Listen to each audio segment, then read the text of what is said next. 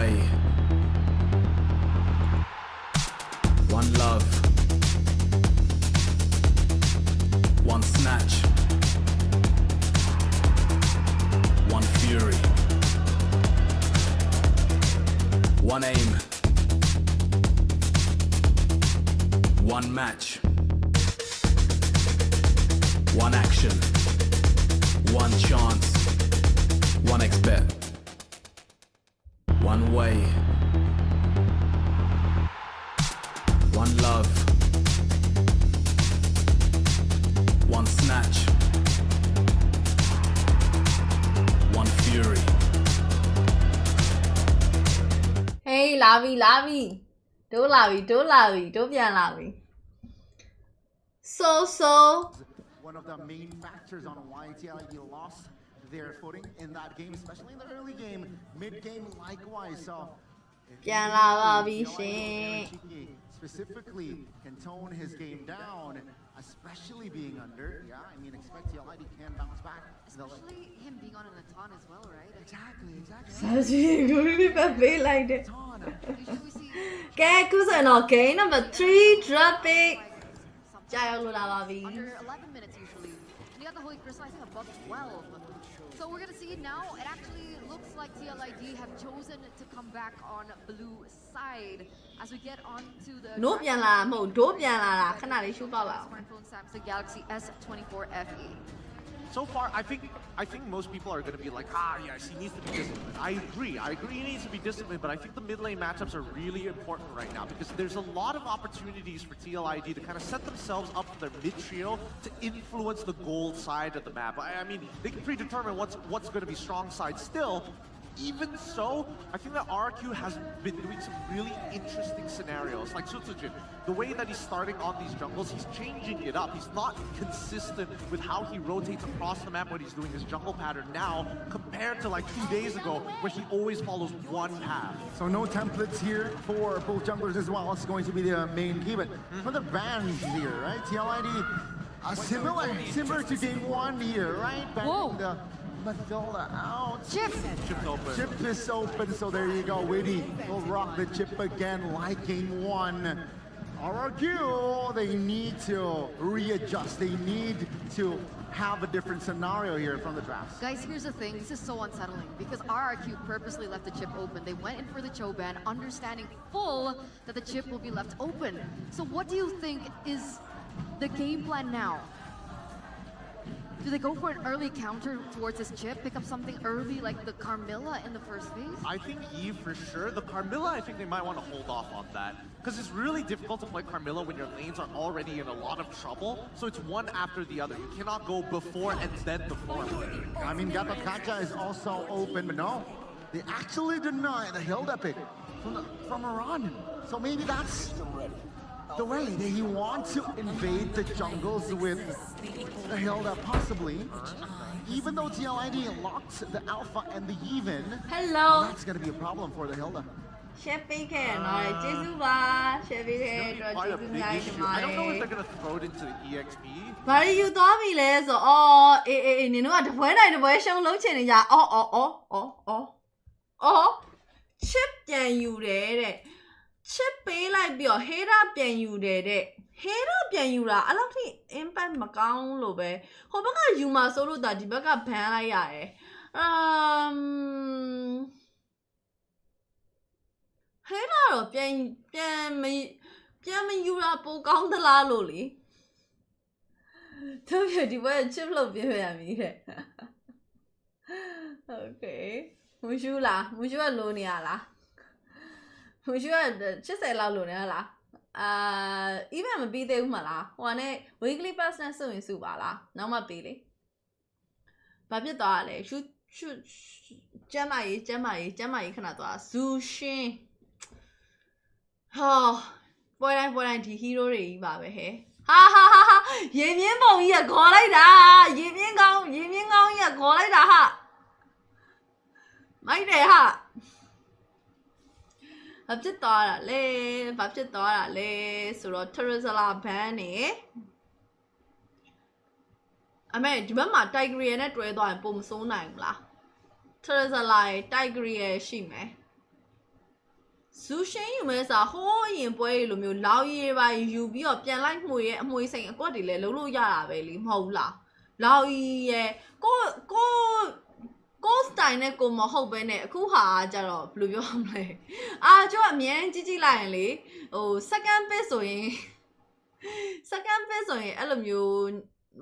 a choma be a drafty Totra la lalo. Ta cane number 3 bar, cane number 3 bar, peso 7 to buy. ကျွေးရယူမယ်နောက်နှစ်လေလောက်ပြန်ဆက်မယ်လေအေးအတိုးတွေတက်လိမ့်မယ်အခါကျရင်ပေါတော့ပါပြီဘတ်ဆော့7ဖြစ်တဲ့အတွက်4မှတ်အရင်ရရှိရဲ့အသင်းကနိုင်မှာပါအေးဆိုငါဗလိန်းတာလွန်လာပြောဟမ်သူတို့အင်ဒို MBO ငါဗလိန်းတာလွန်လာနောက်မှငါတောက်လျှောက်ဟို drop pick တွေကို drop pick နေရာတွေကြီးပဲတောက်လျှောက်ဖြတ်တင်ပြီးတော့လေဒါတွေကြီးပဲကင်နေတော့မှလားဆိုပြီးငါလုပ်အောင်မယ်စမိကလာပြီကြည့်အောင် game 2ကအာဂျူနိုင်သွားတယ် game 1က liquid နိုင်တယ်အဲ့တော့ 1-1 ဖြစ်နေပါတယ်အဲ့တော့ယူပါကိုရှိသေးလားယူပါကိုဖော့ပုတ်ကယူပါကိုရှိသေးလားဒီဘက်မှာ giveaway ပေးမယ်ဆိုတဲ့ YouTube ကလေးလာဆိုတဲ့အကောင့်ပိုင်ရှင်လေးရောရှိသေးလား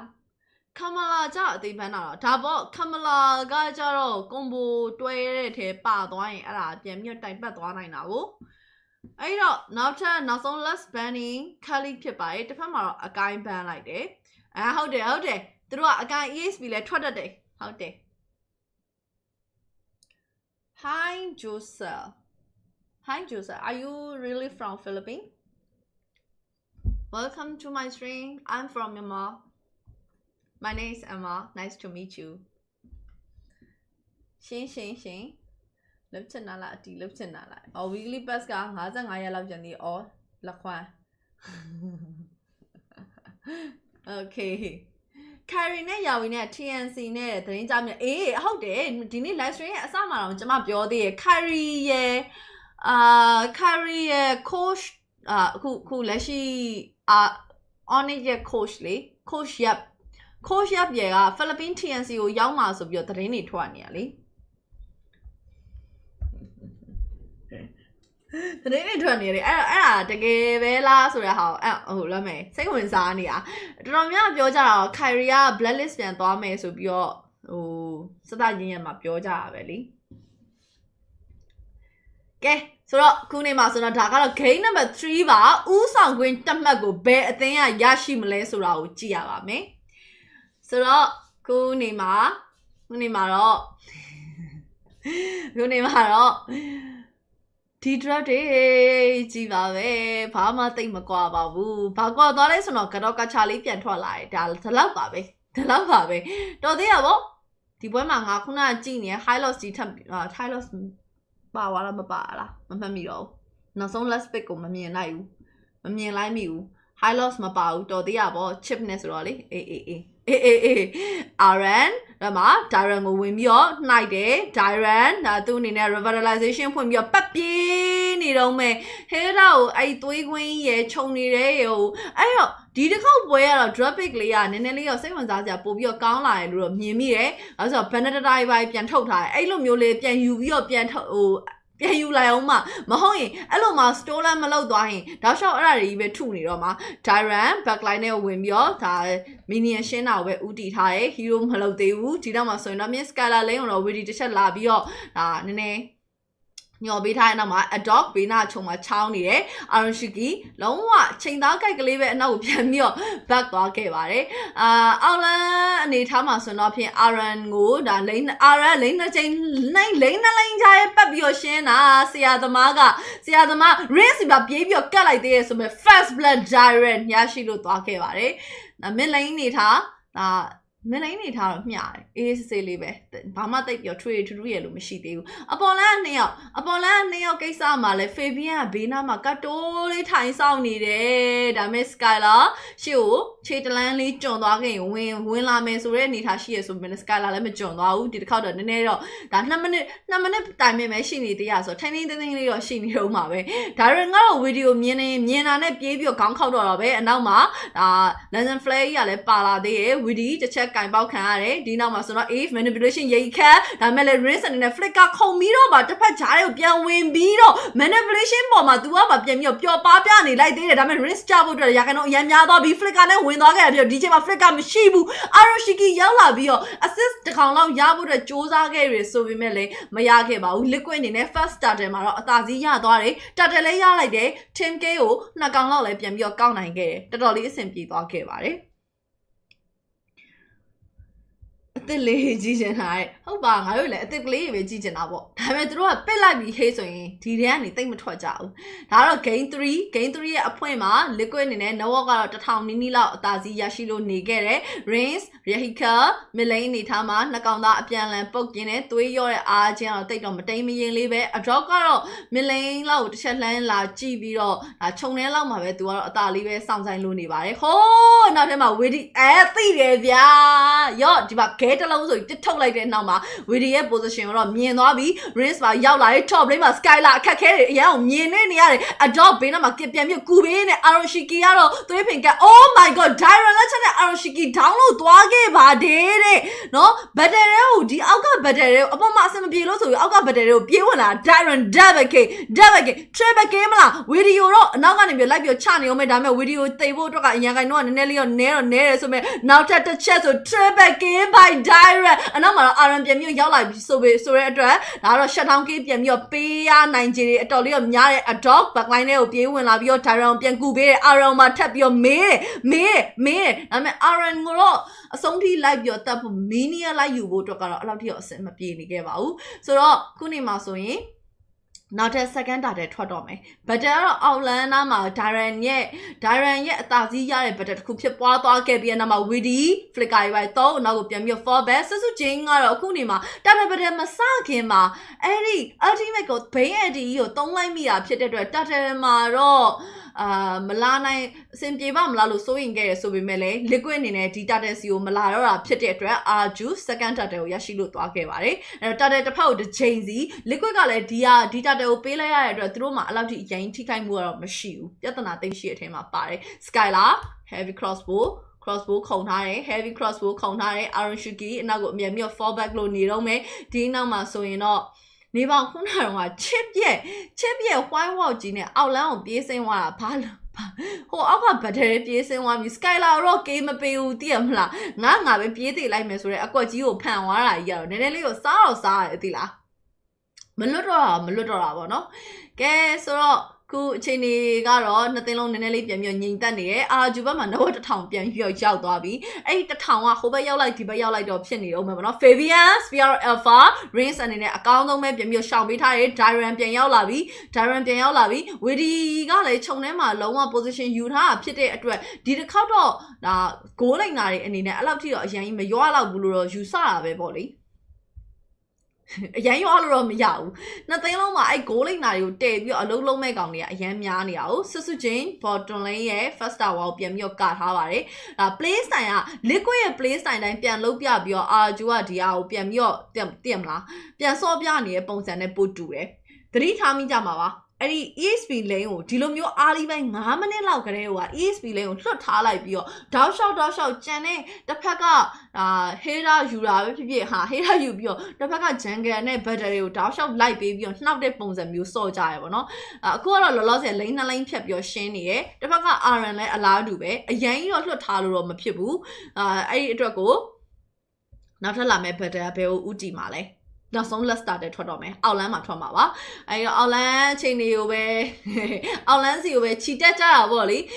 Skylar level 8တစ်ဖက်မှာ Aroshiki လည်း level 8ဖြစ်တဲ့အတွက်နှစ်သိန်းလုံးမျှတယ် mid lane နေထားမှာလည်းတော်ပြီးမျှနေပြန်ဆိုပေမဲ့လည်း mid lane မှာ battery ဖြစ်နေပြီး Adrock ဒီတစ်ခါတော့တော်တော်လေးကိုကြုံထွက်နေတဲ့ Adrock ထိတ်ဆုံးကနေကြလို့သွားခဲ့ပါတယ် Dyron လည်းမသိအောင်တမယ်လေးပဲအနောက်ကိုပြင်ပြီး fall back နေရတဲ့မှာ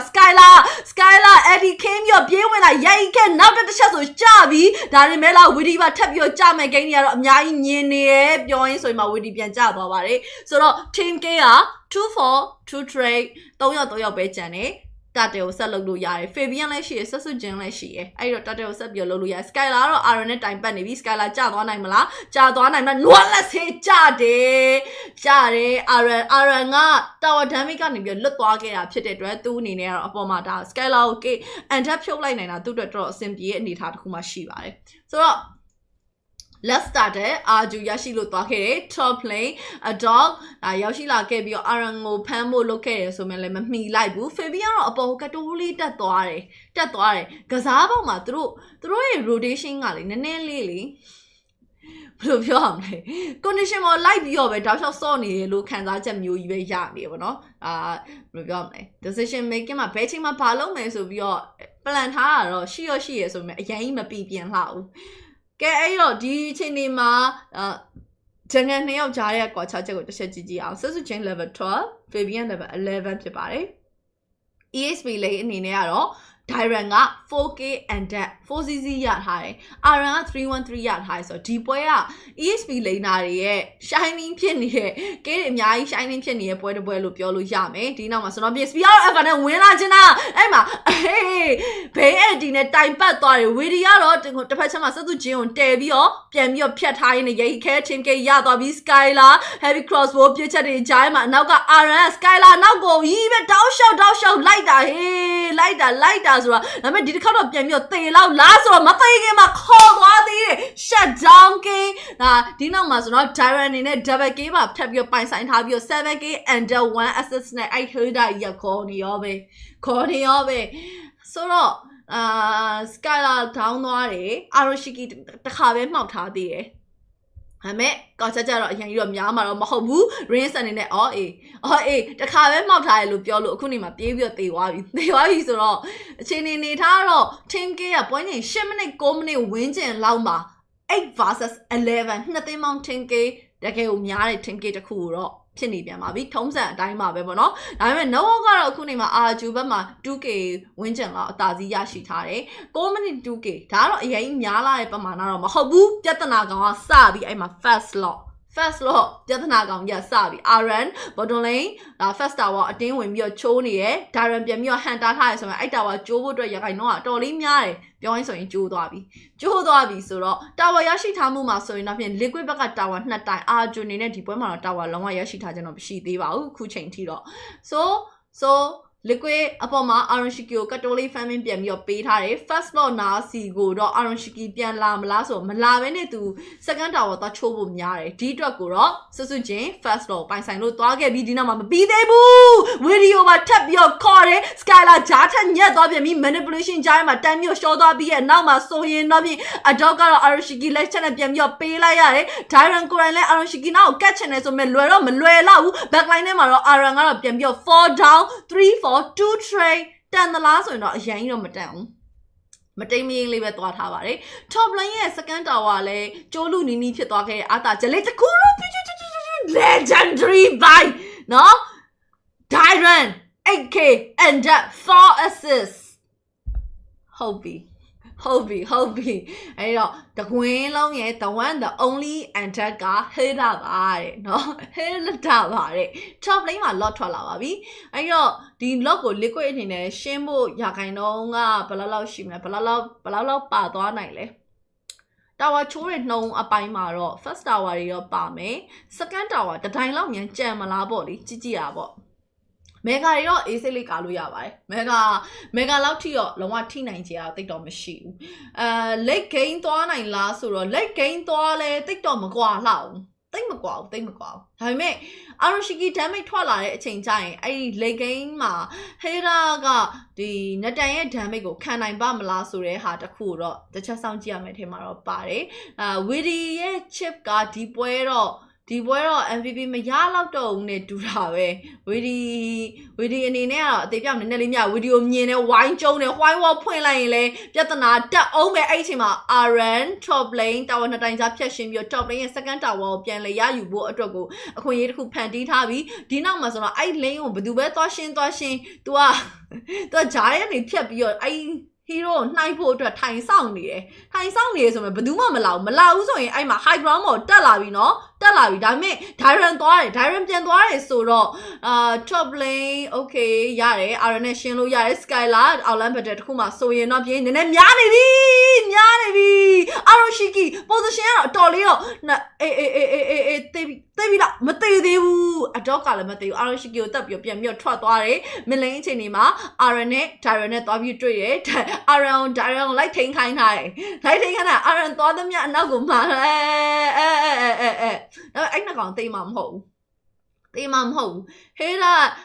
လည်းအဲ့နားမှာပဲပတ်ပြေးနေလိုက်ကြနင်တို့အဲ့နားမှာပဲပတ်ပြေးနေလိုက်ကြ RN final blow ဒါပေမဲ့နောက်မှာ rinse တစ်ချက်ဒါ lantern flank နဲ့ကင်ပေါက်ထားတယ် second time ကတော့မရတော့ဘူးဒါ dash တရားရဲ့အရန်များလိုက်တာ Witty ကတော့ Skylar စီကိုဦးတည်ပြီးတော့ wide point ချလိုက်တဲ့နောက်မှာ Fabian Skylar စီကိုဦးတည်ပြီးသွားရင် Skylar ကြလို့သွားခဲ့ပြီးဒီနောက်မှာဆိုရင်တော့ပြင်စစုချင်းကလည်း back line ထဲမှာ double K ဂိုးလိုက်တာတွေကိုရောင်းစားခဲ့ပြီးရဲ့နောက်မှာ Fabian ကြမယ်စစုချင်းကြမယ်ဂျန်ကလာနှစ်ကောင်လေးကြလို့သွားခဲ့ပြီးဒါပေမဲ့လား RN ကိုတော့နောက်ကထပ်ပြီးလိုက်ဖို့မလွယ်တော့ဘူး Dyran အနေနဲ့ RN ရွေးမလားရိတ်ခဲကိုရွေးမလားရွေးစရာတော့မကြံတော့ဘူးနှစ်သိန်းလုံးမှာနှစ်ကောင်စီပဲကြံတော့တယ်Total team က13 versus 21D ဆက်လက်ပြီးတော့မြင့်တက်လို့လာတော့မှာပဲဒါပေမဲ့ Nova တွေကတော့မပြတ်ပါဘူး Nova တွေကမပြတ်ဘူး 1.6k 2k ဝင်းကျန်လောက်မှာပဲအာဂျူဘက်မှာအသာစီးရှိပါတယ်ဒါပေမဲ့73မိနစ် 2k ကတိတ်ဘာမှတိတ်မပြောပါတော့တဲ့အနေထားအဲ့တော့တာဝါရရှိထားမှုမှာတော့မတိမ်မင်းလောက်ပဲပြန်ပြီးတော့သွားထားတယ်မတိမ်မင်းလောက်ပဲသွားထားတယ်အောက်လန်းတာဝါကြံနေတုံးလားလို့တစ်ချက်စစ်ကြည့်အောက်လန်းတာဝါတော့မရှိဘူးတာဝါဟိုဘက်က6တိုင်ဒီဘက်က4တိုင်တိတ်မကွာဘူး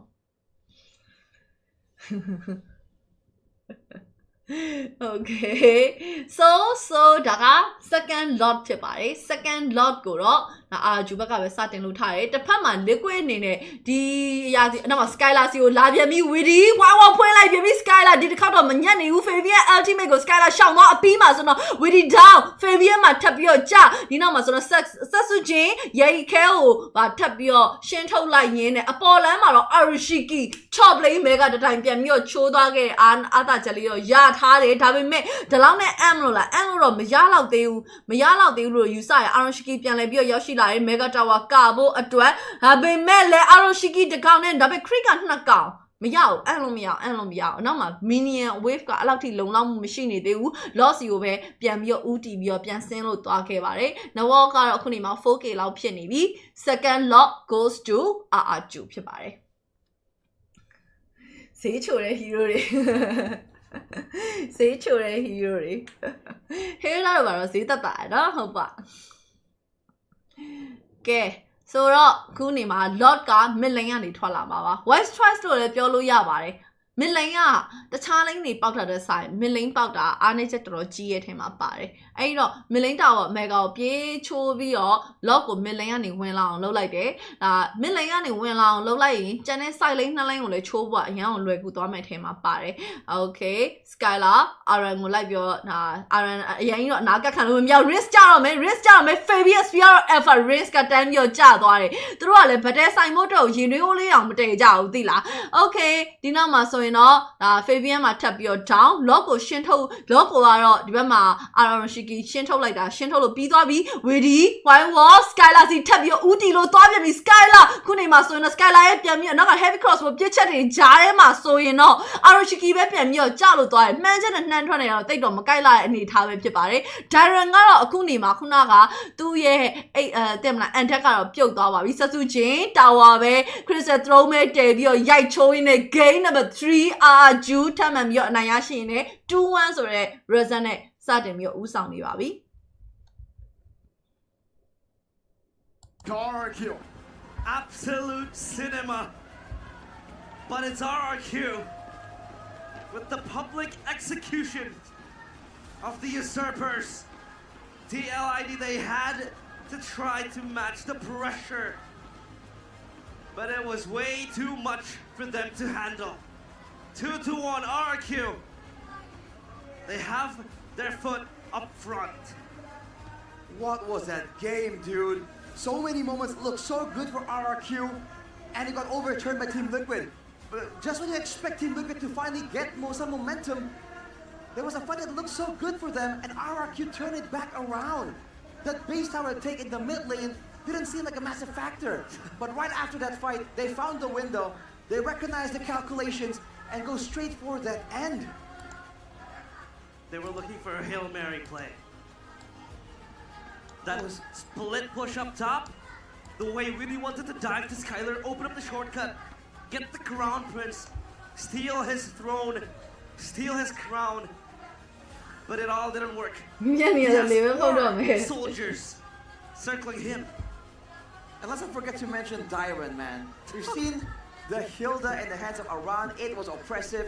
We thought, man, this is a great pocket pick that only Iran can use. Dyron comes up, steals it away, and look at what kind of chaos he's able to just demonstrate in the Land of Dawn for this game. Again and again, just not dying. He's doing so much damage. And the fact that this position again was found by Kescute. သူလုံးလုံးမရတာသူလဲဟိုဘယ်လိုရမလဲရှေ့ပိုင်းမှာတော့တောက်လျှောက်သူစောရဲ့ပုံစောပေါက်တွေလည်းကောင်းတာပဲလေဒါပေမဲ့အာရွန်ရှီကီကဘယ်လိုမျိုးဖြစ်နေလဲဆိုတော့အဲ့နတန်ထုတ်လိုက်တယ်နတန်ဟိုတစ်ပတ်မှာအီရီတဲကြီးနဲ့ခွာပြီးတော့ပြစ်ပြီးတော့သိရမလားအီရီတဲ damage splash damage ကနတန်ဟို range ကလည်းကျဲတဲ့ခါကျတော့ဘယ်လိုပြောရမလဲနတန်ဟိုရှင်ပြီးတော့ပြစ်ပြီးတော့ dominance ဖြစ်တဲ့အနေအထားမျိုးဖြစ်နေတာ alpha ကြီးပဲ3ပွဲတယ် alpha ကြီးပဲ3ပွဲလားဘိန်းလဲပါသေးရဲ့လေ chip ကလမ်းရှောက် why ဝဖွင့်လဲမလွယ်ဘူးဖြစ်နေတာအဲ့ဒါ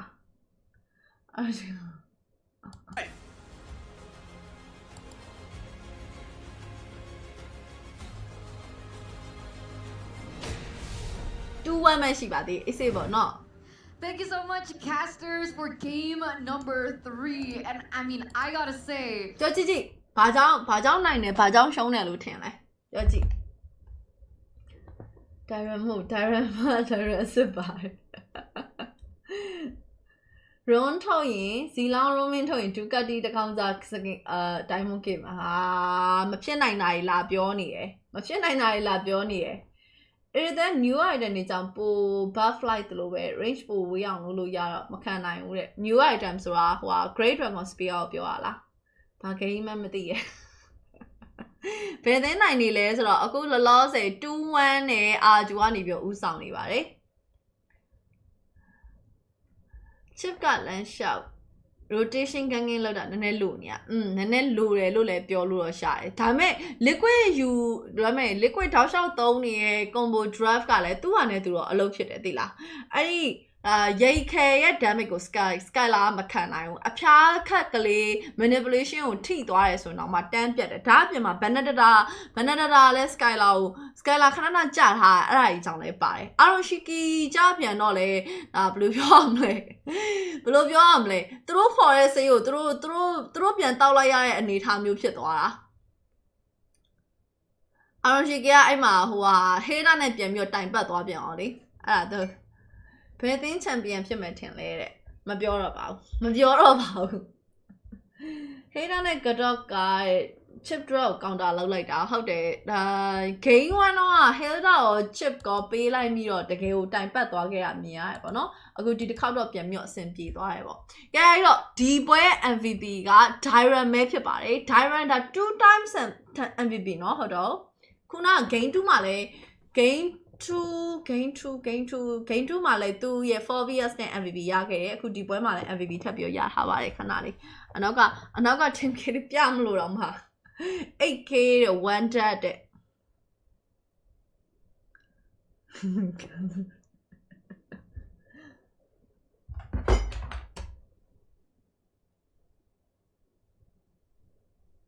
ခံတချင်းတွေကချို့တော့ကြိုက်တယ်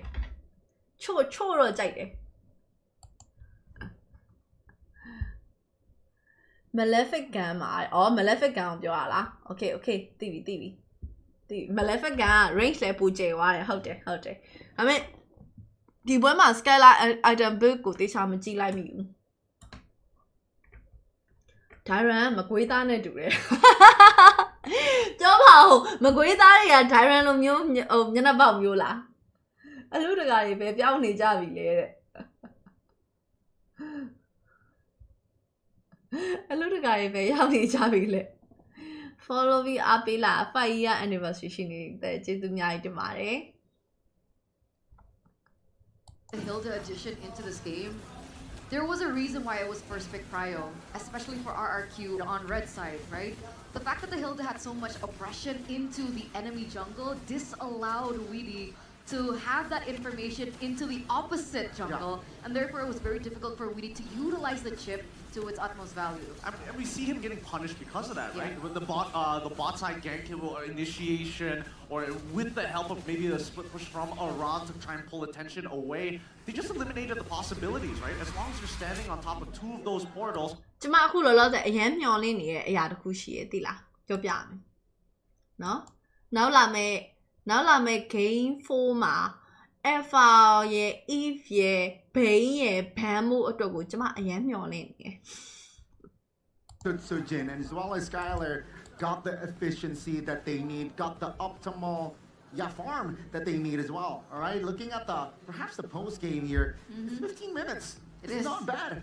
It was an average of 13 to 14 minutes for our first 2 games. Finally get a little bit of a longer game, despite it only being like a 2-minute difference. But the one thing that I really wanted to point out here is... Love you, ba. Wow. အဘွားပေးရင်ကေပေးတသိန်းနဲ့ဝိုင်းပေးလိုက်ကြပါအောင်တယောက်တသိန်းစီရမှာနော် YouTube မှာနော်တက်စာ shine ဆိုရတယောက်ကိုအဘွားပေးရင်ကေပေးတသိန်းနဲ့ဝိုင်းပေးလိုက်ကြပါဟုတ်ကြသူစကားမပြောချင်တော့ဆိုအတန်ကြီးဖွင့်ပြတယ်မဖွင့်လို့မရဘူးလေမဖွင့်ရင်ကျမတယောက်လေဒီ live stream မှာငေါတောင်ကြီးဖြစ်နေမှာပေါ့ဘာဖြစ်လို့မျောလင်းနေဒီ hero ကြီးပဲငါကြည့်နေရဘယ်နှရက်ရှိနေမှတ်လဲ Game 4 မှာအဲ့3កောင်မပိုင် weekly pass giveaway ပေးမလားဘာမှလည်းမဆိုင်ဘူးเนาะဘာမှလည်းမဆိုင်ဘူး He knows that he wants it side good stuff. Okay Game 4 မှာအဲ့3កောင်လုံးပြန်ပါလာရင်နေသိရမလားနေအများကြီးဝယ်ရမလားဝယ်ရမှာဝယ်မလားပြောဟမ်ဘယ်လိုပဲဘာလို့ပေးကြလိုက်ပါလဲဟမ်မူယူလောင်းလား Game 3 မှာအဲ့3កောင်စလုံးမပါဘူးဆိုရင် Alpha ရဲ့ Bane ရဲ့နောက်တစ်ခါပါ Heda ပွဲတိုင်းမှာမဟုတ်လား Heda ထားတော့ Heda ပိုင်ပါလားမပိုင်မပါလို့ Zushin လည်းရှိမှာ Eve လို့ပြောတာမှားသွားလို့ Bane ရဲ့ Alpha ရဲ့ Eve ရဲ့ဟမ်တားဆိုင်လားမသိဘူးလေဟဲ့တားဆိုင်လားငါလည်းမသိဘူး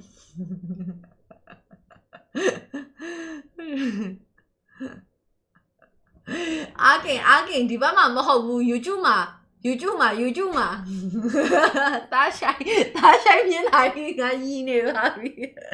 သူရဲ့ emote ကရီးနေပါရှုပ်ကုန်ပြီတဲ့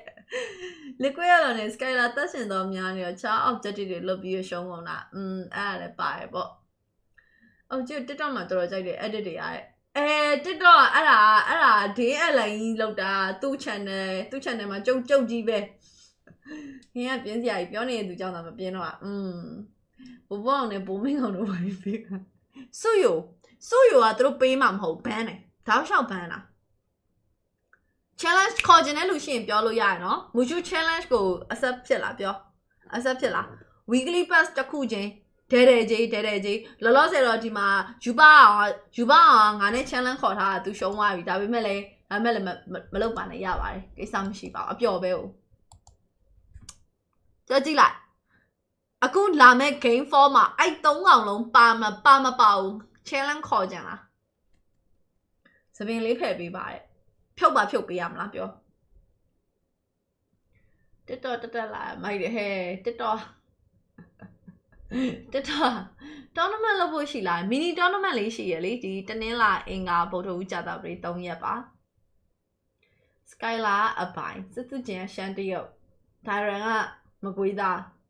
အတော့ကရန်ကုန် risk ကမန္တလေးအေးတောင်ကြီးသားပိုင်တော့မစိုးဘူးစိတ်ဝင်စားတယ်တခုဝယ်ပါမယ်ဆိုရက်ထိမ့်မဲ့လူမရှိဘူးလားထိမ့်နေတဲ့လူတွေများနေလို့ခက်နေတာ Rini ကြီးကလွယ်မစားဘူး liquid ကပေးမလားအရင်တပွဲတော့စုယိုပေးကန်လိုက်အကုန်ပြန်ပေးလိုက်ရတယ်ဟုတ်တယ်ကရုံး challenge ချင်းတူတယ်ဆိုရင်တော့မှเนาะရှင်ကရုံးတုံးတာနဲ့ကျမကရုံးတုံးတာနဲ့တန်ဖိုးကြံမတူဘူးလေ ယောက်ျားလေးကရုံတုံးနဲ့မိန်းလေးကန်တကလုံးနဲ့မိန်းမတို့ဖုံစတုံးဆိုတဲ့ဟာတော့ရှိသေးရမလို့တကောင်တော့ပါမယ်မရအနည်းဆုံး2ကောင်လောက် challenge ခေါ်မှရမှာ challenge ကသိရမလားနိုင် weekly pass ရှုံးရင် weekly pass ကျမစီကလာဝဲရမယ် page messenger မှာဟာလည်းတော့မိသားမသိဘူးဟဲ့သူများပြောရတယ်သိတယ်ယူပါကွာအခုမှသူပြောလာတောင်ကြီးသားလို့ပြောလိုက်တော့မှသူပေါ်လာတယ်နော်ယူပါကိုဝဲမလားလောလောဆယ်ရှင် challenge ရှုံးနေပြီနော်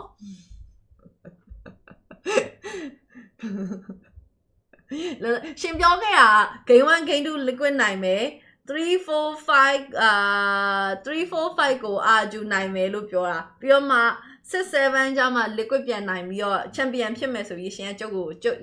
ကျမကိုအဲ့လို predict လုပ်ထားအဲ့တော့တကယ်တော့ game 1 ပြီး game 2မှာခရဲကျိုးနေပြီ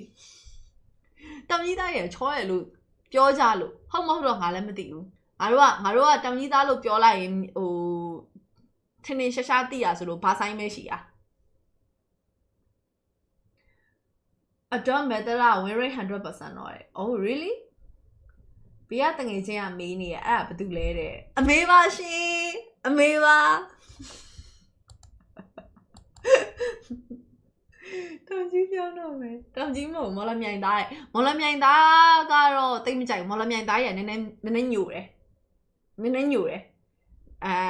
အညိုစင်းကိုနေလန်းခံထားတဲ့ကာလာနည်းနည်းဖြစ်နေရဲ့အမတိတ်မကြိုက်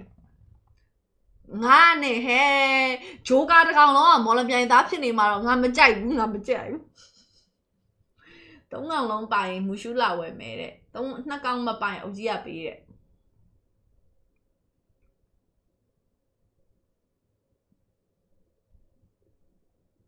အဲ့ဒါတော့မကြိုက်ဘူး3ကောင်လုံးဆို3ကောင်လုံးပဲမသိဘူးသွား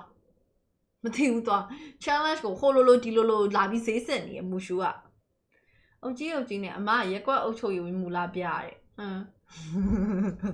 ရက်ကွက်အုပ်ချုပ်ရေးမူစီကနေပြောအဘွားလာတောင်းတဲ့လူကိုငါဒီတစ်ခါပဲမြင်ဘူးသေးရနော်ကဲနောက်ကကောင်မလေးပွားထိုင်နားထောင်လိုက်အောင်မယ်မန်းလေးသားရောတဲ့မန်းလေးသားကြတော့ဆိုင်ကယ်ကြီးပဲစီးရမှာဆိုတော့ကြိုက်ဘူးမန်းလေးသားရဲ့မှာချွဲလူပဲစံပတ်တယောက်လောက်ကျမကိုပြစမ်းပါMDR ပိုစိတ်ဝင်စားဖို့ကောင်းတယ်ရှေ့ကကင်တဲ့ hero တွေတကောင်မှပြန်ကင်လို့မရဘူးတဲ့အော် MDR မှာအဲ့လိုမျိုး rules ရှိရလား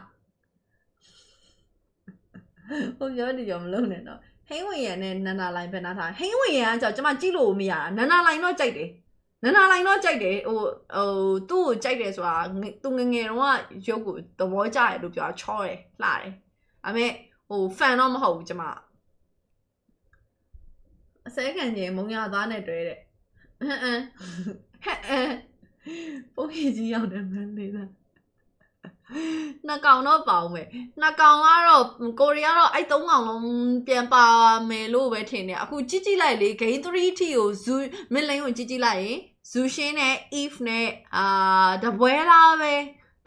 ပဲ fasa ထွက်လာတယ်ကွာနောက်ပွဲတွေမှာကျတော့မပြောင်းလဲတာကတော့ Eva နဲ့ဘိန်းမယ်ခုနောက်ပိုင်း gameplay ကိုကြည့်ကြလို့လာကြည့်ရမဟုတ်တော့ custom အမောက်ကြည့်ဖို့ပဲဖြစ်နေရတယ်ကိစ္စမရှိဘူးအဓိကပဲသိလားအဓိက live stream ထဲမှာလာကြည့်နေဖို့ကအဓိကပဲ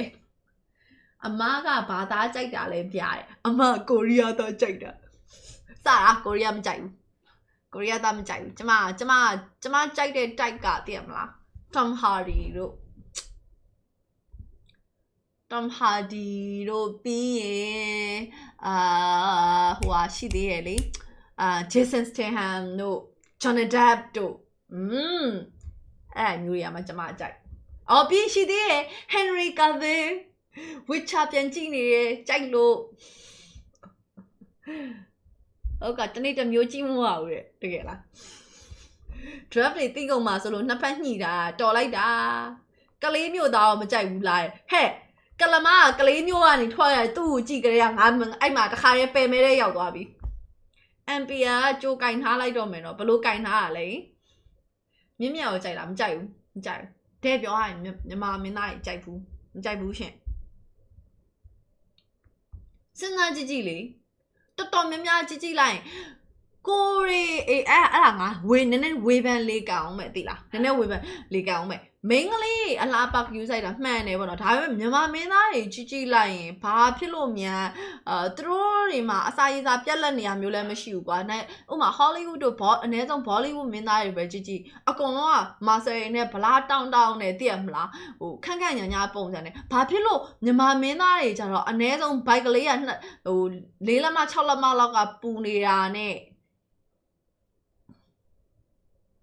ကြည့်မကောင်းဟိုထူးအောင်တို့ဘာလို့ကြောက် body builder မဟုတ်လို့ထားတော့သူတို့ကငကိုတွေက originally ဒီလိုမျိုးတရုပ်ဆောင်ဖြစ်နေတဲ့လူမျိုးမဟုတ်လို့ကွာသူတို့ကြောက် body builder လိုင်းကနေပြီးတော့ဒီဘက်ကိုရောက်လာဆိုတော့ထား model ပါညာပေါ့နော်ဒါပေမဲ့နာမည်ကြီးရဲ့ top 10 မင်းသားဟေးလို့ကြည့်လိုက်ရင်အကုန်လုံးကလေကိုတိတ်ကြီးမဆိုင်ကြသလိုပဲ design မိုက်ခွာသားကြိုက်တာခွာသားနေမဲကြိုက်ခွာသားနေမဲကြိုက်ထူအောင်ကြိုက်တယ်ထည့်ပြောမကြိုက်ဒီကဟိုသူတို့လောက်ဟို body ရှိရဆိုလို့ပြီးတော့မြင်တာဆိုလို့တွေးကြည့်လိုက်ရင်သူတို့လောက်ပဲရှိတာဒါပေမဲ့ကျွန်မမကြည့်ပါဘူး Vin Diesel လည်းအဲ့လောက်မကြိုက်ဘူးကိုရီးယား The Rock တို့ Vin Diesel တို့လိုမျိုးအဲ့လိုအရင်ကြီးွားဟာမျိုးကြောက်လဲတိတ်မကြိုက်ဘူး Vin Diesel ပါတဲ့ကားရဲ့နည်းနည်းလေးပေါ်တယ်စိတ်ကူးညင်နေပြန်ပြီစိတ်ကူးညင်တာမဟုတ်ကိုကြိုက်တာကိုပြောရလေငါနဲ့သင်မလားအော်ဖေးမတနေ့နေသွားပြီးတော့ကျမနဲ့တော်ဟာဒီနဲ့ညာပါစေတို့ပါအဲ့လိုမျိုးသွားဆူတောင်းနေမျိုးမဟုတ်တာဒါပေမဲ့ကိုကြိုက်တာလေးကိုပြောပြတာခုနောက်ပိုင်းမင်းသားတွေကနှွဲ့ရဲ့နောက်ပိုင်းမင်းသားတွေမို့လို့နေမှာပေါ့ရိတ်ထားရဲ့ဇက်ကားတွေလည်းကြည့်ပါငိုရရင်လည်းဟာတာပဲအရှင်လောက်ရိုက်နေရအောင်ဟုတ်ပါ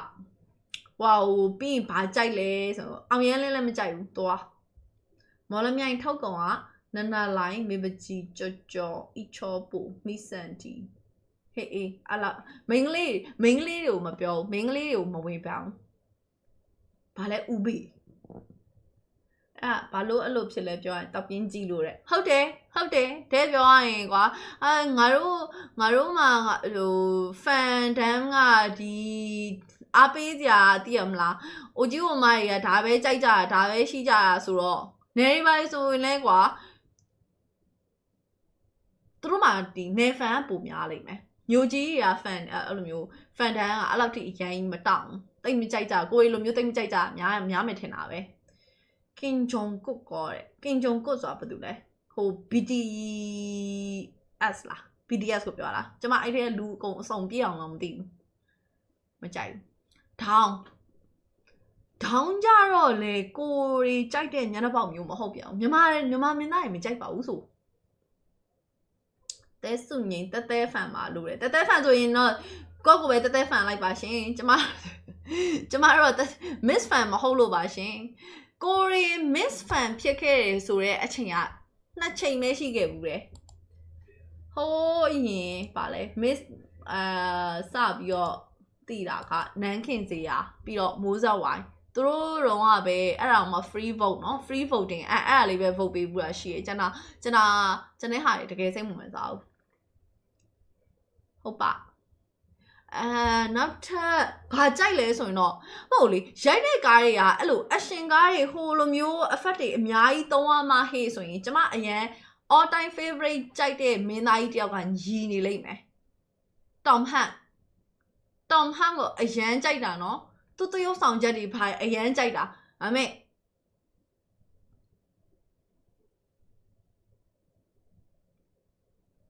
ဒါနဲ့စကားမဆက်ငါအတင်းတော့အောင်မယ်သိလားငါတင်းတော့အောင်မယ်ကျမစော့နေတဲ့ဂျင်မာကလေသိလား miss တွေလဲmiss အဲ့လိုမျိုး miss တွေလာပြီးတော့ catwalk trainer တွေပါလုပ်တယ်ပြီးရင်အဲ့လိုမျိုးအနုပညာရှင်တွေဘာတွေဟိုလားမင်းသမီးကြီးတွေကလူတွေဘာတွေလာစော့ရရှိဟိုနေ့ကကျမစော့တဲ့အချိန်နဲ့သူစော့တဲ့အချိန်နဲ့တိုက်ပြောအဲ့ဘွားတော့တွေ့သေးရဲ့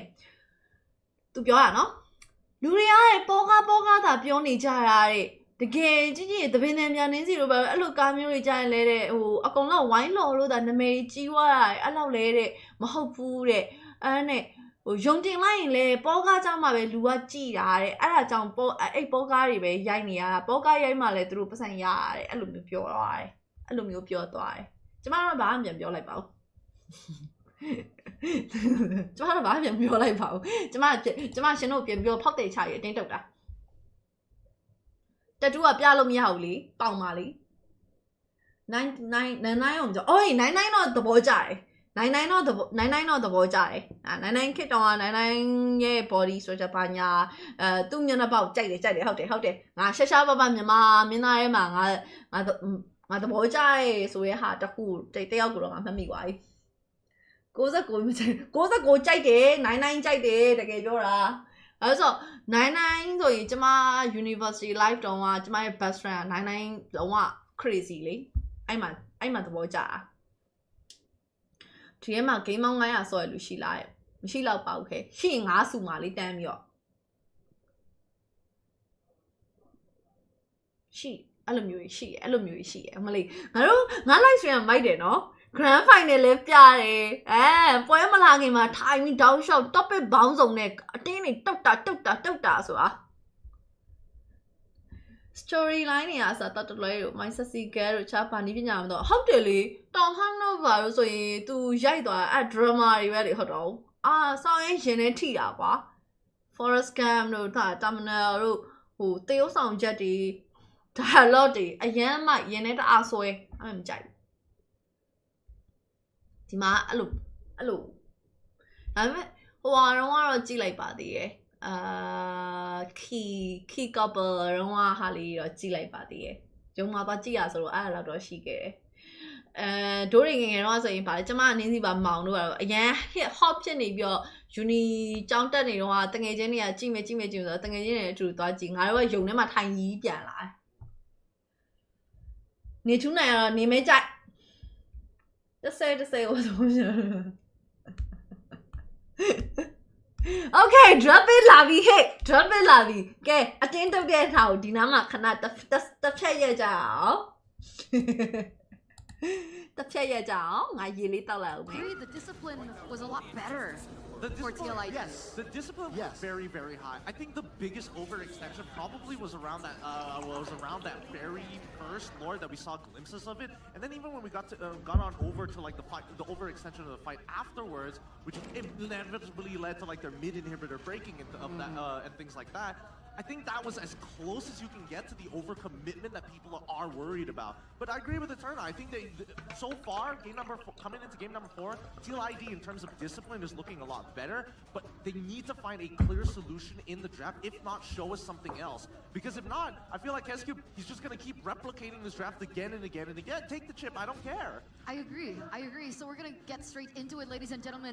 For the drafting phase presented to you by the official tournament smartphone Samsung Galaxy FE. The shake up. Let's go. Suyo. Hey, F on Belwabi. F on Belwabi. Right? So you're right. F on Belwabi. Eve le Belwabi. Huh? F on Belwabi. ပြီးတော့ Eve ဘန်သွားပြီအဲ့ဒီတော့ဘိန်းတော့ဒီဘက်မှာမထွက်လာတော့ဘူးစုယိုရသွားပါတယ်တဲ့ကျော်စုယိုလွတ်ပေးလိုက်တယ်ဘာလို့ Eve ကိုဘန်တာလဲစုယိုပေးရမယ်ဆိုတော့တိနဲ့စုယိုတမင်တသက်ပေးလိုက်တယ်လို့မြင်တယ်အဲ့မှာ counter drop ကြီးကလည်း alpha ကဘန်နာပြီးသားကြီးဖြစ်နေတယ်တိတ်တော့မကောင်းဘူးเนาะတိတ်တော့မကောင်းဘူး Hilda ပြန်မြော့ထုတ်တယ် Hilda Medera Okay ကြည့်ကြအောင် Supernatural series Sam နဲ့ Ding ငေါ်တဲ့ Sam နဲ့ Ding သဘောကျပါတယ်ငငယ်တုန်းကကြည့်ပြတဲ့ series ဆိုတော့လေ Project ကြီးပါခိုက်စားချင်တယ်လင်းပြောက်သွားတယ်ရောတဲ့ဟုတ်တယ်လင်းကလုံးဝနီးကိုပျောက်နေရလို့ပြောရင်တော့ပြောလို့ရတယ်ဒါပေမဲ့လုံးဝပျောက်တာရေလို့တော့မဟုတ်ဘူးပထမပိုင်းဟိုးရှေ့ရဲ့ပွဲမှာတော့upper bracket မှာတွေ့တော့ liquid ဘက်ကနေပြီးတော့ lin angela high loss အဲ့လိုမျိုးထုတ်ခဲ့သေးတယ်မှတ်မိရနှစ်ပွဲလားမသိဘူး King 7 ထိတာမသိဘူးဟာဒီတော့ရေတောက်တာအာကျိုအချိန်နေတဲ့2-1နဲ့ဦးဆောင်နေပါတယ်ဒါကတော့ game 4ပါစုယိုကိုဟာယာဘူစာနိုင်တယ်လေဆိုတော့ဟိုမှာဘိန်းထုတ်ပါပြီစုယိုဟာယာနိုင်တာကျမလည်းသိရဒါပေမဲ့ဟိုမှာဘိန်းထုတ်သွားပြီငါနဲ့နော်တကောင်ဘန်နာလိုက်တဲ့ဟာကိုတကားထွက်ဖြစ်အောင်ထွက်လာသေးရဲ့ Think 30ကုန်ပြီတင်နဲ့ဘယ်လိုသိန်း30ကုန်အောင်မှာ Chris Hemsworth is my idol. Oh, he's also handsome. Yeah. Handsome.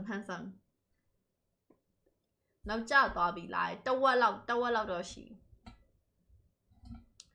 လင်းထက်ဂူရှင်ကလုံးဝပြောက်တော့သွားတယ်ဒေါ်နမန်နေမှာဟုတ်တယ်ဂူရှင်ကပျောက်သွားတော့ကြာသူ့ Netflix အပီးမှာ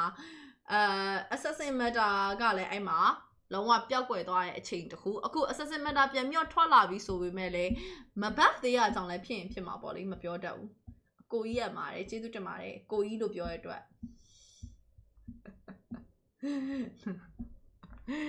သုံးပေါင်နဲ့နိုင်ပြီးပြောလို့မရဘူးဒီဘက်မှာပေးထားစုယိုပေးထားတာနော်စုယိုပေးထားတာအဲ့ဒါယုံလို့မရတဲ့အထဲမှာပါတယ်ဒီတစ်ခါတော့ mid lane mage ကမတူညီရလေးပြန်ပြီးတော့ထွက်လာတော့မယ်if လဲဖန်ထားပြီးဆိုတော့ဘာထွက်လာတော့လဲနည်းနည်းတော့ဘယ်နရာဘန်လိုက်တယ်ဆိုတော့ Skylar နတန်okay drop pick ကတော့အရင်အာဂျူဘက်ကရှေ့ပိုင်းပွဲတွေမှာယူရဲတုံးခဲ့တဲ့ hero တွေကြီးပဲပြန်တုံးတာအသက်ဆန်းတော့မထွက်သေးဘူး liquid ဘက်ကတော့အခုနေမှာဘန်ထားတာက Skylar ရဲ့ irritate respect ban ပေးထားပါတယ်နောက်ထပ် high loss beat trip ပဲထွက်အောင်ပါလားဒီပွဲက beat trip ကောင်းလောက်လို့လားငါထင်တဲ့အတိုင်းပဲအကြီးသိန်းလဲပန်းသွားပြီ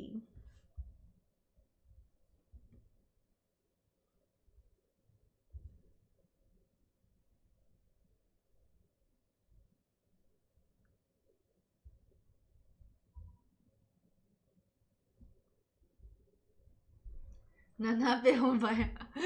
ဒါဒီဘက်Aurora တဲ့အမလီကျေးဇူးတင်လိုက်တာနောက်ဆုံးညငါ Aurora တပွဲစပြီးတော့တွေးခဲ့ပြီဟေ့နော် Aurora တပွဲစပြီးတော့ပြန်တွေးပါပြီရှင် Be the pick that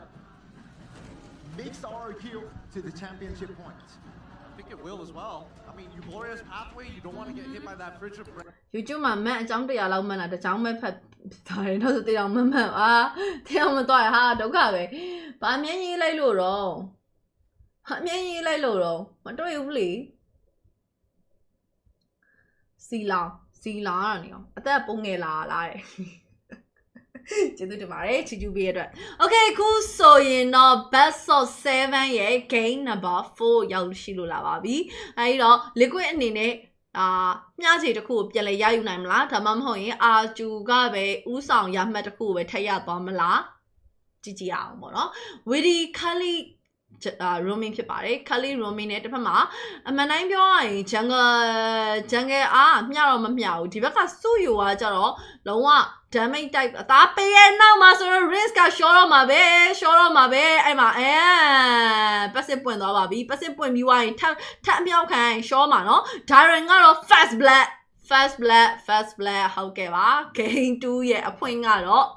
game 4ရဲ့အဖွင့်ကတော့ liquid ဘက်ကနေပြီးတော့ fast blood ရထားပါတယ်ဒါပေမဲ့ mid lane ကလည်းအဲ့လောက်ထိမတာဘူးမလိမ့်လည်းမထားဘူးဒါပေမဲ့ adopt တစ်ပေါက်ကိုတော့စောင့်ကြည့်အောင်ပါပေါ့လေသူ့ရဲ့ method 100% win rate ဆိုတော့လေဒီဟာလေးတစ်ပေါက်တော့စောင့်ကြည့်အောင်မယ်ဆက်စုချင်း level 3မှာဆိုရင်တော့ Fabian လည်း level 3ပဲဆိုတော့တိတ်တော့ကွာခြားခြင်းတော့အများကြီးတော့မရှိထားသေးပါဘူးအပေါ်လန်းအနေထား RRQ Vs Skylar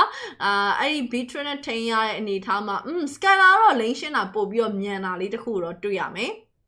mid lane နေထားမှာကဒါ guiding wing မရသေးခင်မှာတော့ aura ပတ်ဆက်လောက်ခံရတဲ့ထဲမှာပါတယ် guiding wing ရသွားပြီးရင်တော့နည်းနည်းပြန်ပြီးတော့ save ပေးလို့ရတာဆိုတော့ခုနကလိုမျိုး London flag တွေထိုင်ပြီးတော့ပုတ်လို့မရတော့ flag ကအသုံးပြီးပါ Witty ဝင်လာတယ် tower diving လို့ရင်တော့ rinse အနေနဲ့တေသွားနိုင်တယ်ဆိုမဲ့ Witty အနေနဲ့ 10k trade ကိုတော့သူပြန်မလောက်တာမျိုးတော့မသွားတော့ဘူးအောက်လန်းကိုဦးတီပြီးတော့အောက်လန်းချက်ကဆက်စုချင်း jungle C ကိုဦးတီပြီးတော့ Fabian နဲ့ Witty ရောက်လာပြီး adopt ကနေနဲ့တော့ဒီဘက်မှာ skate 2ခုနကကြောက်တုံးနဲ့ညှိသွားတယ်ကြောက်တုံးနဲ့ညှိသွားတာဖြစ်တော့ဘာမှလုံးလို့မရလိုက်ဘူးဒါ level 10ရောက်သွားပြီးတော့ဟာနေပြီစုယိုရဲ့ family နဲ့ level တက်တဲ့ဟာကဒီဘက်မှာဘိန်းထက်ပို့ပြီးတော့မြန်တယ် damage ပိုင်းကလည်းအားလီမှာပို့ပြီးတော့ထွက်တာဖြစ်တဲ့အတွက်ဒီအားလီပိုင်းတောက်လျှောက်ကတော့ liquid ဘက်ကပို့တာမယ်လို့တော့ယူဆတယ် mid lane နေထားမှာလည်းထပ်ပြီးတော့အဖိခံထားရတယ် Fabian စွတ်စွချင်း jungle တော့ဝင်လာမလားမဝင်လာတော့ဝင်မလို့နဲ့သူမဝင်လာတော့ဘူး top lane မှာဆိုရင်တော့ဖြစ် goal lane နှစ်ယောက်က mid lane ကိုဆင်းလာမလို့ကြည့်ရဆိုပေမဲ့လည်း RRQ ပဲဆင်းလာခဲ့ပါတယ် Skylar တော့အပေါ်ပြန်ပြီးတော့တက်သွားပြီအဲ့တော့အာဂျူနေနဲ့ goal lane မှာ goal lane လေးနည်းနည်းလေး fine နေတာကလွင်ကျန်တဲ့အပိုင်းတွေကတိတ်ပြီးထွေထူးထူးရဲ့လို့တော့ဘာမှမရှိဘူး mid lane နေနေရယ် jungle နေနေရယ်ဒီနှစ်ခုတော့ရှိတယ်အတော့ခုနေမှာဆိုတော့ Skylar စီကိုပြန်ပြီးအရောက်မှာ Skylar ကတော့ record ခေါ်လို့သွားခဲ့ပြီ lane switch သွားတော့မဟုတ်ဘူးသူက reset ပြန်ပြီးချထားတာဒီညမှာဆိုရင်တော့ပြင် liquid ကတော့ဒီလောပဲမြောင်းနေုံနဲ့သူတို့အားလီမှာပိုတာတဲ့အားသာချက်တစ်ခုကိုရယူထားပြီးတော့မြောင်းနေုံတော့အပိုင်စီးထားတယ်ဗောနော် Dyran အောက်လက်မှာ Fabian နဲ့ RN နဲ့ထပ်ပြီးတော့တွေ့ Dyran ထပ်ကြမယ်ပြောရင်ဆိုရင်ကြာသွားပြီကြာသွားပြီအဲ့တော့ 2Z liquid ဘက်ကနေပြီးတော့နောက်အသာစီ 1K အစွန်ထွက်နေဦးဆောင်လို့နေပါတယ်အပေါ်လန်းကိုပြန်ရောက်လာပြီအပေါ်လန်းအနေထားမှာလဲ RRQ level 6ဖြစ်သွားပြီ Skylar အခုမှ level 5ပြေးခါစားလေးပဲရှိသေးတယ် level အဖြစ်မှာတော့ RRQ ကတော့ပို့ပြီးတော့တာနေရလေးတော့တွေ့ရမယ်ဒါပေမဲ့အပေါ်က minion wave မရှင်းသေးဘူးကွာ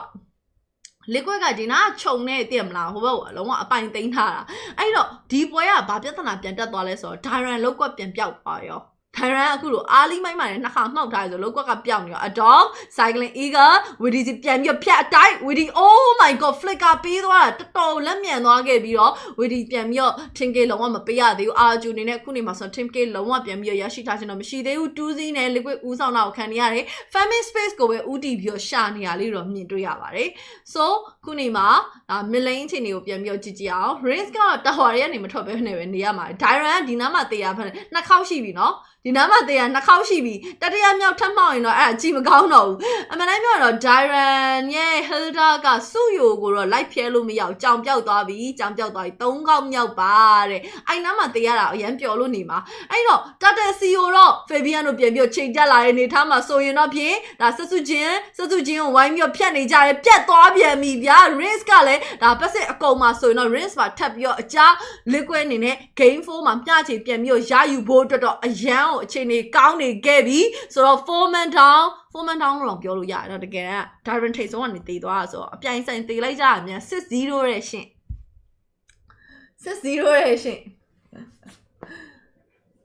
so okay အခုချိန်မှာဆိုရင်တော့နောက်အချိန်တွေက 4K အသာစီးနဲ့ liquid ဘက်ကနေဦးဆောင်နေ top lane ရဲ့ goal ရှိရတော့ RRQ ပတ်ဆက်ထိုင်ပြီးခွာနေနဲ့ level 8ရောက်နေပြီ Skylar level 6ပဲရှိပါသေးတယ်ဆိုတော့ဒါ RRQ ကတော့ farming ကိုလုံးဝ special fully အပြည့်အဝ lane တိုင်းနေနေပြီဆိုမှတော့ဘာမှလုပ်လို့မရတော့ဘူး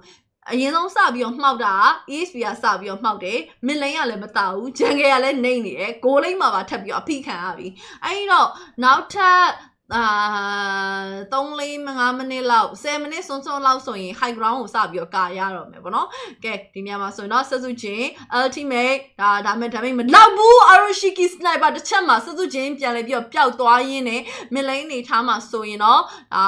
mid lane တောင်ပါလေးကိုကာယုံလောက်ပဲတက်နိုင်မယ်ကျန်တဲ့အရာတွေအကောင်လုံးကတော့ဘတ်ပေါင်းစုံကနေနှိမ့်နဲ့အနှိမ့်ပိုင်းကနေပြီးတော့ပဲဆက်သွားရအောင်ပါပဲဒီပုံစံဆိုရင်တော့ liquid ဘက်ကနေပြီးတော့ဒီပွဲကိုပြန်ရဖို့အတွက် jungle တော့အရန်ကိုများနေခဲ့ပြီပဲဖြစ်ပါတယ်ဟုတ်တယ် Dyran ကသူတို့ဘာဖြစ်လို့ Hilda ကိုပဲတောက်လျှောက်ပြန်ပြီးထုတ်တာလဲစုယူပေးလိုက်ပြီးတော့လေခုနလိုအကွက်မျိုးထပ်လုပ်လို့ရမလားဆိုပြီးတော့ဖန်တီးကြည့်ရဲ့ပုံပဲဒါပေမဲ့ခုနကရှေ့ပိုင်း jungle တွေ alpha တို့ပါလို့ဆိုတော့အစင်ပြေရဆိုပေမဲ့လေအဲ့ဒီစုယူကြတော့ Hilda နဲ့သွားပြီးတော့သွားထိန်လို့မရဘူးဒါလည်းမြင်ရတဲ့အနေထားပေါ့နော်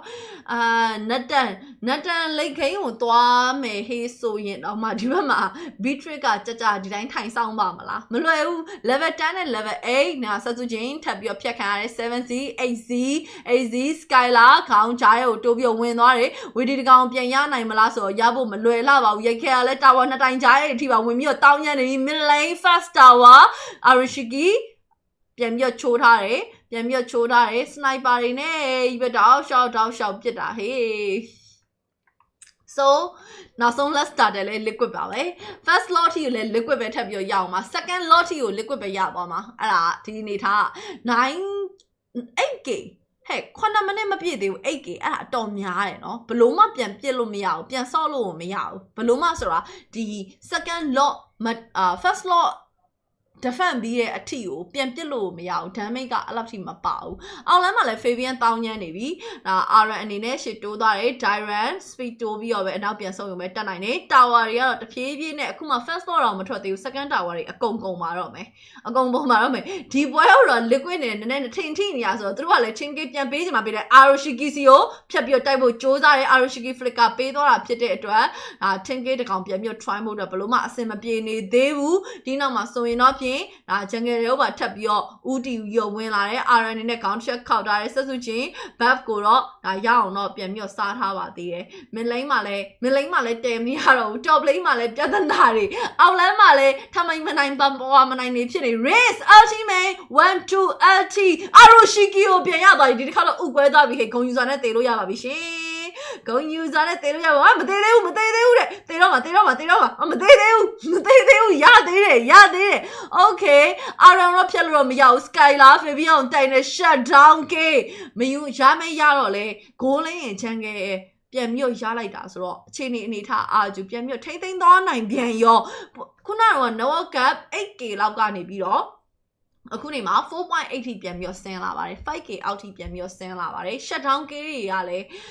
Fabian စီက shutdown key ကိုရသွားတာဖြစ်တဲ့အတွက် Skylar အနေနဲ့အခုနေမှာ level ကချက်ချင်းပြန်ပြီးလိုက်လာပြီညီတော့မညီသေးဘူးဆိုမဲ့ Diron နောက်ကနေခေါင်းခောက်ချက်တွေအချိန်မှာ Iron ထပ်ပြီးတောင်ဆက်စုချင်း team K ရသွားတယ် Widi လည်းဘာမှပြန်ပြီးကူပေးလို့မရဘူးအဲ့တော့ liquid အနေနဲ့အားလေးမှာတောက်လျှောက်တာထားခဲ့သမျှအခုနေမှာပြန်ပြီးဒါ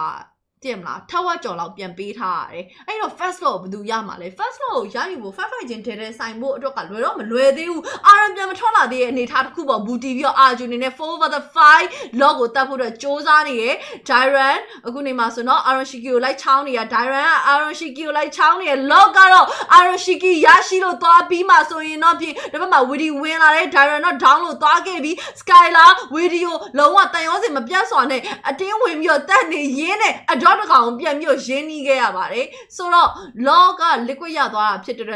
Aulani, your Tolani, Visu Jema, Kunima, Beth Machio, Fabian, White Dog Heavy, Aroshikine, Fabian, and Jenny, the Yuga, Jenna, Bama, Lulu Mia, Milay, second hour tap your Yachu Kare, Abolama, Suzuki, Link of your Gata, Link of Gata, Fabian, and Torome, Fabian, aha, Suzuki, Shorome, Eddie Sheila, they mave, shut down, gave them your pay like but Olima, so you know, I don't, Damn, Magano, let your lumia, 2 of your thing can like your mega tower, Matian low, shout aloud, Jima, logo, baby or Shane or mega shion about. အောင်လန်းကမီနီယံတကောင်တော့ရှင်းထုတ်ပြီးွားရင်တော့ဒါဆက်ပြီးသွားလို့ရမယ်။အော်အဲ့လိုမျိုးဆိုရင်တော့တန်တာပေါ့ဟုတ်တယ်မလား။ဂျန်ဂလာဒီဘက်မှာလိန်ရှင်းဝင်းကိုအဲ့သူ့အသက်နဲ့သွားပြီးလဲချလိုက်တဲ့ဟာတော့တန်တယ်လို့တော့ပြောလို့ရတယ်။အဲ့တော့ first lot တော့ကုန်သွားပြီ။နောက်အခြေအနေကတော့ခုနက 4K ကနေပြီးတော့ 7.4 7K လောက်ထိတော့ပြန်ပြီးတော့မြင့်တက်လို့လာတယ်။ liquid အနေနဲ့အသာစီးရနေတော့မှာပဲ။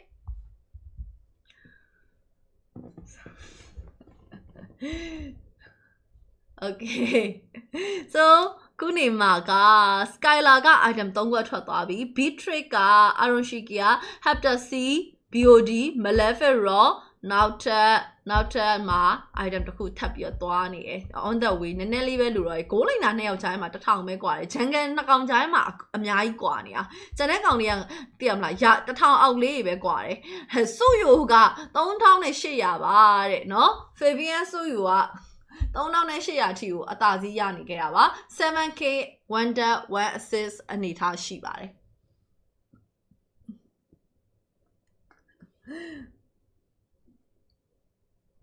ဆွဲခေါ်နေရလားမပြောတတ်တော့ပါဘူးမယုံတာအဲ့တပ်ပေါ်လုံးတက်တဲ့ draft ကိုမယုံတာ Okay ခုနေမှာဒါနောက်ထပ်ဒီဘယ်လိုပြောရမလဲဘာလုံးနေလဲဆို Skylar တေရောမယ်တေ တော့မှာပဲ super position နဲ့တော့အနောက်ကိုပြန်ပြီးတော့ back တယ် okay ရာသလောက်သွားပြီးတော့ Christian နဲ့ဆိုမဲ့တန်ရဲ့လားလို့တော့မေးစရာရောရှိရဲ့ adopt အနေနဲ့ရှင်းမှာ sniper ကိုပြေးပြီးတော့ခံထားပြီးတော့နောက်ကိုပြန်ပြီးတော့ fall back ထားပါတယ်ဒီနောက်မှာဆိုရင်တော့ဒီဘက်မှာ liquid ဘက်က network ဖြတ်ချင်နေတာ network ကိုဒါထက်ပိုပြီးတော့ဖြတ်ချင်တာဟလာ 8K ဆိုတာတော်တော်လေးတော့များနေတဲ့ပမာဏပါဒါပေမဲ့သူတို့ high ground ပေါ်တက်လာဖို့အတွက်အဲ့လောက်ထိအရင်မလုံလောက်နေသေးဘူးအဲ့အတွက်ကိုဒါနည်းနည်းတော့ farming ကိုပြန်ပြီးတော့ skylar အတွက်ကိုမရမကပြန်ပြီးတော့ရှာယူပေးထားတယ် Aronshiki ကလည်း sniper ပစ်တယ်ဟေး share ပစ်ပလန်နဲ့ကိုပစ်တာဆိုတာတစ်ဖက်မှာတော့ liquid အနေနဲ့ Fabian တကောင်နဲ့ပဲအသာလေး lot တက်နေပါတယ် RGT တစ်ခေါက်တော့မလာတော့ဘူး so second lot also goes to tin liquid bottom lane ကနေပြီးတော့ lot ထပ်ပြီးတော့ထွက်လာဖို့များမယ်လို့တော့ယူဆတယ် lane ဒါမှမဟုတ် mid lane ကထွက်လာမလားတာဝါမဲဂါတွေကိုတတိုင်းမှမထိသွားခဲ့ဘူးဆိုတော့မဲဂါရှိကိုတော့ထဲမတော့ဘူးဆိုတော့ mid lane ကပဲထွက်လာမယ်လို့တော့ထင်တယ်အဲ့တော့အာဂျူဒီ lot ကို second lot ထိကိုသူတို့တောက်လျှောက်ရှင်းရလိမ့်မယ်လို့ခုနခံမှန်းထားတဲ့အတိုင်းလေးပဲဆက်လက်ပြီးတော့ဖြစ်ပေါ်လို့နေပါတယ် lot mid lane ကနေပြီးတော့ထွက်လာပါပြီစနိုက်ပါ NPM မလေးရှားကြရင်လည်းပြပေးပါမယ်ရှင်ဟုတ်ကဲ့ပါကဲ mid lane မှာ lot ထွက်လာပြီဆိုတော့ဒီ lot နဲ့ဒီ lot ကိုရှင်းမယ်ဆိုရင် mega tower ကတော့တတိုင်းတိုင်းကတော့ထိဖို့ကများတယ်mega mid lane ကိုပေးပြပါလိုက် skylar ကြတော့မယ် super position hold back line နဲ့ကိုလည်းတစ်ဖက်မှာဝင်လာမှာ skylar down သွားပြီဆိုဘိုင်ယာ damage နဲ့သူတို့ဒီနေရာကိုဆက်ပြီးတော့ရှင်းပါလေရှင်းစရာ damage ဘာမှမကြံတော့ဘူးစစုချင်းလည်းရှူရှောင်းလေးပဲလုံးလို့ရနေခဲ့တယ်ကျွန်တော်ဘာမှလုံးလို့မရတော့ဘဲနဲ့ game number 4 tin liquid ပြန်လဲအနိုင်ရရှိရင်းနဲ့တူဖြစ်သွားပါပြီရှင်တူဖြစ်သွားပါပြီ draft ကနိုင်သွားတာ of course ဒါပေါ့ They will still ride into that dying night RRQ. They are shook that Hilda wasn't even able to contain the Suyo. Is that the solution? The B-Trix. Mr. Dyron tries best to do the exact same thing he was doing on the Hilda. Zone away the backline. B2 tanky. But against the B-Trix, has that Hilda bitten more? The Weskers, the Nibiru's passion is absolutely melting Dyron down. ဘာလာဘိန်းနဲ့ပဲစော့မယ်ဆိုတော့ idea တော့အဆင်မပြေဘူးเนาะဟုတ်တော့စူယိုကြီးပေးပြီးတော့ဘိန်းနဲ့နိုင်အောင်စော့ချင်ပါတယ်တဲ့ draft က Power through the draft, through brute force. Noise. In theory, RRQ had a chance. But in practice, live stream လေးကို react လေးရ share လေးလုပ်ပေးပါဦးเนาะအကေအဆင်ပြေရဆိုရင်အားကိုဟိုမှာ YouTube channel လေးကိုလည်း subscribe လုပ်ပေးပါအောင်ရှင် Game in our hands. Game 5 imminent. And TLID. Their young bloods boiling. Again. The revolution, the rebellion is not done yet. TLID. What a game that was. Phenomenal stuff from TLID, man. Again, you know, I think there was a miscalculation. Okay, Right? running I think they expected the Hilda to be able to match that damage of Fabian, but man, I don't think so. I think this is just why Suyo's just been auto-banned every time. Even here, Dyron just disappeared, man. That mini Balmon ult though. Mini Bauman ult, you have an alpha. A mini retreat. You have an alpha 3-time swing with that hold of the skill 2. Yep. You have a stun, a dashing stun with skill 1. You have a sword. Yeah, you have a blink. You changed it to skill Mia. 1. You know what?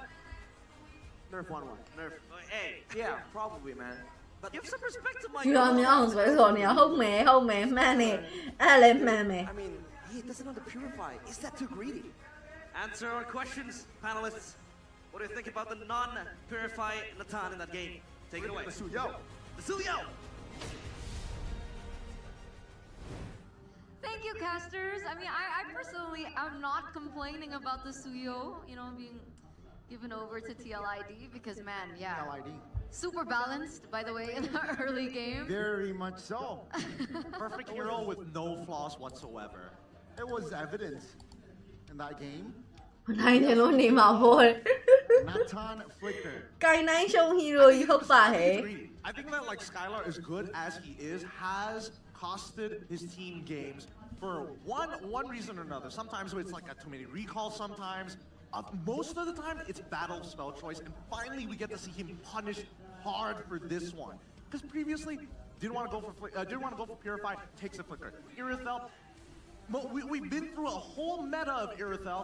Most people were like, okay, we can go for sprint, but as soon as there's CC, give me a Purify. Man still goes for sprint. He doesn't care. He trusts in himself, and I respect that, but man, TLID, good punish this time. I don't think they're going to get away with it again. Okay, I mean, it did bring TLID now back to 2-2, so we're back Team Liquid ID even saw again,နေလို့ even ဆော့တာ between ပေါ့ both these teams as we take a look into the ချာယူနဲ့ highlights. ဆော့ရင်မွေးကိုင်းမှဆိုလို့တဲ့ What I find interesting, we talked about it before. One of the highest amount of survey votes was the fact that TLID really need to be able to secure that early game, and this is just typical template TLID gameplay that we saw earlier on. Don't forget about the factor of that Khalid flex, right? I mean, I think 80% that Khalid we thought EXP, then yeah, you pick up the higher loss, maybe I'm sick ကဒီနှစ်မလေးရှားမှာလို့ပြောပါတယ်ဟုတ်ပါတယ်ခံလင်းစိုးဆိုတဲ့ကောင်မမှန်းတော့ဘူးလားပျောက်နေတယ်ပျောက်နေတယ်ခံလင်းစိုးပျောက်နေတယ် He was so active. Appa Atinya Messi. Hi, where are you from? I think you're from Indonesia, right? Tika and Angara. Woody had a really incredible early game, and I think that Rins, unfortunately, MVP. Woody Kali Pipare. Level 1, absolutely unforgivable. It's just Yeah, we will crash me. I think like, hold on, the most you lose a battle spell. Yeah, we will crash me. That's when it becomes ridiculous. And as Gami mentioned before, having that double flex the double flex pick in both Khalid as well. Many 385ကလောက်ရှိတခါမှမဖတ်ဘူးတခါမှမဖတ်ဘူးဆိုတဲ့စကားကြီးကတော့မဟုတ်တာနော်မဟုတ်တာ Doesn't feel very ဘိန်းလဲ၄ပွဲလုံးဆိုတော့လွန်တာပေါ့ရှုံအဲ့ဒါကြောင့်လည်းပြောတာ၄ပွဲလုံးအဲ့ဒါကြီးပဲထုံမှလွန်တာပေါ့နော်ဘိန်းတစ်ကောင်တည်းကင်ပြီးတော့ NBA ရောက်သွားတဲ့ဟေးဆိုရင်အဲ့ဒါကြီးကစောင့်မြင်ကတ်စရာကြီး as well as his boy Woody just menu အောင်းရင်ပြောရှုံးပြောရှင်ကျေးဇူးပါဘယ်သိမ်းအပေး So Hilda, Meta. အဲ့လိုမရှိပါဘူးရှင် well on condition that high အာကျတော့ပိုကြိုက်တာတော့မှန်တယ်ဒါပေမဲ့ဒီဘက်က liquid ကနိုင်သွားရဲဆိုလဲသူတို့ထိတ်တိုက်တဲ့နိုင်သွားတာဖြစ်တဲ့အတွက် appreciate လုပ်ရမှာပါ to Iran. It seems like Heskey he Ethiopia ဖိလစ်ပင်းမဟုတ်လေအင်ဒိုမဟုတ်လားအဲ့ဒါ Khalid. It's an answer from SDL himself, right? He knows the kryptonite. အဲ့ကိုကြီးပါကောင်းမလွှင်းလာမယ်တော့စမ်းနေချိန်စာကြီးရတယ်ကြောက်စရာကောင်းလိုက်တာဟမ်ဘယ်နဲ့အဲ့ကိုကြီးပါကောင်းမလွှင်းလာမယ်တဲ့ ပြောချက်ကြီးကလွန်တာပေါ့ဟဲ့မနေ့ကတော့ကောင်းမအောင်မှမီးချောင်းပြုတ်ကြပြီးသွားပြီဒီနေ့အဲကွန်လွှင်းလာမှာလားဆိုတော့ဟိုလည်းငါ့ကိုလောက်တော့ချစ်ရလားဆိုပြီးတော့ it's not looking good အိမ်ဆောင်နဲ့ငါနဲ့ရန်ဖြစ်ရလိမ့်မယ် I feel like at least TLID is back in their element, right? Playing towards that early game, having a couple of generally just designed to Which country language is it? I'm from Myanmar. As you can see, I'm from Myanmar. Where are you from? a more passive route of play. I think this is going to be homework for TLID once again. I'm still sticking to ချစ် my တဲ့ကြားကိုဘယ်လိုဆိုခိုင်လင်းဆွဲ comment တွေကအရန်ဟိုအကျူးတစ်လိုင်းဆိုငါလည်းဖတ်ရတာအီရဟာ and ဖနမပါ item နှစ်ကွက်နဲ့ MVP တဲ့ဖနမပါ item နှစ်ကွက်နဲ့အေးပေါ့ roaming ကတော့ how do they roaming ကတော့အလောက်ပဲသွားတယ်လေ purpose of finding a better early game setup? Because I don't think that this will no စာဆိုတဲ့ဟာကိုထည့်မပြောနဲ့သိလား SIR စာဆိုတဲ့ဥစ္စာကဘယ်လိုပြောရမလဲဒီမှာတော့မြန်မာတွေက English language မှာကွာတချို့ဟိုဘယ်လိုပြောမလဲကိုကရင်ကျေးအောင်ဆိုပြီးတော့ဒီဟာလေးတုံးရတယ်ကွာဒါပေမဲ့တယောက်နဲ့တယောက်အချင်းချင်းပြောတဲ့အခါမှာစာတို့ဘာလို့ထည့်ပြောစရာမလိုဘူးသိလားတို့တွေဘာမင်းစီရဲ့ဒါရင်ကျေးမှုနဲ့သူတို့ရင်ကျေးမှုနဲ့မှာဥပမာကိုရဲ့အထက်လူကြီးတို့ကိုကဟိုစိုင်းမှာ service ပေးရတဲ့အလုပ်တို့အဲ့အမျိုးဆိုတော့စာတို့ဘာလို့ထည့်ပြောရဲကွာဒါပေမဲ့အချင်းချင်းဒီလိုမျိုး live stream မှာလာကြည့်ရဟာမျိုးကြရင်တော့စာထည့်မပြောနဲ့မကြိုက်ဘူးအမောတက်ကြီးဝါကြီးအဲ့လိုမျိုးဟိုကိုတက်ခုံတက်တဲ့ပိုကြီးရဲ့လူမျိုးဆိုတော့စာထည့်ပြောpresenter curry စုနဲ့ lemon နဲ့တော့တင်းတက်ကြားနေရဩ curry ကအဲ့ဟိုအရင်ကလေးကမဟုတ်လား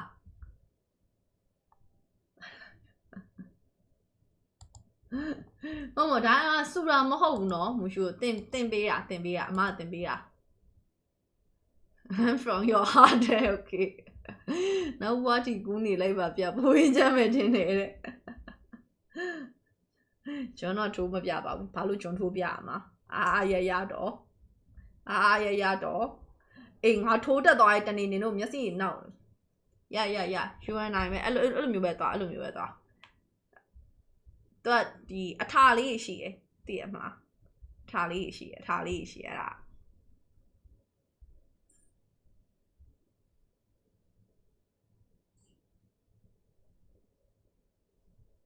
What can energy be bare? What can energy be bare? ဖိတ်စာလာပြန်ပြီ What can ကြီးပေးခိုင်းနေ What can ဒီလောက်ပဲလေတော့ပေါ့ဒီလောက်တော့ဒီလောက်တော့တော်ကြီးနေပြီမဟုတ်လားဟမ် You know Naomi yeah of course he is one of my teammates for a long time. He has been since in Maven Esport. Before Maven, we have been met in Resolution. I know Naomi very well. He just like my little brother. Okay. Anyway, thank you for following.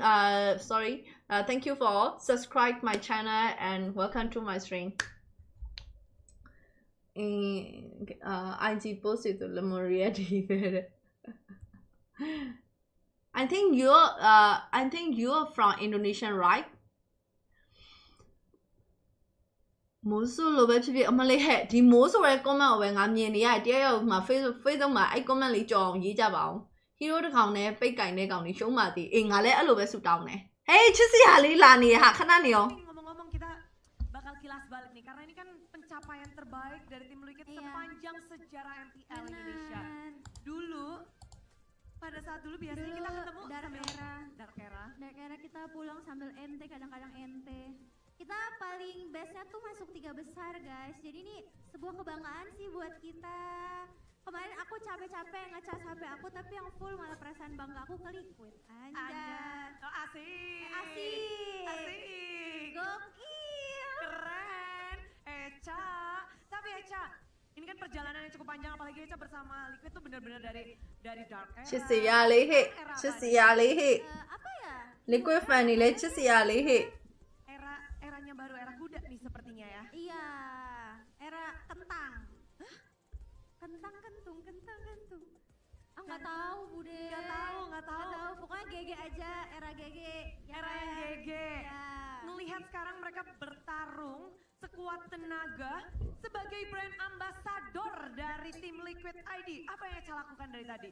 Teriak-teriak sih. Aku. Ternyata memang tahu ya kau napa. Waktu game pertama merinding banget. ကျွန်တော်ဟာနော်လေ share ထားရကြအေးပါခိုင်းနေဆိုအေးပါစိန်တုံးကျွန်တော်နှလုံးပေးလို့မရဘူးလားဘာကြီးလဲဘာကြီးတော့စိန်တုံးနှလုံးလို့ပြောရလား Bukan kuring. Apa namanya? Ngefur. Enggak dong, ini semuanya udah memberikan yang mereka miliki ya, Eca. Iya, benar. Rasanya di panggung tuh biasa, Eca biasa di panggung. ခုနပြောရဲဟို presenter ဆိုဒီတရားကိုပြောရမှာလားအဲ့လမွန်ရဲ့ AS လို့ပြောရဲလေရှင်တို့ကလည်းရှေ့ပိုင်းမှာသူနဲ့ကျူးတာတွေမတွေ့ဘူးလားဟမ်ပွဲဒီလောက်ကြည့်ပြီးတော့အဲ့တရားလေးကိုမသိဘူးလားလို့ brand ambassador Korean မလေးပဲကြိုက်တယ် I'm from Indonesia. I know this channel from the YouTube homepage. I think this is a Filipino YouTuber. No. No. Mine looks like the Filipino. Do I? Greeting. Nice to meet you. Live ထဲမှာတွေ့အင်ဒိုရီးယားချစ်စရာလေးကိုရီအစားအင်ဒိုရီးယားသူတို့နားသွားရင်ကောင်းမှခိုင်းတယ်ပွဲပဲကြည်ရလေးရဲ့ကိုရီးယားကောင်းမလေးတွေကြည်ရ Come on, Lily G. 2 ဟုတ်တယ် 2 versus 2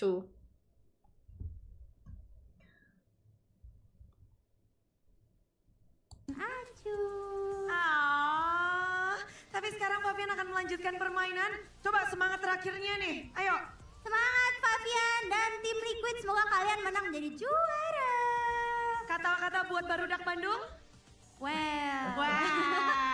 Dan itulah dia, kita akan melanjutkan bagaimana keseruan dari hari ini. Final belum berakhir. Grand final masih akan berlanjut. Dan ini akan menjadi game yang akan mendebarkan siapa yang akan mendapatkan poin berikutnya. Mari kita cari tahu bersama para panel dan juga para caster. Monggo, hand of down.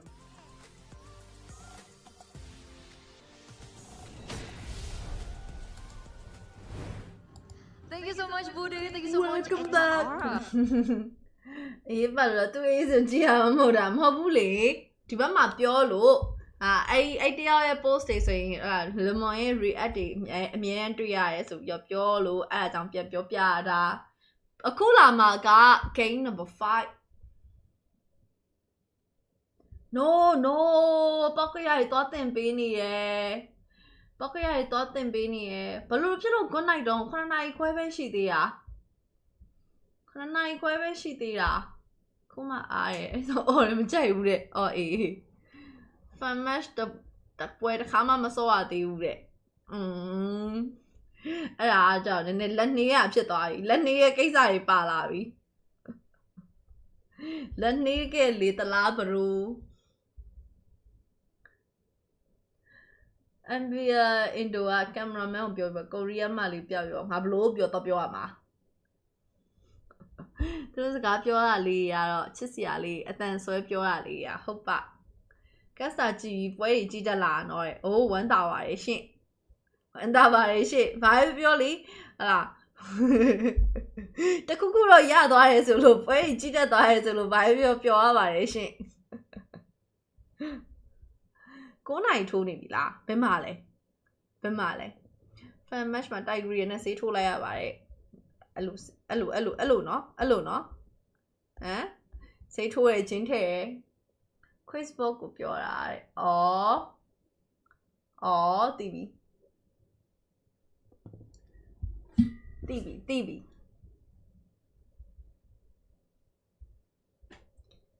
ချစ်တော့ချစ်စရာလေမဟုတ်အကုန်လုံးပါပဲဘယ်နိုင်ငံပဲဖြစ်ဖြစ်ဘယ်နိုင်ငံပဲဖြစ်ဖြစ်အကောင်လုံးကဟိုငန်းကျင်စရာလေးတွေကအနည်းဆုံးတစ်ခုမဟုတ်တစ်ခုကတော့ရှိတာပဲ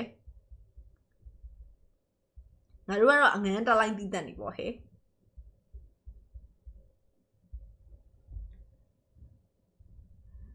မဲ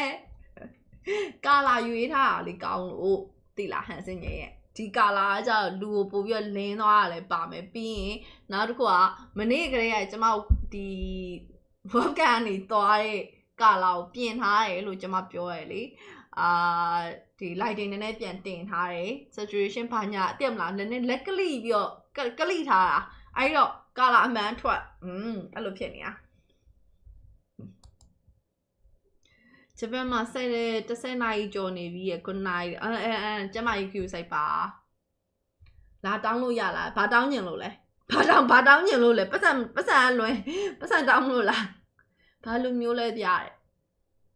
ဘာလိုမျိုးလဲပြဆိုပြဿနာပဲအဲ့ဒါကျမကအော်စီမာမိုးလေးနေကွတ်တာပေါ့ခဏနေအောင်အမေဘက်ကကြတော့ရှမ်းတရုတ်ကြီးအဖိုးအမေဘက်ကအဖိုးကပြည်ကြီးတရုတ်စစ်အဖွားရှမ်းတရုတ်မဒီဘက်ကအဖေဘက်ကကြတော့ချင်းရခိုင်မြန်မာအဲ့တော့ဘယ်ဘက်ကရောက်သွားလဲငါလည်းမသိတော့ဘူးမီးချောင်းလေးပြန်မတက်ဘူးလားမတက်ဘူးဟဲ့မတက်ဘူးအဲ့မီးချောင်းစောင့်မြေကနဲ့ငါခုပေကပ်ပြီးမတက်ပဲနေနေတယ်အဲ့3ယောက်မဟုတ်ပဲခုန interview ရဲ့2ယောက်ပဲပြပေးလို့ရမလားတဲ့ဟေဒီစစ်သားလေးကိုပဲခေါ်ပြီးတော့ပြပေးလိုက်မယ်နော်တော်သေးရပေါ့မနေ့ကငါခေါင်းပေါ်မီးချောင်းပြုတ်ကြတဲ့အချိန်မှာ Hades Live Stream ထဲမှာမရှိနေလို့ငါအရန်ပျော်တာပဲသိလားအောင်မလေးနှိမ်ချင်နှက်ချင်နန်းမင်းကကျေးဇူးပါကိုမင်းသိန်း Okay after Aussie မှာပဲမင်းဆက်နေလိုက်ပါဟော traffic ကမလာသေးဘူးလားမလာသေးဘူးလားRRQ brand ambassador BB နဲ့ Jungler စုချင်းအတွဲလေးလဲညှော်နေရတဲ့နင်တို့လေအသင်းတစ်သင်းမှာ player တယောက်ကိုအားပေးရဲဆိုရင်လေစော်ရသွားဖို့အတွက်ကိုဘယ်လိုပြောမလဲမမျော်လင့်စေချင်ဘူးရွှေဘွားမလားရန်ကုန်မှာမွေးရပါရှင်ရန်ကုန်မှာပဲကြီးပြီးရန်ကုန်မှာမွေးရပါရှင်ကပြားတာကို6ထပ်ခွင်းလောက်ပြားတာတဲ့ကပြားအဲ့လောက်ဒီလိုမျိုးဒီလောက်ထိကပြားဖြစ်နေရတော့မှကျမတငယ်ချင်းနဲ့ရုပ်ချင်းကတော်တော်တူပြန်ရောသိလားငယ်တွေကတောက်လျှောက်ပြောခံရတယ်ဟိုးတန်းလောက်ကလေးတငယ်ချင်းစွမျက်နှိုးဦးနဲ့တော်ပြောမယ်ညီမလိုမျိုးကြည့်မျက်နှာပေါက်ချင်းတော်တော်ဆင်းတယ်သူကကျတော့ပန်းသေးအဖေက Chinese အမေက Islam အဲ့တော့သူကပန်းသေးသူလည်းအရင်လှသူနဲ့တော်တော်တူတယ်ဆိုပြီးတော့အဲ့ဒါဒီနောက်ပိုင်း live stream လွှင့်တဲ့အချိန်မှာတော်တော်များများပြောကြရတယ်တွေ့ရနင်းမပဲပြည့်ခေါင်းပေါ်တဲမှာအဲကွန်ထားပေးရမယ်ပြုတ်ကြရင်ပိုအဆင်ပြေအောင်ကျေးဇူးအများကြီးတင်တယ်မီးဆိုင်ပြောင်းတက်ဖို့အကြံပေးခြင်းအေးကျေးဇူးအများကြီးတင်တယ်ငါ့ကိုအသက်ရှိမမြင်ကျင်ကြတဲ့အတွက်အရန်ဝမ်းသာပါတယ်ရှင်ကျေးဇူးနော်ကိုတဟာလားလေဘာကြီးပြောနေရတော့မီးချောင်းလေးဘာဖြစ်သွားလဲမသိဘူးလေအေးမဖြစ်ဘူးတော်သေးရပေါ့ LED ချောင်းမို့လို့ဖန်ချောင်းဆိုရင်တော့အဲ့မှာမတွေးတော့ဘူးငါအဲ့မနေ့က live stream ရက်လိုက်ရတာတော်တော်ကြာလိမ့်မယ်ပန်းသေးဆိုခောက်ဆွဲကြောက်ပဲဒီပန်းသေးရတကယ်လှတာနော်သူတို့ကဒီဘယ်လိုပြောမလဲChinese မှာလည်းသူအားတာချက်ကသိရမလားတော်တော်များများဒီ Asian ဘက်တွေကကြိုက်ကြတာအသားဖြူတယ်အသားရည်ကအဲ့လိုမျိုးသွားတယ်ကွာဟိုဘယ်လိုပြောမလဲအဲ့မှာအစ္စလမ်သူတို့ဒီအစ္စလမ်တွေကြတော့မျက်လုံးမျက်ခုံးတွေလှတယ်သိရမလားစပင်တွေပါကြီးလည်းလှတယ်အဲ့နှစ်ခုဆက်လိုက်တဲ့ခါကျတော့ပန်းသေးရအရန်လှတအားလှကျုပ်ကြလို့တခုဖြစ်ကျုပ်တို့အရင်ဖုန်းဆက်ရမယ်မလိုပါဘူးခဲကိုတဟာနဲ့မကတ်ဘူးလားမကတ်ပါဘူးဒီ live stream တွေမှာတော့ကျမတယောက်တည်းဆိုလိုပါရှင် Went off again to RRQ to maybe pick up on some တွိုက်လက်သွားလိုက်အောင်မနော် toes. You know what? I expect RRQ now being on blue side, they might ban the Hilda out. Ooh, like game 2. I don't think Guess Cute has a direct answer for this Hilda. Even TLID has shown what they can do against the Hilda game 4. Do you think Fanny Cho Hilda again? Fanny Cho Hilda. Yeah, I think they want the Matilda, if not the Suyo. Or maybe TLID is trying to be cheeky. Let go of the chip. Oh, to Edok? Oh man, I don't know about this. Mr. Gotti, I don't think that's a good idea, Mr. Gotti. Don't stress us out. Okay, let's get into the drafting phase for game number 5, right? 5. Presented to you by the official tournament smartphone, Samsung Galaxy S24 FE. There you go. You hit the nail on the head with this one. It's one for one, each and every one of them. Fanny Cho Hilda.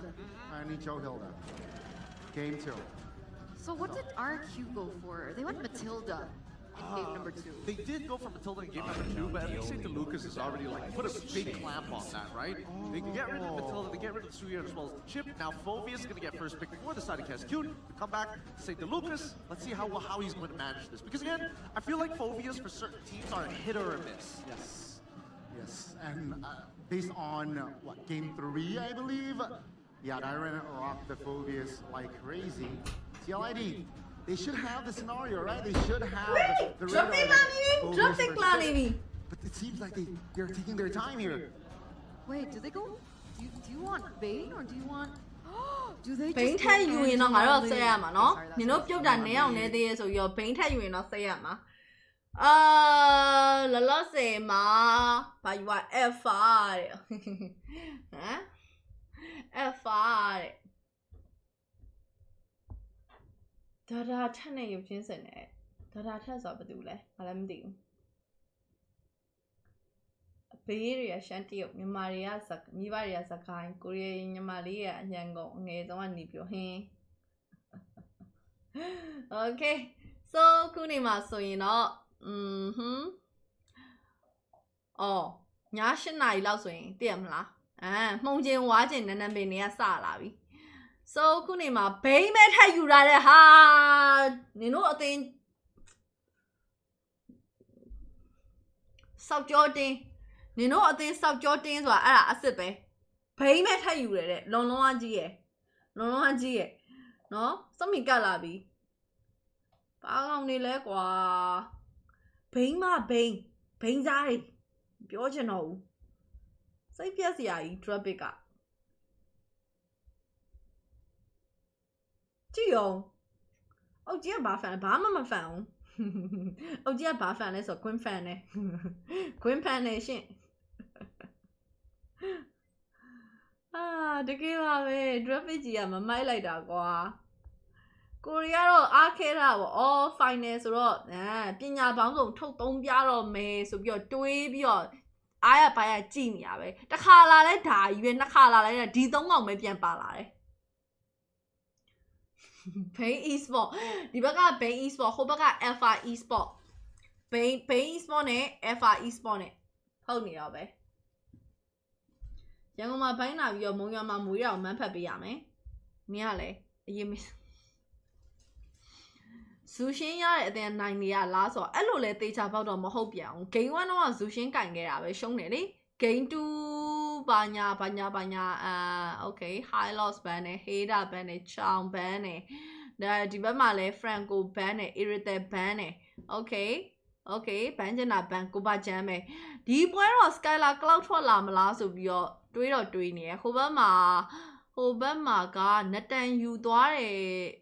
ဟဲ့ဘာလို့ပဲသွားပြီးတော့စီစဉ်လိုက်ရမလားAA1 စီစဉ်ဒီထက်ပိုဆိုးရတဲ့ဟာမျိုးတွေစီစဉ်ပေးလိုက်ရမလားတကယ်ပါပဲပေါက်လို့ပဲစားတွေyou know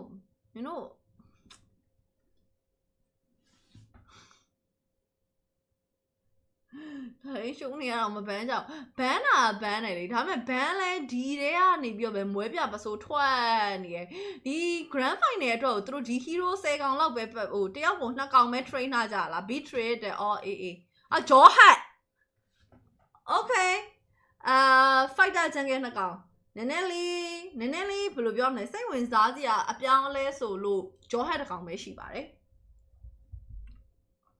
skylar beat trade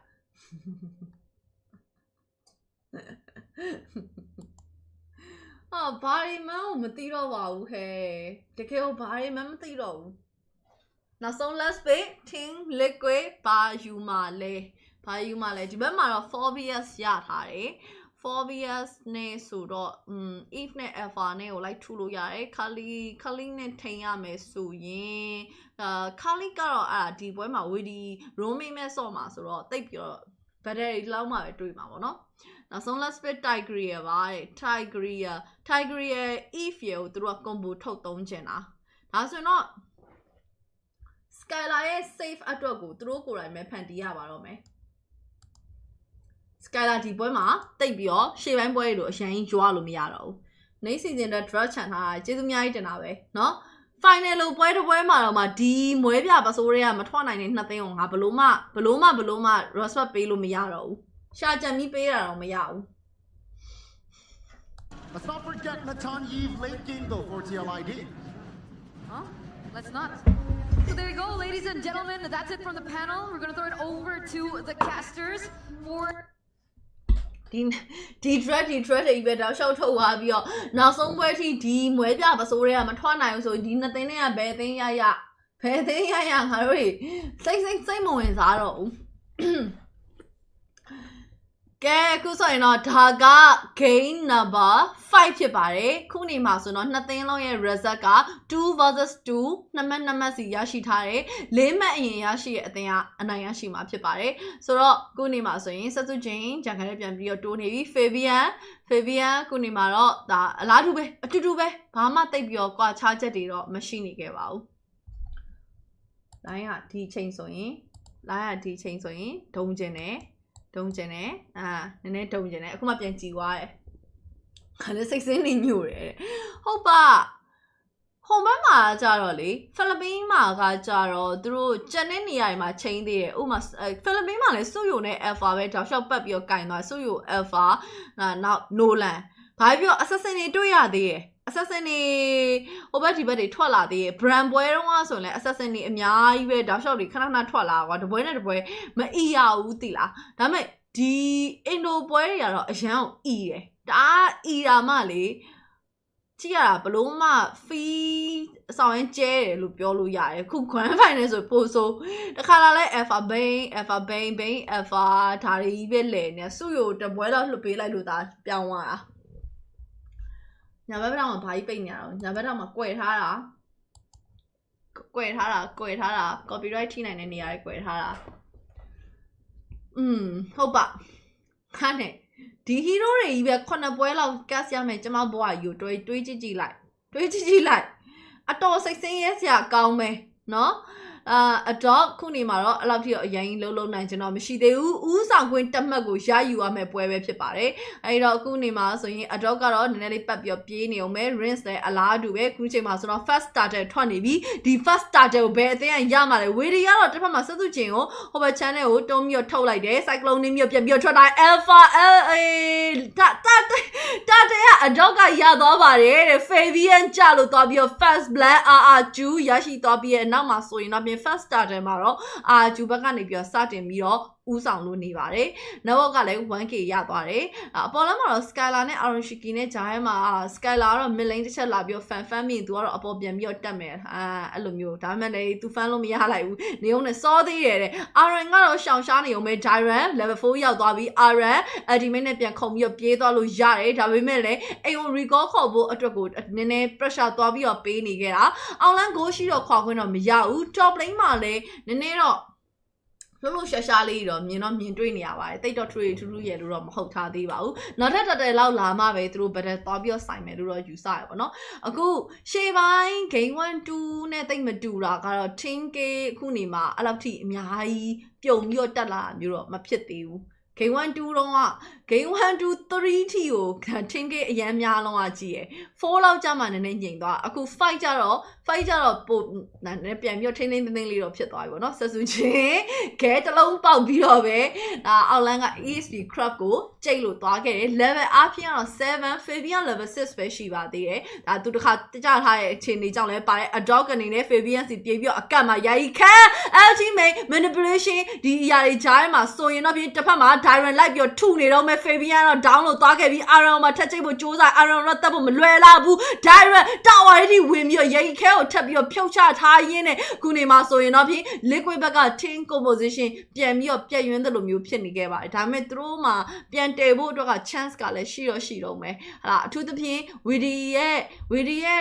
Tiger implosion တွေအလောက်ထိအရင်အလုံးမလုပ်သေးဘူးအလုံးလုံးလာနိုင်တဲ့အခြေအနေကြရင်တော့သူတို့ပြန်ပြီးထိန်းနိုင်တဲ့အနေအထားပြန်ပြီးရှာသွားနိုင်တယ်ဒါခုနေမှာ VD ခြေကိုခေါင်းတိုးလာတာ rinse နဲ့သွားပြီးတော့တိုးတယ် Aron rinse ကိုပြေးဖြတ်ဖို့စူးစမ်းတယ်မရထားသေးဘူးနှစ်ယောက်စလုံးကတော့သူရတော့အတော်လေးတော့ကိုင်းသွားပြီတစ်ဖက်မှာ VD တစ်ဖက်မှာ rinse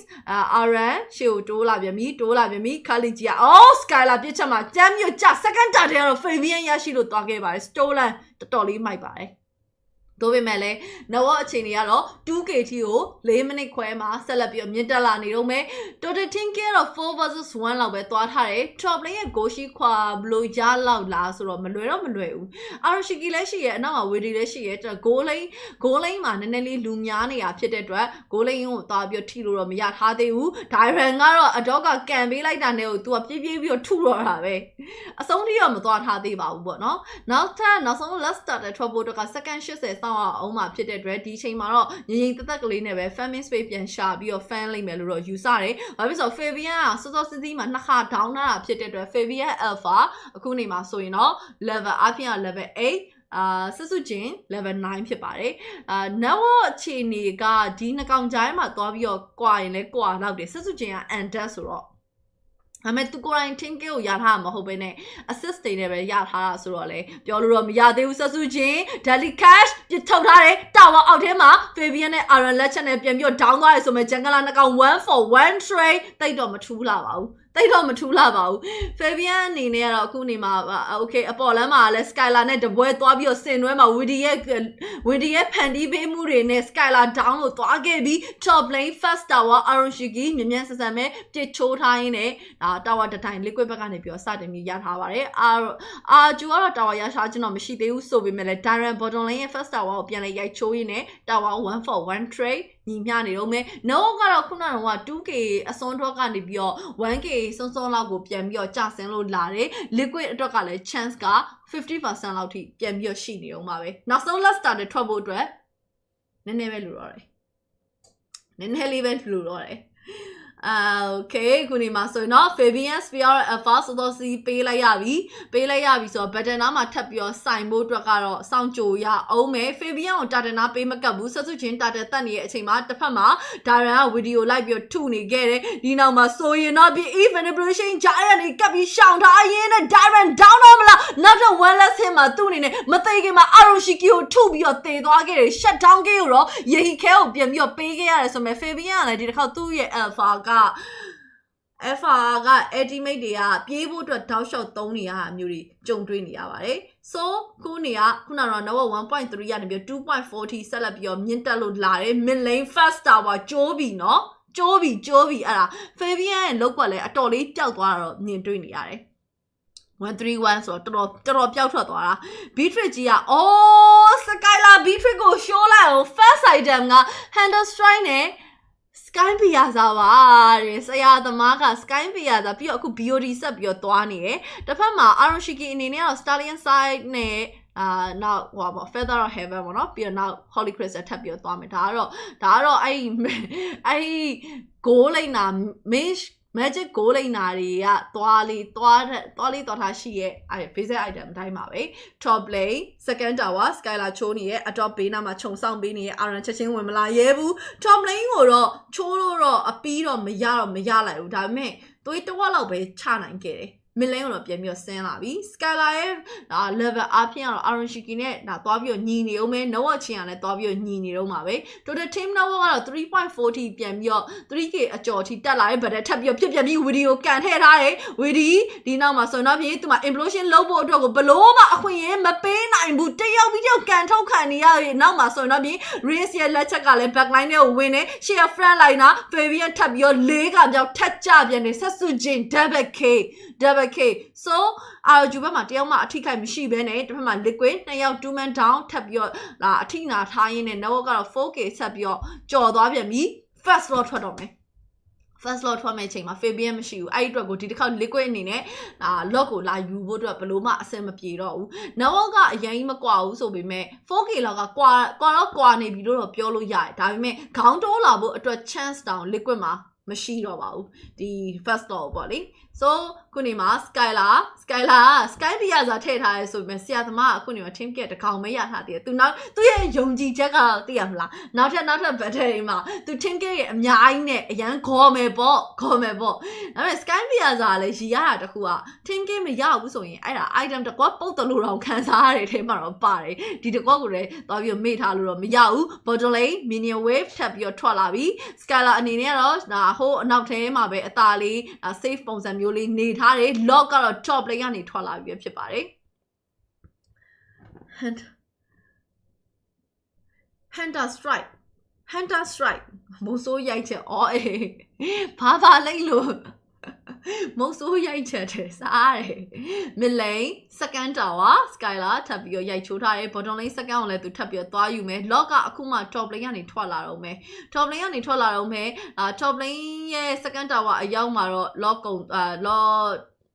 second tower အတိုင်းပဲအဲ့ lock နဲ့ကုန်သွားလိမ့်မယ် mega tower ထိနိုင်မလားဆိုတာကတိတ်တော့မသေးကြလားတဲ့အထင်မှာတော့ပါပါတယ် top lane အခုနေမှာဆိုရင်တော့ second tower ထက်အကျိုးမှာ tower 6တိုင်း calendar တိုင်းပဲ mid lane ကိုပဲဦးတည်ပြီးတော့သွေးလျှော့နေရတယ်တောက်လျှောက်မြင်နေရတယ်เนาะဒီ first lot နဲ့တော့ဒီလောက်နဲ့ပဲရက်တန့်သွားမယ့်အနေအထားမှာရှိပါတယ် network ချိန်တွေကတော့အခုနေမှာ 6.8 7k နီးလောက်ဆိုပေမဲ့လည်းဒီနားလောက်မှာပဲဆက်ပြီးတော့ထိန်းထားနိုင်တော့မစိုးလောက်ဘူးသို့ပေမဲ့ farming ဖြတ်ခံရမယ် network ဖြတ်ခံရမယ်ပြဿနာတွေတော့တက်နေပြီ 7 minute လိုမျိုးဒီလိုကာလာမျိုးမှာနှိမ့်နေခဲ့တဲ့ hay ဆိုရင် တာဝါထိမရောက်လိုက်ဘူးခေနော်ငမန်းသုံးကောင်တာဝါကိုဥခိုက်သွားတယ်အိုးငါလည်းစနိုက်ပါပြစ်တတ်တယ်တဲ့စကိုင်းလာပြန်ပြီးတော့ပြစ်ပြနေရလေးတော့မြင်ရတယ်ဒါပေမဲ့အဲ့လောက်ထိတော့အရင်ကြီးတော့ effect ကတော့မရှိနေသေးဘူးဟိုဘက်ကနေတိုက်လိုက်ဒီဘက်ကနေငမန်းတွေကဥတိုက်လိုက်နဲ့ဟုတ်ကဲ့တာဝါကိုထိုင်ကြော့နေကြပါတယ်မြန်မာလိုပြောတာပေါ့လေso ခုနေမှာ17 minute တော့ရောက်လာပြီနောက်ထပ် level ထွက်ဖို့ရတာလည်းတော်တော်လေးတော့လိုပါသေးတယ်ဒီချိန်မှာတော့ jungle resource တွေအကုန်လုံးကိုကြိတ်ပြီးတော့ farming ယူဖို့အတွက်စ조사နေတဲ့အချိန်တွေမှာဆိုတော့ပြ iron ကြားတဲ့ကို storm နဲ့ပြေးဝင်လာတယ်ဒီနောက်မှာ if manipulation Dyran တော့ backline နဲ့မှာထုနေမှ Dyran ပြန်မထွက်လာနိုင်တော့ video တော့ပြန်ပြီးတော့ရနိုင်ချေများတယ်ဆက်စုချင်း video ပြန်ပြီးတော့ရလိုက်ပြီးဒါမဲ့ Skylar ဒီဘက်မှာ 10k တကောင်မှမရလိုက်ဘူး top lane mega tower AC လေးပဲဝင်ပြီးရိုက်ချိုးသွားရင်းနဲ့ခုနေမှာဆိုတော့ network ကတော့ 7.2 ကျော်သွားပါပြီ second lot ထွက်ဖို့အတွက် second 20ပဲလိုပါတော့တယ် second 20 ID တော့ဒီ second 20မတိုင်ခင်မှာ liquid ပြန်ပြီးခေါင်းထောင်လာနိုင်လားဆိုတော့တိတ်တော့လောလောဆယ်တော့မရသေးဘူး second lot ထိရရအောင်မှမဟုတ်ဘူး second lot ကို defend ပြီးရင်တော့15မိနစ်ကျော်ဝိုင်းတော့အစင်ပြေလဲပြေကောင်းပြေသွားနိုင်မယ်ပေါ့နော်ဘိန်းရလေဘိန်းရအလဲကနေပြီးတော့ငမန်းသုံးအောင်လွတ်လိုက်ဘယ်ဘက်ကနေလွတ်လိုက်ညာဘက်ကနေလွတ်လိုက်တောင်မောင်းဆောင်ကနေရောမစ်လိုင်းရဲ့mega tower ကိုသူက attacking လုပ်နေတာ Skylar sniper ဒီတစ်ခေါက်တော့မထိထားသေးဘူး RRQ ရှောင်ပေးထားတယ်ဒီနောက်မှာဆိုတော့ second lot ကိုတော့အာဂျူပဲAC လေးပဲလုတ်သွားရင်းနဲ့ second lot လည်းထပ်ပြီးရသွားပါပြီ top lane ကပဲထပ်ပြီးထွက်လာအောင်မှာဖြစ်ပါတယ် minion wave တစ် wave ကအခုမှထွက်လာတာဆိုတော့ liquid အနေနဲ့ကစောင့်ဆိုင်ရအောင်မယ်ဒီ lot ထွက်လာဖို့တော့နောက်ထပ် minion တစ် wave ကိုထပ်ပြီးစောင့်ရအောင်မယ်ဒီချိန်တွေအတွင်းမှာနောက်ထပ်သူဘာတွေဥတီပြီးတော့လုံးနိုင်မလဲလေးကတော့ကြည့်ကြတာပေါ့လေလွယ်တော့မလွယ်ဘူး high ground defenses ကတော့ liquid အနေနဲ့counter attack ပြန်ပြီးဆင်းလာလို့ရတယ်နော်Tigreal နဲ့ Eve နဲ့ပြီးတော့ Natan နဲ့အဲ့3ကောင် combo မိသွားတယ်ဆိုရင်အာဂျူနေနဲ့လေဒါပြန်ပြီးတော့တာထားသမျှအကုန်လုံးပြန်ပြီးတော့ဆုံးရှုံးသွားနိုင်တဲ့အခြေအနေတွေရှိတယ်အဲ့ဒီတော့ဒီလိုမျိုးဒါတင်မလားကောင်းတာပြန်ဆင်းတာကို liquid ကလှုပ်သွားနိုင်မလားဆိုတာကြည့်ရမယ်အာဂျူရဲ့ဒါ high ground တက်တဲ့ပုံစံကိုလည်းဆက်လက်ပြီးကြည့်အောင်မယ်ဂျော်ဟတ်ကြီးနဲ့ဆိုတော့လေနည်းနည်းလေးတော့ခတ်လိမ့်မယ် bottom lane စစုချင်းဒါရှိသမျှအကုန်လုံးကို tower တွေကိုငမန်းတွေတိုက်ပြီးဥခိုက်ခိုင်းနေတယ် Skylar အနေနဲ့တော့ bottom lane mega tower ကိုအရင်ဆုံးချိုးသွားတယ်အတော့မသေးသေးဘူးဆိုမှသေကန်ဒီဆက်ဖြစ်နေ iron အတော့ကိုပြန်လည်ပြီးတော့ဆုံးဖြတ်ထားပြီးမှဆိုရင်တော့ပြီးစစုချင်းရသလောက် damage တော့ပေးထားတယ်မရပါဘူးတဲ့3 man down စစုချင်းနဲ့ Skylar 2ယောက်ပဲကြံတယ်เนาะ mega တွေတော့အများ mega တော့2 lane တော့ရလိုက်တယ်ဆိုပေမဲ့လည်းတစ်ဖက်မှာတယောက်မှမကြသွားဘဲနဲ့ liquid အနေနဲ့ high ground ကို defend သွားနိုင်ခဲ့ပြီးဆိုတော့တတိယမြောက် log ကိုစောင့်ရင်းနဲ့ NDA ကတော့စပြီးတော့များလာခဲ့ပါပြီ high ground defenses ကောင်းတဲ့ late game ကိုလည်းမိုက်တဲ့ drop pick တစ်ခုရဲ့အနောက်မှာ late game ကိုသာတကယ်ရောက်သွားခဲ့မယ်ခေဆိုရင်အာဂျူကပြဿနာပြန်ပြီးတော့တက်သွားနိုင်တယ်ဟာလားဒါက roaming ကြောဟတ်ဖြစ်တဲ့အတွက် late game ရောက်ရင် impact ကအနည်းနဲ့အများပြန်ပြီးတော့ကျတဲ့ထဲမှာပါပါတယ် Skylar bombardment mid lane second tower ရတော့ပြန်ပြီးကားရင်းနဲ့ဒီဘက်မှာစစုချင်း surprise အနေနဲ့ပြန်ဝင်လာမှာ iron ကျလို့သွားခဲ့ပြီး video မှာထပ်ပြီးတော့ down Skylar team K ဒုတိယမြောက်ရရှိထားပြီးမှဆိုတော့ဒီပြင်ဒါမှ iron shiki ပြေးနေရပါပြီသူမှာ purify နဲ့ဆိုမှတစ်ခါသုံးထားအပြီးမှာ iron shiki ပါထပ်ပြီးတော့ကျလို့သွားခဲ့တယ် unstoppable စစုချင်း Skylar ရိတ်ခဲနောက်ကိုလိုက်တာ if manipulation ပြီးအောင်မသုံးလိုက်ရဘဲနဲ့ game number 5က team အာဂျူပါလို့ပြောချင်တာအာဂျူပြန်လဲအနိုင်ရရှိရင်လည်း 3-2 ဆိုတဲ့ reset ဖြစ်သွားပါပြီ 3-2 3 and the 2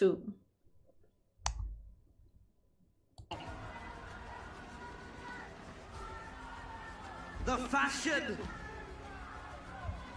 the closure of that game. It was unexpected. They won that fight in the middle. Dyran phobia ကောင်းတယ် Sujin မစိုး turning his back towards TLID, catching them all on their way back, and they got the team fight going. It was just a great reaction from RRQ, identifying the Team Liquid. They have damage, they have high ground, they have everything going They for have them in the damage? late game, but what they Opa. don't have is mobility. နတန်ကလေဘူကောင်ကြီးနော်ယူတဲ့ဘက်ကရှုံးတယ်နတန်ကို မပြောချင်ဘူးဘူကောင်ကြီးဖြစ်နေပြီ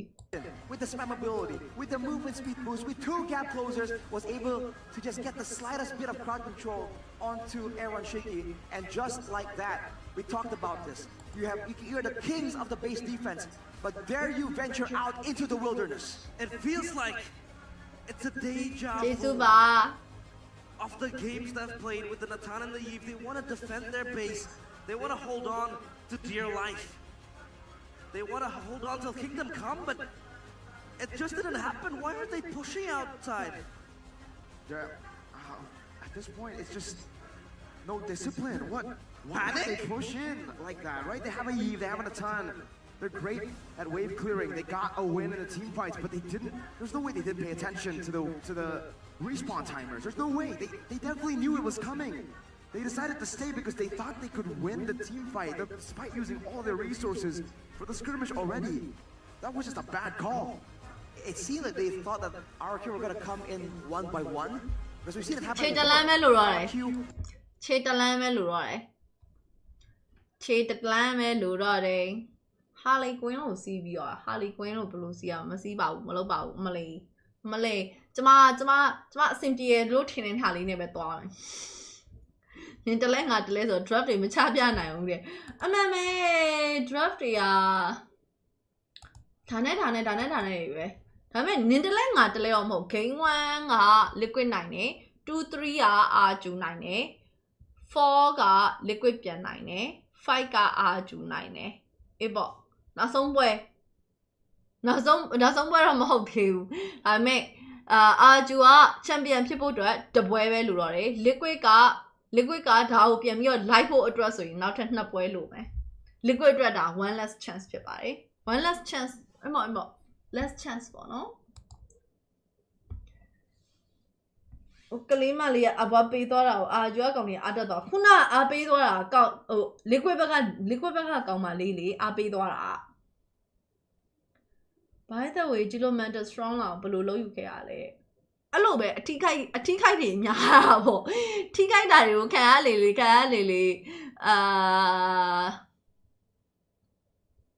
ယ်လေထိခိုက်တာကိုမခံနိုင်ဘူးဆိုရင်တေးလိုက်ဖို့ပဲရှိရလေတေးလိုက်ရင်တေးလိုက်မတေးလိုက်ဘူးဆိုရင်အိမ်ထဲမှာပဲနေဘယ်မှမထွက်နဲ့လူရှိသူရှိမထွက်နဲ့တော့ရေရွဲငုံနေလိုက်တော့အဲ့ဒါယူမှကိုမကြော်လွားနိုင်ဘူးဆိုရင်ဘယ်ဘယ်လိုပြောရမလဲတိုင်ဖတ်နေအောင်ပါပဲချစ်တလန်းမလို့မကြောက်ဘူးတဲ့စစ်တယ်okay let's see I understand. He gets caught time and time again. It was a huge problem for Weedy to find those combos. It's not as simple as that. It's not as straightforward as that. And beyond that, we haven't seen this pick. Tyrant, We've actually ever seen Weedy on the Tigreal. Phobia. Going back to the player of the game presented to you by the official tournament. Tyrant ကအခုနေ3ပွဲလုံးသူကြီးပဲ MVP เนาะ Tyrant ကြီးပဲ MVP เนาะပထမပွဲ Phobia နဲ့ပဲဒုတိယပွဲ Hilda နဲ့အခုတတိယပွဲ Phobia နဲ့ထပ်ရတယ် Okay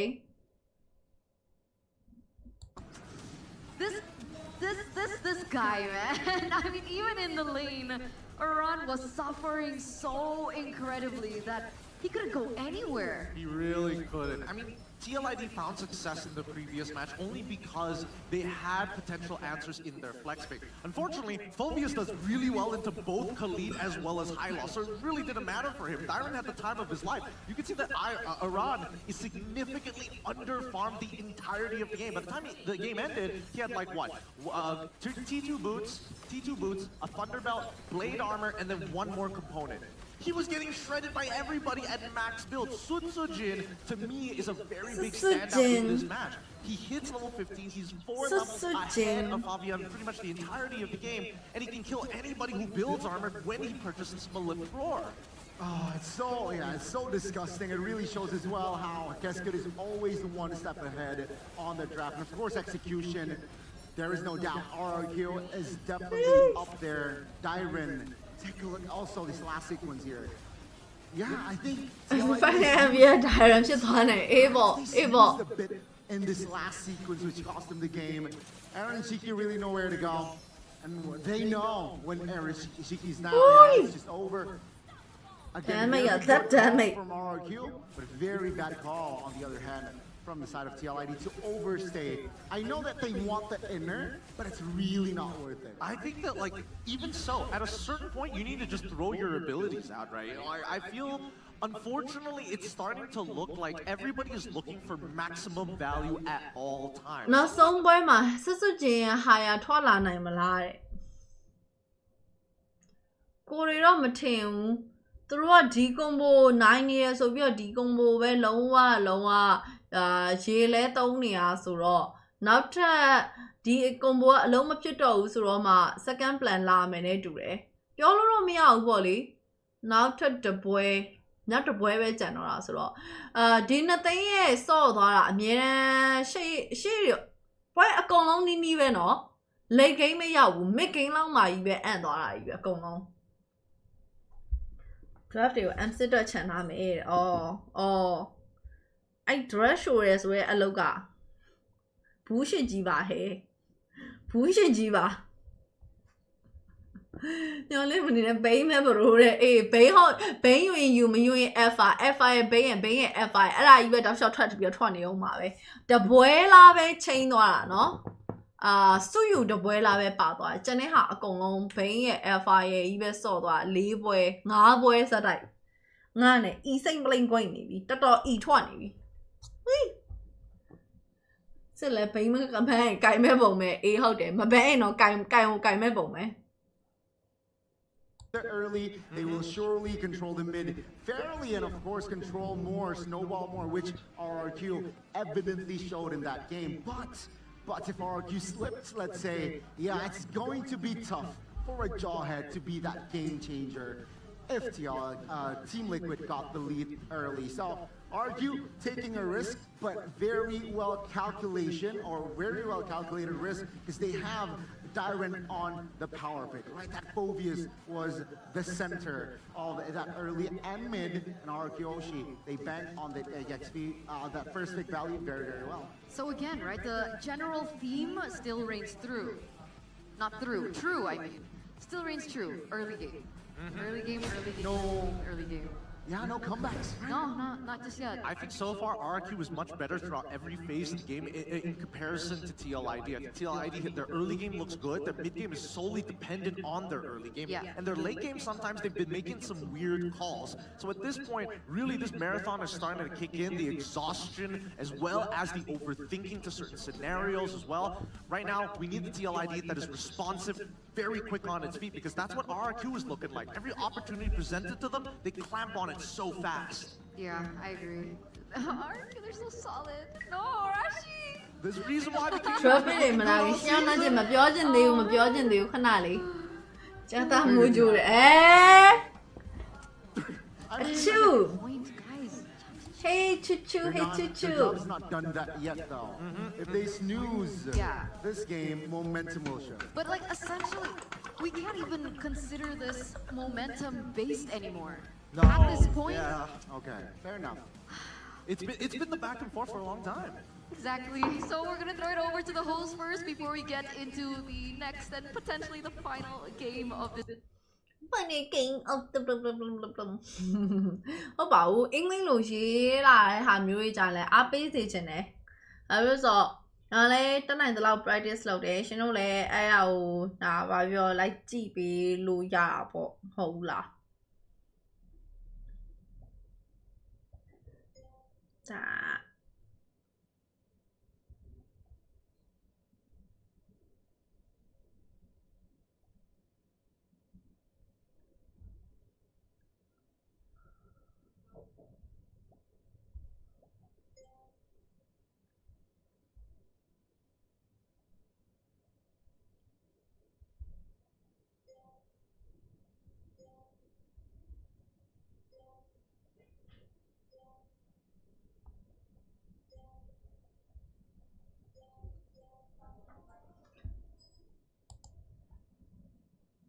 Welcome. အခု MC လဲမလေးနဲ့ဖိလစ်ပင်းမှာပဲတဲ့ ပြောလို့တော့မရဘူးလေ YouTube ကတင်လာ NAC ဘွဲကစားတရရသေးလားတခါတလေပေါ့လေခယူးမဆိုင်ခြင်းအမှုပညာစာအုပ်ကိုအလွတ်ရသွားလို့ mental strong သွားတာတဲ့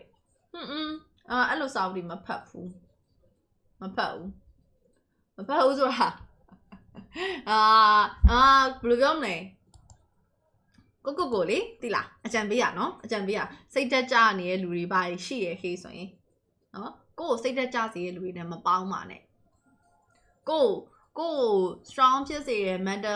mentally အရာအားပေးနိုင်စွမ်းရှိတဲ့လူတွေနဲ့ပဲပေါင်းပါတချို့လူတွေကအရန်ကိုဘယ်လိုပြောမလဲဒီလူနဲ့ပေါင်းလိုက်တာနဲ့ကိုပါရောပြီးတော့စိတ်တက်ကြစေတဲ့အရာမျိုးတွေရှိရအဲ့အမျိုးတွေ toxic တွေကိုရှောင်ပါအဲ့ဒါဆိုရင်တဖြည်းဖြည်းနဲ့ strong လာပါလိမ့်မယ်ပုံမြင်ပြောပြရဲ pick မလာခင်နဲ့ရက်ဆက်လိုက်တာเนาะတပွဲလုံးလည်းအာပြဲနေအောင်အာကြီးနဲ့ cast ပေးရသေးတယ်ဂျားထဲမှာလည်းပုံမြင်ပြောပြရဲရက်ဆက်လိုက်တာအရန်ပဲအိတ်လို့ရည်တာမအိတ်နဲ့အောင်လေနောက်တပွဲလေးကြည့်သွားအောင်လေ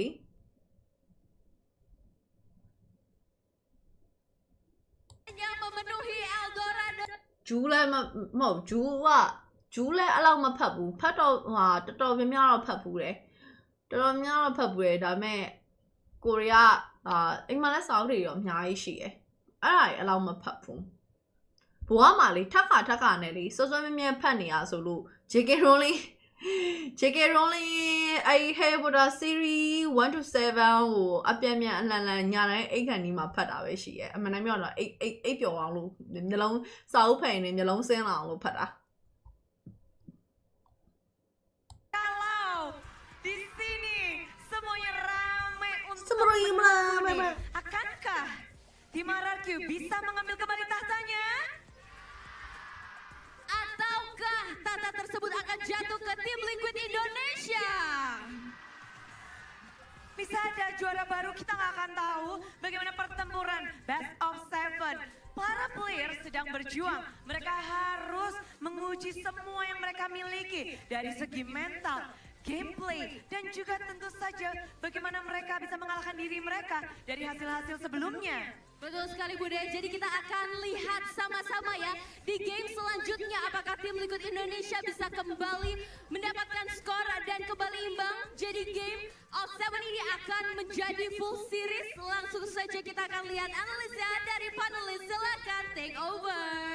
Barudak!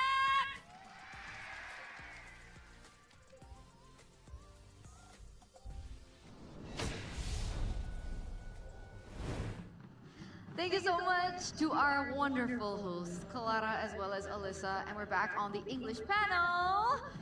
for potentially the final game in this best of 7 if TLID can't work themselves a way to come back from this 3-2. I mean, earlier on I was like, to Arashi, but he's like, I'm like, okay. I mean, it's very possible at this point. I mean, your feud with Arashi is back and forth. mentally strong ရင်လား mentally strong ရင်ဘာလုပ်ရမလဲmentally strong ခြင်းရင်ခုနပြောတဲ့အဲ့လို positive vibe ပြီးတော့နောက်တစ်ခုကဘယ်လိုပြောရမလဲကိုယ့်လိုပဲခက်ခဲအခြေအနေတစ်ခုကိုအောင်မြင်နဲ့ဖြတ်ကျော်တဲ့လူတွေကိုတစ်ချက်ကြည့်ပါသူတို့နဲ့ကိုမမဲအဖြစ်ချက်ချင်းတော့တူချင်မှတူမှာပေါ့နော်ဒါပေမဲ့သူတို့နဲ့စကားပြောကြည့်ပါသူတို့ဒီရပေါ်ဘယ်လိုမျိုးစိတ်ကိုထားရခဲ့လဲဆိုတဲ့ဟာပေါ်မူတည်ပြီးတော့အဲ့တော့မှလေလုံးဝတခါလေမှာလုံးဝထိတွေးလိုက်လို့အထိမခံတဲ့ point လေးရှိတယ်လူတိုင်းမှာပေါ့လေကိုဘလောက်ပဲတန်မာလားပါရည်ရဲလို့ထင်တယ်ပေါ့နော်တစ်ချက်မှာအဲ့လိုမျိုးလုံးဝအရှိုက်ထိပြီးတော့ဘယ်လိုပြောမလဲမျက်ရည်လဲသွားစေနိုင်တဲ့ကိုယ့်ရဲ့ weak point လေးလည်းရှိတယ်ဒါပေမဲ့အကုန်လုံးအဲ့ဒါလေးကိုဖုံးထားကြတယ်ကွာအဲ့ဒါကိုကြော်နိုင်မလားတင်မလားအဲ့ရတွေကိုဘယ်လိုဖြတ်ကျော်လဲဆိုတဲ့ဟာဟိုကြတော့ကိုရိုင်းကအဲ့ဒါကိုလက်ခံမှုလည်းလိုတယ်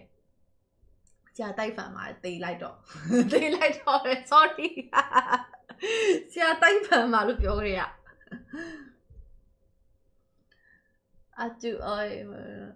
အင်ဒိုအတန်ပေါက်တယ်တော့လည်းမပေါက်ပါဘူးပေါက်ကြရပါအင်ဒိုအတန်မှမဟုတ်ထိုင်းသွားရင်လည်းထိုင်းတန်ပေါက်တယ်ရှင်နော် สวัสดีครับဆိုပြအဲ့လိုလေးသားလောက်လိုက်ရင်ကို့မှာပြီးရင်ထိုင်းလို့လာပြော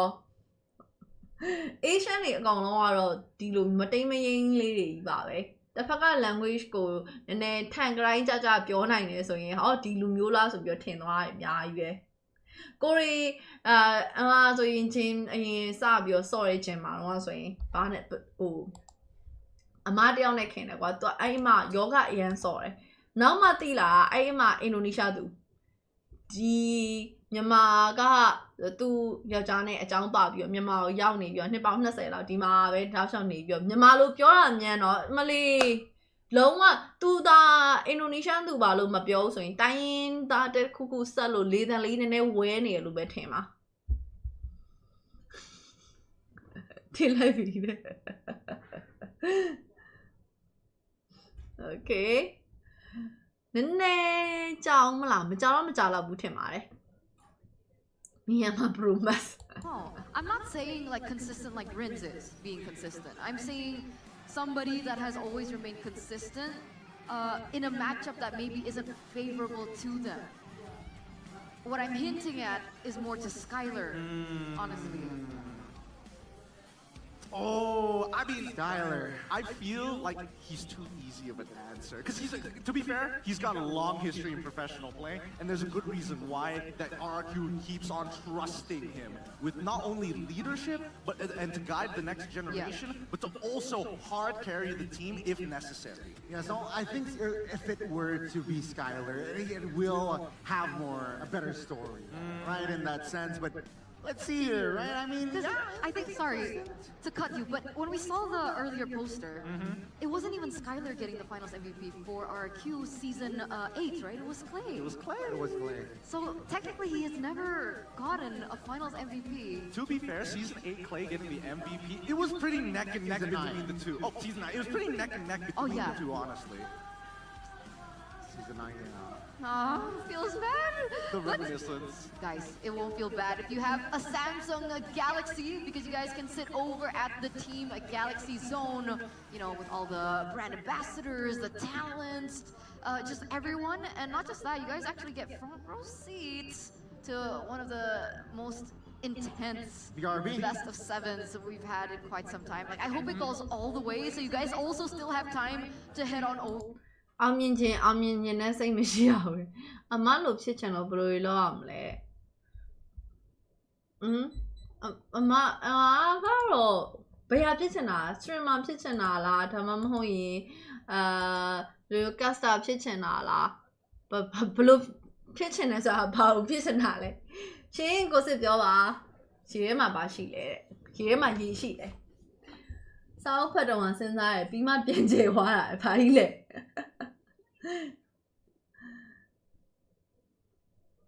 ရှင်ပြောပါရှင် hey အချောလေးတော့ငါတို့ကြည့်လိုက်အောင်မအတန်ဖွင့်ပြီးတော့ဟာဝီးရပတ်လိုက်တယ်ရုပ်ချောရဲ့လူပဲရွေးပေါက်လို့တော်နောက်ကြရင်နင်ကကတိုးလေးဖြုတ်ပေးထားမယ်ရှင်ပြောပါအစုရောပဲပြောင်းနေတယ်အစုကသူအလုံးရှုံနေရလို့ကြားတာပဲ Ethnicity ပွဲရရှိပါတယ်လူသိနေတာပါတဲ့လမွန်ရဲ့မင်းဆက်သားလေးဟဲဘာကြီးတော့အမပဲဖြစ်ချင်တာအမပဲဖြစ်ချင်တယ်ဆိုတော့ဘန်ကောက်သွားပြီးတော့ဖြတ်ပလိုက်အမဖြစ်သွားလိမ့်မယ် Funny Pro လေးဖြစ်ချင်ခဲ့တာအခု Penny Pro လေးဖြစ်နေပြီဟာရှင်တို့ငစားရင်နော်တကယ်ငစားတွေ Love you all ပါအမေကစုဖုန်းကပူနဲ့အုပ်ကြီးမျက်နှာထိုင်ကြည့်နေတာဟာကြောက်စရာကောင်းလိုက်တာဘွာကြီးကပူလောင်နေမှာပဲနော် Audience stop it voting match point for RRQ how can TLID win in game 6 how can ဘိန်းနဲ့ alpha နဲ့မကရင်နိုင်မယ်ဘယ်တော့သွားလဲလမ်းညွန်နေရောလမ်းညွန်ချက်ကြီးရဲ့ကျွတ်စင်ကြီးခေါင်းလျှော်ကြီးကြော်ညာကြီးရဆိုရွေးပြပြနာတူပဲဟဲ့အတူပဲနော်အမလေး give fan final အထိမပါလာငါဝမ်းနေလိုက်တာဆိုတာခေါင်းလျှော်ကြီးကြော်ညာကိုကြည့်ကြလို့ ဖြတ်ရင်ပြောတော့ဈေးကောင်းလို့လေဘာလဲဖြတ်ရင်ပြောတော့ဈေးကောင်းလို့ဆိုတော့နင်ကဟိုသူဖြတ်ရင်နင်ဝယ်ပြီးတော့နှစ်ခုတက်မလို့လားဟုတ်ကြည့်အရင်ရိုင်းတာပဲဟင်ဘယ်နာရိုင်းွာစာအုပ်ဖတ်တော့မျိုးလုံးစိမ့်နေရပဲစာအုပ်ပြုတ်ကြတဲ့အခါပြန်ကျဲသွားလို့အလုံးမျိုးဩရှီကီလေးပုံနေရတယ်35သိန်းအခု35သိန်းမကားတော့ဆိုငွေဈေးတွေကျရဲဆိုတော့ဟမ်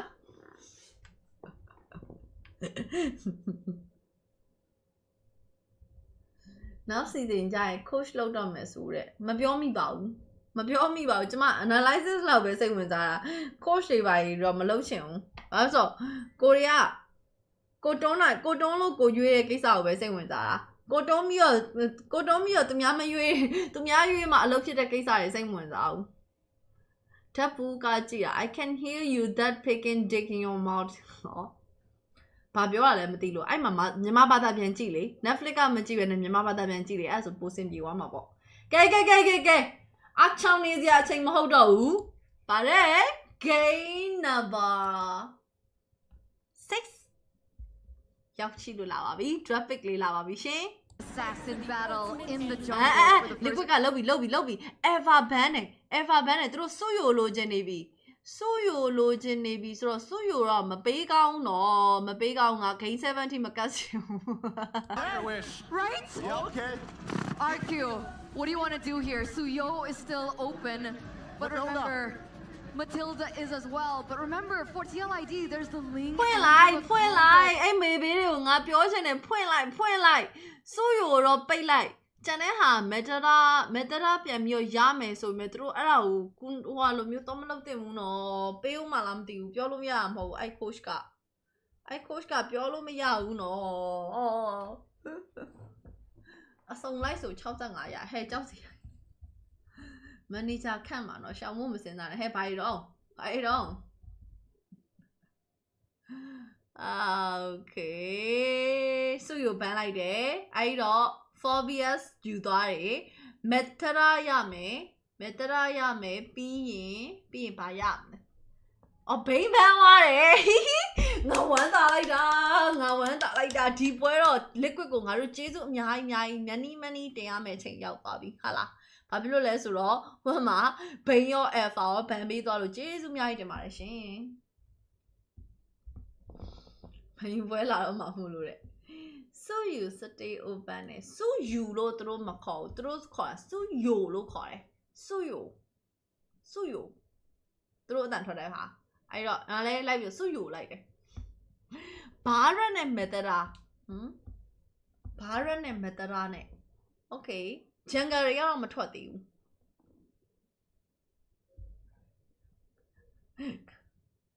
ခေါင်းလျှော်ရေးကြောင်ညာခေါင်းလျှော်ရေးကြောင်ညာမှတ်မိရဲ့လူတွေလည်းရှိရလားတော်တော်များများမသိကြပါဘူးခါလိထုတ်လာဟာလင်းအိမ်ကြလာတဲ့အဲ့လိုလှစမ်းမှာငါတို့အဲ့လိုလေးမြင်ချင်တာဟိုဘက်မှာ Metara Framis ဒီဘက်မှာလင်းအိမ်ကြလာနေပါအောင်ငါဒီတွဲလုံးကြီးကိုမှတ်မိနေသလိုပဲငါဒီတွဲလုံးကြီးကိုမှတ်မိနေခဲ့တယ်နော်Fabian Link ဆိုတော့တစ်ဖက်မှာဆက်စုချင်ကိုဘာထုတ်ခိုင်းမလဲဆိုတာတော့အတော်လေးစိတ်ဝင်စားတယ်အဲ့တော့သူတို့ Skylar ရဲ့ Bruno ဘန်လိုက်ပါတယ်Skylar Bruno ဘန်လိုက်တယ်ဆိုတော့ဒီဘက်မှာလည်းဒါ Ruby နဲ့ဆိုးသွားမယ်ဆိုပြီးတော့ Ruby ဘန်လိုက်တယ်ဒါကတော့ Angela Mid Lane သိကြတဲ့လောက်နီးနီးပဲစူယိုကတရုတ်လားတဲ့ဟုတ်မှန်နဲ့တူတယ်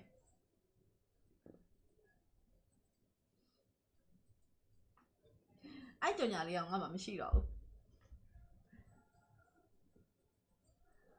ဘာကြီးတော့ so နောက်ထပ် Harry Ban နဲ့ဟုတ်တာဗောဟိုတရက်ကအဲ့လိုထုတ်သွားတာလေ Lin Angela Harry for ပြီးတော့ဟိုပါသေးရယ် High Loss ပါသေးရယ်ဒီဘွဲ High Loss ထပ်ပြီးတော့ပါလာတော့မလားတော့မပြောတတ်သေးဘူးအခုထိကတော့လွတ်နေအောင်ပဲဒါပေမဲ့ကတော့ High Loss တိတ်မကြိုက်တဲ့လူဆိုတော့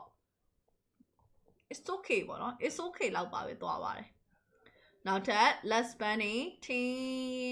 TLID ဘာဖမ်းပါလဲ TLID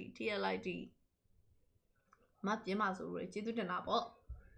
တာကောင်းတင်းနဲ့ဘလို့တော့တာကောင်းတင်းတာရင်ကောင်းသွားရလား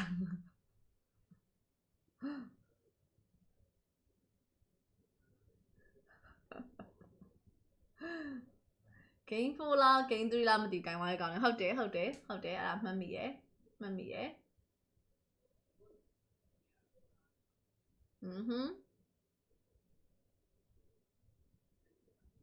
Wine ban Bruno တဲ့ Bruno ရဲ့နတ်တန်ရဲ့အဲ့ဒါကတော့ Bruno အဲ့လောက်ထိရောဘန်းစရာတော့မလိုပါဘူးဒီလိုကြည့်ရ irritate ထုတ်ဖို့အတွက်လမ်းဖွင့်ပေးနေရတဲ့ပိုတူသလိုပဲသိလား irritate ထုတ်ဖို့လမ်းဖွင့်နေရတဲ့တော့ပိုတူတယ်လို့တော့ခံစားမိရဲ့ Okay Susu Jane Julian ဆိုတော့ team fight ကို तू ကသွားပြီးတော့ supportive ဖြစ်မှာပေါ့ team fight supportive ဆိုပေမဲ့လည်းအဲ့လိုမျိုးစုနေတဲ့ခါကျရင်ဟိုဘက်က 4B ရဲ့ရထုအောင်မယ်စောင့်ကြည့်ကြရပေါ့ကြည့်ကြသေးရပါတော့ကဲနောက်ထပ် less bunny နှစ်ကောင်ကိုတော့ liquid အနေနဲ့ချပြရမယ့်အချိန်ရောက်ပြီ goal lane အနေနဲ့ဘာတွေထပ်ထွက်လာမလဲပြီးထွက်ပါလားအော် Lunos တဲ့ Lunos ရဲ့ Khalid ရဲ့ဟောအာယုံကောင်နေကြီးပဲဟေးအာယုံကောင်နေကြီးပဲ drop pick ကတော့ဟုတ်သွားပြီ so Skylar အတွက် hero RRQ ဘာထုတ်ပေးမှာလဲLunos ဆိုတော့နည်းနည်းစဉ်းစားခတ်သွားပြီ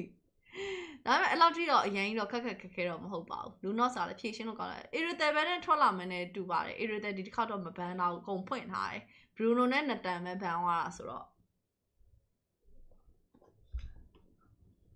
coach ကတော့ပြောင်းပေးလိုက်ပြီဟုတ်ပါကျေးဇူးအများကြီးတင်ပါတယ်လို့နော် irritate ပါပဲတဲ့ကျေးဇူးအများကြီးတင်ပါတယ် irritate ပါပဲရှင် It's a risk, but I mean, it's Skylar. It is Skylar, and it's also the Matilda as well for Edok. We saw that combination earlier before. Guys, championship points.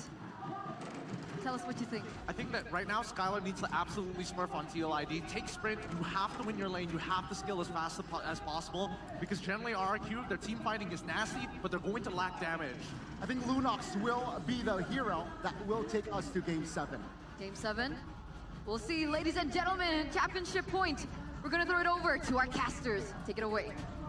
One game away from the trophy. One game away from glory. One. ဟိုကလေးကဘာလောင်နေရလဲတနာစရာလေးဟုတ်ပါဘူးဘာလို့ပလိန်ရေထိုင်ဆဲနေတယ်တချို့တွေလည်းအဲ့လိုပဲ negative energy မယူစမ်းပါနဲ့နော် positive ကလေးပဲတုံလောက်ကြစမ်းပါလောလောဆယ် Lunos တော့အငုံခံရတော့မယ် Lunos ကိုဘလို့သွားပြီးတော့အဲ့Lunos ဆိုမလွယ်ဘူးသူ live phone ရှိနေရဆိုတော့live phone ပေးသွားမဲ့အချိန်ကလည်းမှန်ပြောတော့တော်တော်မလွယ်တာပါကဲဒီပွဲမှာဆိုရင်တော့ဘယ်သင်းနိုင်ရရှိသွားမလဲဆက်လက်ပြီးကြည့်အောင် Skylar အနေနဲ့ကတော့အောင်လမ်းမှာ Arashiki နဲ့ထိန်းရတဲ့ condition ကအဲ့လောက်ထိအရင်တော့မตายရလောက်ဒါguiding win နဲ့သွားရွာတာအဲ့ဒါ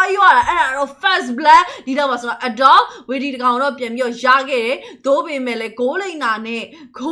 နဲ့ roaming နဲ့လဲရတာတော့အဲ့ဒါကြီးကမတန်ရေးချနေမှာတကယ်ကိုမတန်ပါဘူးเนาะ Arashiki အနေနဲ့ team ကတော့မရသွားဘူး assist ပဲရသွားခဲ့တယ်အပေါ်လန်းအနေထားမှာတော့ Dairan နဲ့ RN နဲ့ဂျားထဲမှာလည်းအရင်ကြီးတော့ကွာရှားမှုတော့မရှိတာသေးဘူး Widi စစုချင်းကိုပြန်ပြီးတော့လိုက်မောင်းဖို့တော့စ조사နေရဲ့တိတ်တော့ trade to ရဲ့လို့တော့မရှိသေးဘူးရေစနစ်နေရဂိုးလိမ့်မှာဒီနောက်မှာဆိုရင်တော့စစုချင်းလင်းဖတ်တိုင်းမှာဆို Black Fabian နောက်ထပ် team gate တစ်ခေါက်ပြန်လဲကောက်ထားရင်းနဲ့အခုနေမှာဆိုရင်တော့ဖြင့် 2-1 နေထားနဲ့ liquid ကနေပြီးဦးဆောင်ဖို့တော့စ조사နေရဲ့ Fabian Dairan စီကိုပြေးပြီးတော့ကတ်တယ်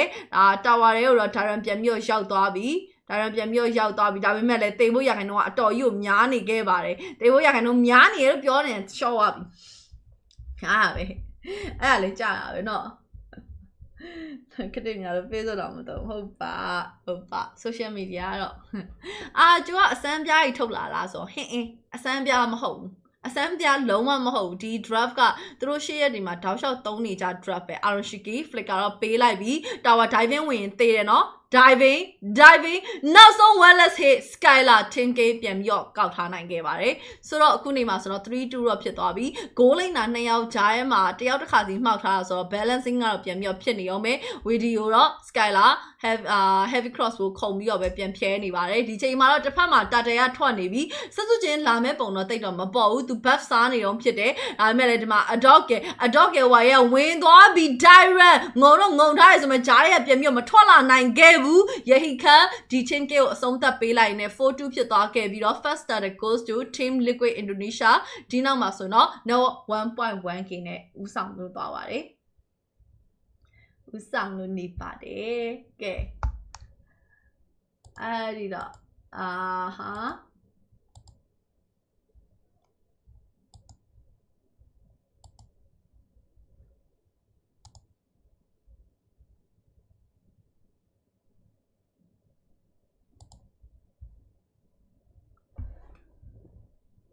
4-3 နောက်အချိန်နေရတိတ်တော့မကွာလှဘူးအခုနေမှာဆိုတော့ပွဲချိန်3မိနစ်ပဲရှိပါသေးတယ်ပွဲချိန်3မိနစ်ဆိုခုနေမှာအောက်လန်းချိန်နေတော့အောက်လန်းကိုတစ်ချက်ပြန်ပြီးဆင်းလာ Rings ကတော့ Skylar အတွက်ဒါသိမလားလဲတစည်းလေးကို one less စားလို့ရအောင်လို့မရမကတော့ဖန်တီးပေးသွားတာလေးတော့တွေ့ရတယ် second starter ထွက်ဖို့အတွက်က10မိနစ်လောက်လိုပါသေးတယ်ဒီချိန်မှာတော့ Widi အတော့ဒီဘက်မှာလည်း baby sit ကိုစီနဲ့ဒီတစ်ခေါက်တော့လေ mid jewel ပုံစံမျိုးမဟုတ်တော့ဘဲနဲ့ goal line ကို jewel ပုံစံမျိုးပြန်ပြီးတော့ချပေးထားတယ်အဲ့ဒါလေးကစိုးတော့မစိုးလှဘူးသိလားယဟီခ Widi တစ်ချက်တော့ပြန်ပြီးတော့ join ထားတယ်တတဲနာစီကိုတော့ခတ်တိုးလေးတော့ liquid ဘက်ကပြန်ပြီးချင်းကက်လူလာတယ် Dyron အပေါ်မှာအရင်ဆုံးပြေးဖြတ်ဖို့စူးစမ်းတယ် Dyron ဒက်တိုနာ welcome tower ထဲမှာပစ်ထည့်လိုက်ပြီး link tap so blade 3ကောင်လုံးကျလာတဲ့ condition တစ်ခုမှာတော့ Dyron အနေနဲ့တော်တော်လေးတော့အထိနာသွားခဲ့ပြီပဲဖြစ်ပါတယ် liquid ကဒီဘက်မှာ RRQ ကိုပြန်ပြီးတော့ countering ပြန်ပြီးဆင်းတဲ့ပုံစံက Dyron ကိုနှိမ်ပြီးတော့သူတို့ဆင်းတယ်အဲဒီတော့ Aroshiki ခုနေမှာဆိုရင်တော့ဖြင့်ရိုက်ခဲကောင်းမှုနဲ့စက်စုချင်းကိုပါထပ်ပြီးတော့ရသွားပြီ RRQ ဒီတစ်ခေါက်တော့တတဲမထွက်ခင်မှာအတော်လေးတော့နှိမ်ပါသွားခဲ့ပြီလို့ပြောလို့ရပါတယ်တော်တော်နှိမ်သွားပြီဒါပေမဲ့လည်း4မိနစ် no 3k ဟုတ်သားပဲ4မိနစ် no 3k အဲ့ဒါတော်တော်နှိမ်ပြီလေဟုတ်တော့ဒါပေမဲ့တခြားကြံတဲ့နေရာမှာဘယ်လောက်ထိကြံနေအောင်မလဲဆိုတဲ့ဟာလေးတစ်ချက်တော့ကြည့်အောင်မယ် Dyron ကိုလည်းမစွာနိုင်အောင်လို့စောစီးမှာသွားပြီးတော့သူတို့ဖိထားတယ် Dyron lane ကိုခဏထပ်ခါသွားပြီးတော့ကန်တယ်ဗောနော် video တော့ Skylar backline နဲ့ကနေပြီးတော့heavy cross ဖို့ဒီနောက်မှာဆိုရင်တော့ဖြင့် video တကောင်မရမကပြန်ပြီးတော့ကောက်ထား Aroshiki လည်းခုနေမှာ live အောင်ပြန်ပြီးတော့ချိန်ထားတယ်ရိတ်ခဲတော့ပြန်ပြီးတော့ရောက်လာပြီးသို့ပေမဲ့အဲ့လောက်ထိတော့ပြန်ပြီးတော့ counter တက်ဖို့တော့လုပ်လို့တော့မရသေးပါဘူး Aroshiki အနေနဲ့ dark form ကနေပြီးတော့minion တွေပါပြန်ရှင် level အပြင်တော့7 Skylar has plot ချောင်းပြီးသွားပြီတစ်ဖက်မှာAroshiki ကGenius 1 first item သွားထားပါတယ် Genius 1 first item ဆိုတော့မပြောတတ်ဘူးကောင်းတာတော့ကောင်းတယ် damage ကတော့အတော်လေးထွက်တဲ့အထဲမှာတော့ပါတယ်ပေါ့နော်ဒါပေမဲ့ပွဲကတော့နည်းနည်းလေးတမျိုးလေးဖြစ်နေတယ်လို့ပဲဒီဘက်မှာ damage oh my god Aroshiki အပေါ်မှာ Angel hard guard ပြန်ပြီးတော့ပူပြီး save ထားတယ် Skylar တော့အိမ်ပြန်တင်တယ်ဒါပေမဲ့လည်းအပေါ်မှာ Fabian ရဲ့အရေးရောင်မြင်လိုက်ရတဲ့အချိန်မှာ Skylar အိမ်မပြန်မဲနဲ့သူအနေနဲ့ဒီနာ minion wave ကိုတော့အလွတ်မခံမဲနဲ့စားပြီးတော့မှ reset ချမဲ့ပုံစံပါပဲ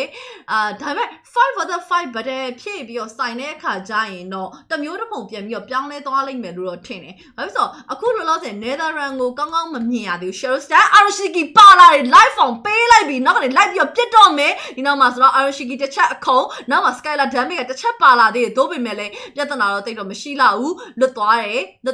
mid lane မှာလည်းကျန်တဲ့သူတွေအကုန်လုံးကရှေ့ကနေပြီးတော့ block ပေးထားတာဖြစ်တဲ့အတွက်ခုနေမှာတော့ liquid အနေနဲ့သူတို့ရဲ့အားနဲ့ချက်ကိုလုံးဝအကင်မခံမဲနဲ့တော့လွတ်နေတော့မှာပဲပေါ့နော် bottom lane minion တစ်ချက်ပြန်ပြီးတော့ရှင်းမယ် late game သွားမယ်ဟေးဆိုရင်ဘယ်ဘက်ကပိုတာမယ်လို့ထင်လဲတခြားလောက်ပြောကြည့်လို့ရတယ်နော်လေကိန်းသွားရင်ဘယ်ဘက်ကပိုတာလောက်မလဲခုနေမှာ Noah ကတော့ 3k လောက်မှာပဲငြိမ်နေတော့မှာပဲထပ်ပြီးတော့တိုးလာမျိုးအများကြီးတော့မရှိနေသေးဘူးနောက်ဆုံး last starter ထွက်ဖို့အတွက် ထွက်သွားပြီဆိုတော့ let's start it first starter second starter နှစ်ခုစလုံးက liquid ကပဲယာထားတာခုနေမှာဆိုရင်တော့ပြင် Netherlands ratio တော့ပြန်မြုပ်ဝင်သွား lane tempest ဆို blaze စုချင်းတန်းမြုပ်ကျသွား skylar ကိုယ်တိုင်လည်းအတော်လေးကိုနားနေပြီအနောက်ကလိုက်လာတဲ့ 4B ရဲ့ကြီးကိုပြန်ပြည့်ရတာတကယ်ကိုအစစ်မပြေနေသေးဘူး damage output အဲ့လောက်ထိမမျှနေသေးတဲ့နောက်မှာ Aran ကို tower ရဲတော့ဆွဲထည့်နိုင်ခဲ့တယ်ဆိုပေမဲ့ okay ဒါ skylar ပြန်မပါသွားဘူးဆိုတော့ဒီနေရာမှာဆိုတော့ပြင် 10k 142 trade 142 trade နောက်ဆုံး last starter ကတော့ liquid ပဲရရှိသွားပြီဖြစ်ပါတယ် mid lane first tower ပါကျိုးသွားတယ်အထိခိုက်တွေကတော့စပြီးတော့များလာပြီဒီ starter ရသွားရင်တော့ network က 4k စပြီးတော့ကြော်သွားမယ်9 minute 4k တကယ်များပါတယ်နည်းနည်းများရဲ့ပမာဏတစ်ခုရှိပါတယ် RRQ ကတော့အခုနေမှာ212 Fabian 5k and 5k and 1 assist 501တော်တော်အဆင်ပြေနေရဆက်စုချင်းကကြတော့ဒီအချိန်မှာတော်တော်အထိနာနေတဲ့အထဲမှာပါတယ်031အနေထားဖြစ်နေရ level 10 Fabian level 13 level အဖြစ်အဲ့နာမှာ gap ကတော်တော်လေးကြီးနေအချန်ကန်အကောင်ကြားထဲမှာဒါဆက်စုချင်းအနေနဲ့ shutdown k ပြန်ရဖို့အတွက်ဆိုတာလည်းအတော်လေးတော့မလွယ်ဘူး but တော့စပြီးတော့ဖွင့်ပြီဆို liquid ဘက်ကဖွင့်တာအတော်လေးများနေခဲ့တယ်ဗောနော်အခုနေမှာ no goal league ကို liquid ကိုအများကြီးပေးထားတဲ့အတွက်5ချင်းတဲချင်းပြန်ဆိုင်ဖို့ဆိုတာလည်းမလွယ်တော့ skylar သွားရွာပြန်ပြီထုံးစံအတိုင်းပဲဒါပေမဲ့ but calling သွားခေါ်တာ witty သေးကန်ဒီ3/2နေထားဆိုတော့လေဒါတော့တေးသွားနိုင်တယ်ပေါ့နော်အဲ့ဟိုဘက်က skylar လည်းတော်တော်စွာတယ်သူနဲ့ guiding wing metadata guiding wing နဲ့ပြန်ပြီးတော့တွဲလုံးထုတ်တဲ့ဟာတွေကလည်းတော်တော်လေးကိုမိုက်တယ်ဒါပေ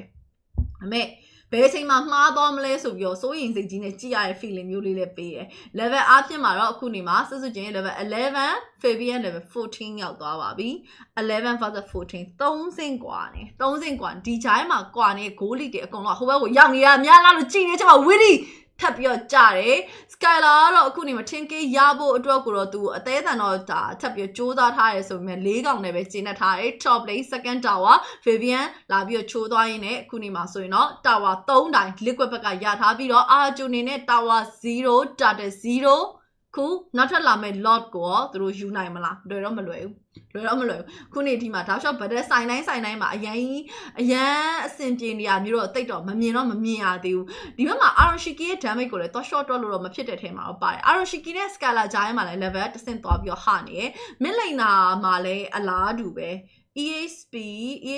9နဲ့ဒီဘက်မှာ10ဟုတ်တယ်တသိန်းလုံးတော့တဆင့်လေးသွားနေတယ် bottom lane ရဲ့ first tower လေးပြန်ပြီး push ဖို့အတွက်စူးစမ်းနေတယ်ဒီချိန်မှာ log ကထွက်နေပြီ first log ကိုမလာဘူးပေးလိုက်မယ် tower ကို second ထိ push မလာတော့ကြည့်ရမယ်ဒီချိန်မှာတော့အောက်လမ်းကိုအပြုံလိုက်ကြီးပြေးပြီးဆင်းလာပြီး Aran ထိတ်ဆုံးကအဲ့ဒီမှာထိတ်ဆုံးတွေ့တော့မယ် Aran လိုက်ပြီးတော့ထူတယ် adopt အနေနဲ့ကတော့ဒါ AC လေးပဲဒါ metadata ကိုပဲထုမိရဆိုတော့လေ metadata လွတ်တုံးမှာပဲဗောနော်ဘော်ဒွန်လင်းရဲ့ second tower အောက်ကိုskylar မထင်သလိုတော့အဲ့လို heavy cross ကိုအမှန်တမ်းပြောရင် lunos ကိုနာတော့နာတယ်သိလား lunos ကိုအဲ့ဒီသူ့ ultimate တစ်ချက်ထိလိုက်ပြီဆိုရင်တော်တော်နာတော့ပိတ်သွေးကိုပိန်းထွက်သွားပဲတော်တော်လေးသွေးကိုပိန်းထွက်သွားမယ်အထဲမှာတော့ပါတယ် top lane လော့ဝင်လာနေပါပြီအဲ့ဒီ lock က top lane ရဲ့ mega ကိုကျိုးသွားနိုင်လား skylar မှာတော့ခုနေမှာ ultimate တော့မရှိနေသေးဘူး sprint ကတော့အများနဲ့သူခြံထားတာလေးတော့တွေ့ရမယ်အဲ့တော့ lock ကိုတော့ mega tower တိတ်ပြီးတော့ထိမယ်လို့တော့မထင်ဘူးပေါ့နော်ဒါပေမဲ့လည်းဒီဘက်မှာအပြုံလိုက်တက်လာတာ lunos lights fall ဒီနောက်မှာဆိုရင်တော့ပြင် netherlands တော့ဖွင့်ချလိုက်ပြီး lane tempest of blade Aran ကတော့ထိတ်စွန်းနေကျသွားတယ် mega တော့မကျိုးသေးဘူးဒါပေမဲ့ mega ကျိုးသွားပြီ Fabian shutdown k ဆက်စုချင်းပြန်လဲရရှိသွားပြီးမှဆိုတော့ skylar နောက်ကနေပြီးယာဟီကန်နာကိုလိုက်သွားမလားမလိုက်တော့ဘူးတဲ့ high ground defense ကိုပဲ 2 man down နဲ့ mega တလိန်းကိုလဲခဲ့လိုက်ပါတယ် network ကအခုနေမှာခုန 8k လောက်ကနေပြီးတော့ 4.60 ပြန်ပြီးတော့ဆင်းတော့ဟုတ်ခုန 8k လားမမှတ်မိတော့ဘူး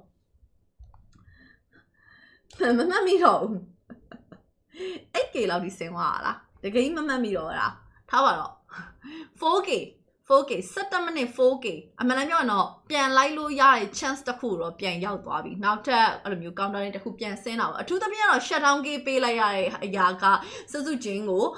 သိရမလား bonus goal တွေအများကြီးပြန်ပြီးတော့ရရှိသွားစေတဲ့အထဲမှာတော့ပါတယ် mid lane skylar တစ်ချက်ပြန်ပြီးတော့ရှင်းထုတ်ထားတယ်ဒီနောက်မှာဆိုရင်တော့ဖြင့်lock နောက်ထပ်လာမဲ့ lock second lock ကတော့အတော်လေးတော့လိုပါသေးတယ်ဒါပေမဲ့ခုနလိုမျိုး counter ပြန်ဆင်းလာတဲ့အားသာချက်တစ်ခုအရာဘာတွေရရှိခဲ့သလဲဆိုရင်တော့ jungling နေမှာနည်းနည်းပြန်ပြီးတော့ fan timing လေးပြန်ပြီးရသွားတယ်အာသာကျတော့ရှေ့ဆိုမဲ့ adopt ရှော့ရမယ် really surprise attack မှာ adopt ရှော့သွားတယ်အဲ့ဒီဟိုမရှိဘူးဆိုတော့ဘာမှလုံးလို့မရဘူးရှေ့မှာညက်ပြီးကြံနေခဲ့တာ Dyran down တော့မယ် Rinse အနေနဲ့တာဝါရဲရောက်သွားပြီး Netherlands ကုံသွားအပြီးမှာဆိုရင်တော့ high bomb ကို surprise attack ဆိုပြီးပြန်ပြီးပြေးတက်လာတယ် liquid ရဲ့တိုက်စစ်တွေဂျားထဲမှာဆိုရင်တော့ကဲနောက်ကနေ Rinse ပြန်ပြီးထွက်လာခဲ့လို့ဒါ Rinse အနေနဲ့ stack တွေရှိနေလို့ဒါကန်ကောင်းသွားခဲ့တယ်3 man ကြံနေရဲဆိုတော့လေအန်လို့မရသေးဘူးတန်းအန်မီလားဆိုပြီးရင်နေတုံပြီးကြီးလိုက်တဲ့အချိန်မှာမအန်သွားသေးဘူးနောက်မှ adopt ပြန်ပြီးထွက်လာပြီဒီပွဲကတော့နှစ်သိန်းလုံးမှာတစ်ချက်မှအမှားမခံတော့တဲ့ပွဲတစ်ခုလို့ပြောမယ်ဆိုတော့မမှားတော့ဘူးလို့ထင်ပါတယ် Fabian ကတော့သူ့ရဲ့ link လုံးဝ full performance ထွက်ထားနိုင်တယ်ဆက်စုချင်းအမှန်တမ်းပြောရရင်တော့ဆက်စုချင်း performance ကဒီနေရာမှာပြန်ပြီးငုတ်သွားတဲ့အထဲမှာပါတယ်အထူးသဖြင့် Darren နှိမ်ခံထားတဲ့ condition တစ်ခုမှာဆက်စုချင်းလည်းနောက်ကနေပြီးတော့consequence အနေနဲ့လိုက်ပြီးတော့သူပါနှိမ်သွားတဲ့ပုံစံမျိုးရောက်သွားခဲ့ရပါတော့ Fabian ခုနေမှာ Darren တို့ခေါင်းနည်းနည်းလေးတိုးပြီးတော့လာကြည့်ရယ် second lock ကိုကတော့အမှန်တိုင်းပြောရရင် second lock သွားယူဖို့အတွက်မပြောတတ်သေးဘူးနောက်ဝအဖြစ် damage အဖြစ်တော့ကွာနေရပါတော့ဒါပေမဲ့လည်းခေါင်းတိုးပြီးတော့နည်းနည်းလေးအချိန်သွားပြီးတော့ဆွဲလို့ရတဲ့လောက်လေးပဲသွားဆွဲမလားဒါမှမဟုတ်ရင်ဘတ်တယ်ဝင်ခိုင်းမလားတော့မပြောတတ်သေးဘူးSkylar အခုနေမှာ item 3ခွက်ကတော့ထွက်လောက်ပြီလို့တော့ထင်တယ်ဒါပေမဲ့အဲ့လောက်ထိတော့အရင် full မှာတော့မဟုတ်သေးဘူးတစ်ဖက်မှာ Witty ရဲ့ movement တွေကလည်းတော်တော်လေးတော့မိုက်တယ်အဲ့တော့ lock ကိုမယူတော့ဘူးတဲ့ပေးလိုက်ပြီးရဲ့ lock ကိုပေးပြီးတက်လိုက်တယ်အဲ့တော့နောက်ထပ်လာမယ် second lock ကလည်း top လေးကနေပြီးတော့ထပ်ပြီးတော့ထွက်လာမယ်ကဲ second lock second attack liquid အနေနဲ့ကျိုးရဲ့ high ground ကိုတက်တဲ့နေရာမှာဘယ်လောက်ထိရောက်သွားနိုင်လဲဆိုတာကတော့မကြခင်မှာတွေးမြင်ရမှာပဲဖြစ်ပါတယ် draft ကမမျှတာလား draft ကမမျှတာလားဆိုတော့ဆော့လို့တော့ရပါတယ်အားလီပိုင်းမှာ liquid ဘက်က draft ကပို့ပြီးတော့တာတာကိုမနေ့ပြောရင်တော့အဲ့ဒီ Fabian နဲ့ Barat မှာဆိုတော့ Barat Fabian ကိုတော့ပို့ကြိုက်တယ်Barat ကဒီပွဲမှာအသေးပြောက်အရမ်းများထားတယ်သူ့ကိုတောက်လျှောက်နှိမ်ထားခဲ့တာဆိုတော့အခုနေမှာ तू က damage စားသုံးသူတသက်လောက်ပဲဖြစ်နေတယ်အဲ့လောက်ထိအရင်အဆင်မပြေနေဘူး Aran ကလည်း Aran လိုကောင်မျိုးကလည်းအတင်းခေါင်းတိုးပြီးတော့တက်မှာပဲဒီ law နဲ့ကတော့ all in mega ပါသွားနိုင်ခြေကြီးလည်းအတော်လေးများတယ် Fabian ဘေးနားမှာအခြေအနေစောင့်ကြည့်လို့နေတော့မယ်ဆက်စုချင်းနဲ့ to Skylar log ကိုရှင်းဖို့အတွက်စူးစမ်းနေတဲ့အချိန်မှာ minion wave ကမရှိနေခဲ့ဘူးအဲ့တော့ဒီ law နဲ့ကဒါပေမဲ့ liquid ကလည်းပြောလို့တော့မရဘူးသိရမလားအောက်ကိုဆင်းလာတဲ့ခါကျရင် surprise ဆိုပြီးတော့ဝုန်းကနေလာတက်တာမျိုးလေးဖြစ်ကောင်းဖြစ်သွားနိုင်တယ်ဒါပေမဲ့လည်းသူတို့ထပ်ပြီးတော့မတက်တော့ဘူးအဲ့တော့ကျော်တော့ AC ပဲတန်တာပေါ့ second law နဲ့ mega တိုင်းမှထပ်ပြီးတော့မပေးရရဘူးဆိုတော့အတက်ထပ်ပြီးတော့အလုံးမခံအောင်ဆိုတော့သူတို့အနေနဲ့အခုနေမှာသူတို့ balance ဖြစ်သွားတဲ့ condition တစ်ခုကိုပြန်ရသွားဖို့အတွက်နီးစပ်နေပါတယ်ပွဲချိန်ကတော့15မိနစ်ကိုရောက်လာပြီ mid game ကိုရောက်လာပြီဆိုတော့ network က 5k mid game နောက်ထပ်လာမယ် law နဲ့ဆိုရင်16မိနစ်ကျော်18မိနစ်လောက်မှ law တက်တယ်ပဲထားအဲ့ချိန်ကျရင် law ကိုတော့ပြ Skylar ရှင်မ Fabian နဲ့တန်းပြီးတိုးတယ် Netherlands ရှိနေသေးတယ် Netherlands အားကိုးနဲ့ပြန်ပြီးဖြဲတယ်ဒါပေမဲ့လည်းဟိုမှာ Angela Hardcock ကတစ်ဖက်မှာ Yaker ကလည်းပေးထားပြီးသားဖြစ်တဲ့အတွက် Fabian အနေနဲ့လည်း safe ဖြစ်တာလေးတော့မြင်တွေ့ရမယ်သူတို့ကဒီ Netherlands နဲ့အဲ့Netherlands က Fabian ဝင်လာပြီဆိုဖွင့်ပေးရ Rinse ရဲ့ promise လေမစိုးဘူးလို့တော့ထင်တယ်တိုင်ချိန်သားလေးကြိုက်တယ်နေရောအဲ့တော့ဆက်စုချိန်ကလည်းအခုနေမှာတဖြည်းဖြည်းနဲ့တော့ item ကတော့ပြန်လိုက်လာနိုင်မယ်လို့တော့ထင်တယ်ဒါပေမဲ့သူအခုချိန်ထိကတော့သူ့ရဲ့ buff စားသုံးခွင့်ကိုတော့လက်လွတ်ဆုံးရှုံးနေရတော့မဲ့အဓိကကတော့အားလီမှာမတာခဲ့တဲ့အတွက်အရင်တစ်ခေါက်တုန်းကသူတို့နိုင်ခဲ့ရဆိုတဲ့နေရာမှာ Fabian ဒီ link Angela ပဲသူတို့ထုတ်ခဲ့တယ်เนาะဒါပေမဲ့အားလီပိုင်းလောက်မှာကလေး Fabian ကို buff ပြအောင်လို့သူတို့ထောက်လျှောက်ဖိအားပေးအဲ့ draft ကအလုံးမဖြစ်ခဲ့ဘူးဒါပေမဲ့ဒီတစ်ခေါက်တော့ liquid ကဒါကိုထိန်းသွားနိုင်တဲ့အတွက်ထောက်လျှောက်အသာစီးနဲ့တော့ဖိဖို့တော့စူးစမ်းတယ်ဒါပေမဲ့ထင်သလောက်တော့ပွဲကတော့စောခဲ့တဲ့ဒီနေ့သူတို့စောထားတဲ့အားလုံးပေါင်း6ပွဲမြောက်6ပွဲမြောက်မှ16မိနစ်ကိုရောက်လာတယ်ရှေ့ပိုင်းပွဲတွေအကုန်လုံးအစောကြီးနဲ့အံ့သွားတာဒီတစ်ပွဲပဲ ဒီတပွဲပဲနည်းနည်းကြာတယ်လေကိန်းသားကိုချင်းကပ်လာတဲ့အထဲမှာပါတယ်ဗောနော်ဒါပေမဲ့လေကိန်းလည်းရောက်သွားမယ်လို့တော့ထင်တယ်ကဲခုနေမှာဆိုရင်တော့ပြင်ဒါကတတိယမြောက် lock ဖြစ်ပါတယ် lock နာတတိယမြောက် lock ကိုအာဂျူလာအောင်မလားဒါမှမဟုတ်ရင်ခုနလိုပဲပေးလိုက်ပြီးတော့ပဲ high ground defense မလားဆက်ပြီးတော့ကြည့်အောင်တော့မကတ်လာခြင်းသေးဘူးတတိယမြောက် lock လဲ liquid ပဲရသွားခဲ့ပါတယ်တာတဲ့3ချိန် lock 3ချိန်ဒီ3ချိန်လုံးရထားပြီး widi နေတဲ့ skylar ကိုမြင်သွားပြီဒါပေမဲ့လေ skylar လိုက်ပြန်ဖြဲတာဗျအဲ့ဒီ3မျိုးပါအကုန်ပြန်ပြေးscalar damage တွေကအခုနေမှာထွက်နေလောက်ပြီလားဆိုတော့ဟုတ်တယ်ဗျ8891တဲ့8891 damage output အပိုင်းမှာကဟိုဘက်မှာ Fabian နဲ့ Widi နဲ့ထွက်တယ် Fabian နဲ့ Widi နဲ့ကအဓိကထားပြီးတော့ထွက်ထားတယ်RN ကတော့ team ကရထားကျွန်တော်မရှိဘူးရိုက်ခဲ Undead ဖြစ်ပါတယ် Angela Undead ကတော့တိတ်တော့မထူးတန်းလာဘူးဒီပွဲမှာကသူက AC လေးပဲလုံးဝ comfort ဖြစ်တဲ့အနေအထားတစ်ခုရမှာဆက်စုချင်းအနေနဲ့ကတော့အခုလောလောဆယ်မှာသူ Julian နဲ့အဆင်မပြေဘူးပေါ့နော်သူ Julian ကတော့အထိခိုက်တွေအရင်များထားတဲ့အထဲမှာပါတယ်ဒါပေမဲ့လေ team fight ဒီလိုမျိုး Netherlands range ပြန်ရောက်သွားရင်တော့ countering ပြန်တက်လို့ကောင်းတဲ့အထဲမှာတော့ပါတယ် so mid lane အနေထား RN ရှေ့ကိုတက်လာခြင်းနဲ့ဂျာရဲမှာညက်ပီလာ Skylar ဒီနဲ့ Netherlands range မှာတော့ရှိနေတော့မယ်ဒါပေမဲ့ lock ကိုရှင်းဖို့အတွက်ကြံရှိနေသေးတယ်တစ်ဖက်ချမ်းမှာဆို Skylar ပတ်ပြီးတော့ပြစ်နေခဲ့တယ်အဲ့ဒါ video သွားပြစ်တယ်မရထားသေးဘူး Fabian Immortal အကြမှာဆိုရင်တော့ပြင် Winter Crown တော့ခဲထားတယ် wall မပြတ်တော့မမီတော့ဘဲနဲ့ Fabian ပြန် down လို့သွားခဲ့ပါ 2 man down high ground တက်တာတာကြီးတို့ရဲ့ဒီတစ်ခေါက်လဲ mega ထပ်မကြိုးသွားဘူးတဲ့မကြိုးတော့ဘူးအဲ့တော့ RRQ time ကပြန်ပြီးတော့ရောက်လာအောင်50-50 chance ပြန်ပြီးတော့ဖြစ်သွားပြီပွဲချိန်18 minute ဖြစ်ပါတယ် team K 13 versus 11နှစ်သင်းပေါင်း24ကောင်လို့ရှိနေရယ် mid lane first tower အခုမှလာချိုးမှာ mid lane first tower အခုမှ RN နဲ့ Fabian နဲ့မရှိဘူးဆိုမှတော့ဒါ AC လေးပဲလာချိုးလို့ရတယ်တစ်ဖက်မှာရှိနေရယ်ကြံနေရ3ကောင်မှာ Widi တော့ကြံနေတယ် oh my god Skylar ကျသွားပြီ Widi shut down K Aroshiki နဲ့ပြေးပြီးဝင်လာရင်းနဲ့ခုနေမှာဆိုရင်တော့ပြေးထပ်ပြီးတော့ဗဒက်ဆိုင်မှုစူးစမ်းနေဆက်စုချင်းကိုတော့ကဲလို့ရပါမလားလွယ်တော့မလွယ်တော့ဘူး guiding win အနောက်ကိုပြန် fall back ဘက်မလို့နဲ့တက်မဘက်ဘူးအနောက်ပြန်ပြီးတော့လိုက်လာသေးတယ်အဲ့တော့ direct တယောက်တကောင်ပြန်ပြီးတော့ရင်းရနိုင်လားဆိုတာကြည်ရင်းနဲ့ direct ကိုတော့ရင်းထုတ်ခဲ့ပါတယ်ဒါတော့ရင်းထုတ်ခဲ့ဆိုတော့ high ground ကို3ယောက်ပဲကာရတော့မယ် liquid အဆုံးသတ်ဖို့အတွက် mid lane ကနေပြီးတော့ RE နဲ့ပြေးတက်လာခဲ့ပြီး mega tower စီတော့ရောက်လာပြီး race မှာ ultimate တော့ရှိတယ်ဒါပေမဲ့ခဏတော့သူခြံထားနေတော့မဲဆက်စုချင်းနဲ့သွေးပြန်အဖြစ်dog ကနေနဲ့တော့တာဝါအောက်ကိုပြန်ပြီးတော့ပြေးလာပြီးလဲတစီက enemy ဖြစ်သွားလားဆိုတော့ enemy ဖြစ်သွားပြီးတော့ game number 7ကိုရောက်ရှိလို့သွားခဲ့ပြီပဲဖြစ်ပါတယ်ကျေးဇူးအများကြီးတင်ပါတယ်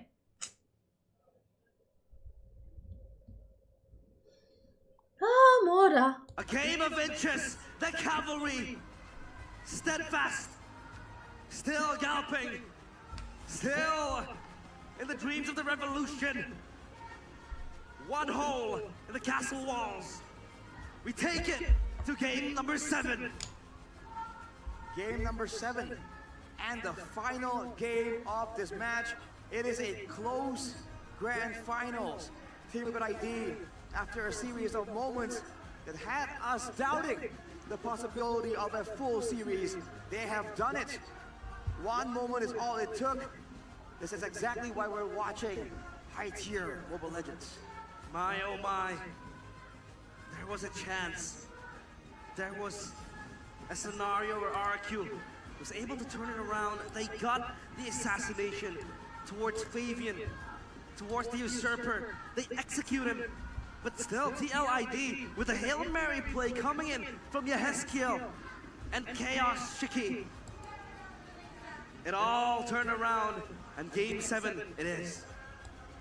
The cavalry have always bowed down to the king. In the regular season, 2 legs it was. But they had to bow down, kneel before the king. In the upper bracket finals, we expected something different with a 2-0 start. Julian ပြမကြိုက်ဘူးဟုတ်တော့တယ် They still had to bend the knee. But today, it might be the day they finally conquer the kings. They finally usurp the throne. Now then, game 7. What will happen? Will the castle walls still stay intact? Or will the cavalry complete their revolution, their rebellion, their revolt towards the prince on the way to become a king? will it all be stolen away from the clutches of the kingdom? A final showdown on the field of battle. The forces of the kingdom against the swift and aggressive cavalry. And for the first time since season 8, we will have a full 7-game grand finals. Panelists, are you not entertained?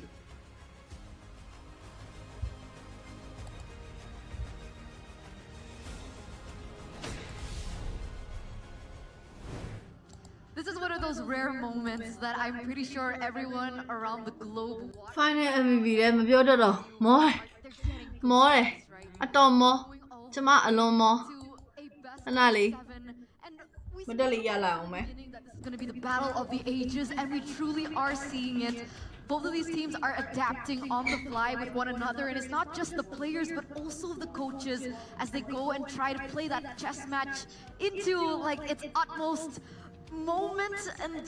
I don't have any words. I'm dead. I'm gone. I mean, SDL constantly, and as well as Skewed, their chess match, right? It seems like SDL Game 6 here, enough is enough. Let's take away the Bane, let's take away the Alpha, let's go raw. Fist fight, assassin v assassin. Technically, Julian is not an assassin, but you can call it an assassin. But yes, Ling, Fabian, Flavor throwing flavor in that game. I'm telling you, the pucker factor of this game continues to just hold on, man. It's really stressful to see because even you can tell that this match is painting a huge toll, taking a huge toll on both TLID and as well as RRQ. I think that RRQ is handling it a lot better, but TLID, right, when you see the momentum, they really love to push that, and they're doing everything in their power not to make a mistake. And this dive on the top side, right, initially just goes to show they're really nervous, like, man, I want to take you out, but I don't want to trade at all. They're learning from their mistakes, right? They're trying their hardest to not replicate the same thing that they did back in the past few games that we saw earlier on. And the fact that it was just the cherry on top, right? Go big or go home. Fabian just really pulls through with the signature Ling that we were so excited to finally see the Angela come into play as well. And စူကုန်ပြီဟုတ်ပါဟာ maybe လိုင်းရကြ around it, but you did mention, Kitty, what did you say about Rins in the game? I mean, I said that if there was a time as a Calvary fan for Rins to suck, I wish he sucked now because he was hitting some insane nether realms. The timings of them were ridiculous, and that's what really dragged this game out. But give it up for the MVP here, winning on his Khalid. Presented to you by the official tournament smartphone, Samsung Galaxy S24 FE. Witty again. I mean, when he's given the hero that he is comfortable, i.e. not Tigreal, Witty performs, man. 4-4-8 again. And he was one of the main factors, right? He made a lot of space in the mid-game especially. So much space here. However, I will say, Witty's early game definitely was questionable when it came down to the gold side of the map. I think that he was probably looking at this like, hey, come on, don't make this lane harder than it already is. I've already dealt with it. I have a winning matchup. Like, you don't need to spice things up anymore. And we saw that be reflected into how getting the item power spikes, right? He was, look, he's at 4-1-1 at this point. So, I mean, the one time that he died, it was a triple kill for RRQ. So, I think that it really is boiling down to execution. At the same time, the draft from RRQ's side gave them a very narrow win condition unless they outperform their opponents. Really shows how, again, stable Team Liquid can be. If Witty has the right tools here, this is the play. That last sequence, he opened things up alongside Aaron Cheeky. I mean, without the flicker even, he has the flicker still on cooldown. That is where the collapse. Somehow a deja vu of somehow that same bush. ဟုတ်ပါတာကောင်းနှစ်သိန်းဆိုတိတ်မှန်တာပေါ့တာကောင်းနှစ်သိန်းဟုတ်ပါ 0.7 liquid aura 67ဟုတ်ဘူးလေဩဒါပေမဲ့ယူပါကိုရှင်းမှာပြောထားတဲ့အစင်လိုက်တိုင်းတော့မဟုတ်တော့ဘူးအစင်လိုက်တိုင်းတော့မဟုတ်တော့ဘူးစာချက်နေလို့တော့ကြောက်ပါစာချက်နေလို့တော့ကြောက်ပါဘာလို့ sorry ပြောမှာတော့စာချက်ပါ especially as a Calvary fan, that he's going to underperform in this next game because based off of where the drafts have been going, blue side has been winning consistently, so therefore RRQ should technically take that final game. You know what? I feel like it's getting quite unfair for RRQ here on the panel. I think we need another Arashi on the panel, maybe. I can be a kingdom. I can be a kingdom for 2 seconds. 1, 2. That's it. 2 seconds. That's as much Ghana can give him. Okay. That's the okay. charity. We'll take it. We'll take it. So reflecting back onto this, I heard you guys mentioning some comments about them not going in for magic defense. Now, my question is that an error, or were they just so concerned about Fabian's damage that they had to, prioritize magic defense later on in the game? Well, there's two arguments. Initially, me and Gotti did notice that, hey, there was a lack of MR. We see that the Athena shields coming out from, even Edok came super late into the game. He got a Chanted Talisman. He was already building up to maybe, I'm not sure whether he wanted to go for Then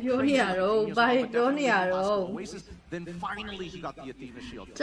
Mark 9 so much. Some ကြည့်ပဲနဲ့အားလာကြည့်နေရတယ်။ Some ကြည့်ပဲကျမတို့လာကြည့်နေလို့တောင်းတခုခုချွတ်ချော်သွားရင်ကျမတောင်းမယူပေးနိုင်အောင်နော်။ Effective his nether realm is, you can see glass cannon builds all the way through. Even for Skylar, right? He swapped out his items midway saying, hey, I know I trust you, Rins, but after the nether realm, I need to survive with just a little bit of help. That's all I need. I mean, with the addition to that, right? I mean, they are banking on Rins with the nether realm, but what it allows for Aaron Shiki, he built that Genie Swan early as well, because hey, no MR, no Athena, okay, a couple of silence robes, but still it can penetrate with the Genius Swan. And Arishiki got a couple of assists, important hits with the Brilliance, with the Chaos Assault as well, and that allowed as well Team Liquid to have more control. The map was blue, what, 70% of that early mid? The map was blue. It's completely controlled by TLID. You can even see it reflected in the gold difference as well. Here and there, we do see some ups and downs in the previous games, but in this game in particular, it was just full control by TLID. I can't even say that it was full control, because you saw how many times they were like, man, it's getting really hard to end this. Let's just keep throwing ourselves at the wall and eventually we might outplay them. Because I didn't think that they had enough siege, right? I mean, they went in for the Angela in the mid lane. They had the Lunox in the gold lane. They didn't have as much damage, like an Irithel, let's say, to go in for the siege. So it was difficult, granted, we'll give them that, but finally they were able to put the nail in the coffin. Yeah, very I believe showing as well why the Matilda Faramis is also very strong while defending when the opposition is lacking siege, right? You got the Favor, you got the Flask as well, plus the Nether Realm allows you to supplement. And of course, Skylar, such a mobile hero on this Irithel, allows him to move around here and there, dealing damage, basic attacks, auto attacks, and yeah. At the end of the day, Team Liquid got the edge though. But now for sure, RRQ are gonna go for blue side, right? Right? The theme is, I mean, that's how the game has been going so far, right? I would only imagine that whoever's getting blue side is going to get the significant advantage unless we see something different, which we did see here in game number 6 with the bans. So I can only imagine that if they do get blue side again, I don't think the bans are going to be the same, and I think a lot more of the traditional Banes and as well as the Alphas are going to get through, because that's a lot of why RRQ has been finding success. I agree. That's why. I think they want blue side. Yeah. They want to force the chip on the red side, right? Well, yeah, that too. That's definitely a good point. But even so, it's a 50-50 here. I mean, good luck to both of these teams. Oh, okay. We're gonna throw it over to Buddha Clara Mongstar with an interview with an interesting person. So we're just gonna get that, get to that. I mean, oh, I'm losing it. Take it away, Buddha.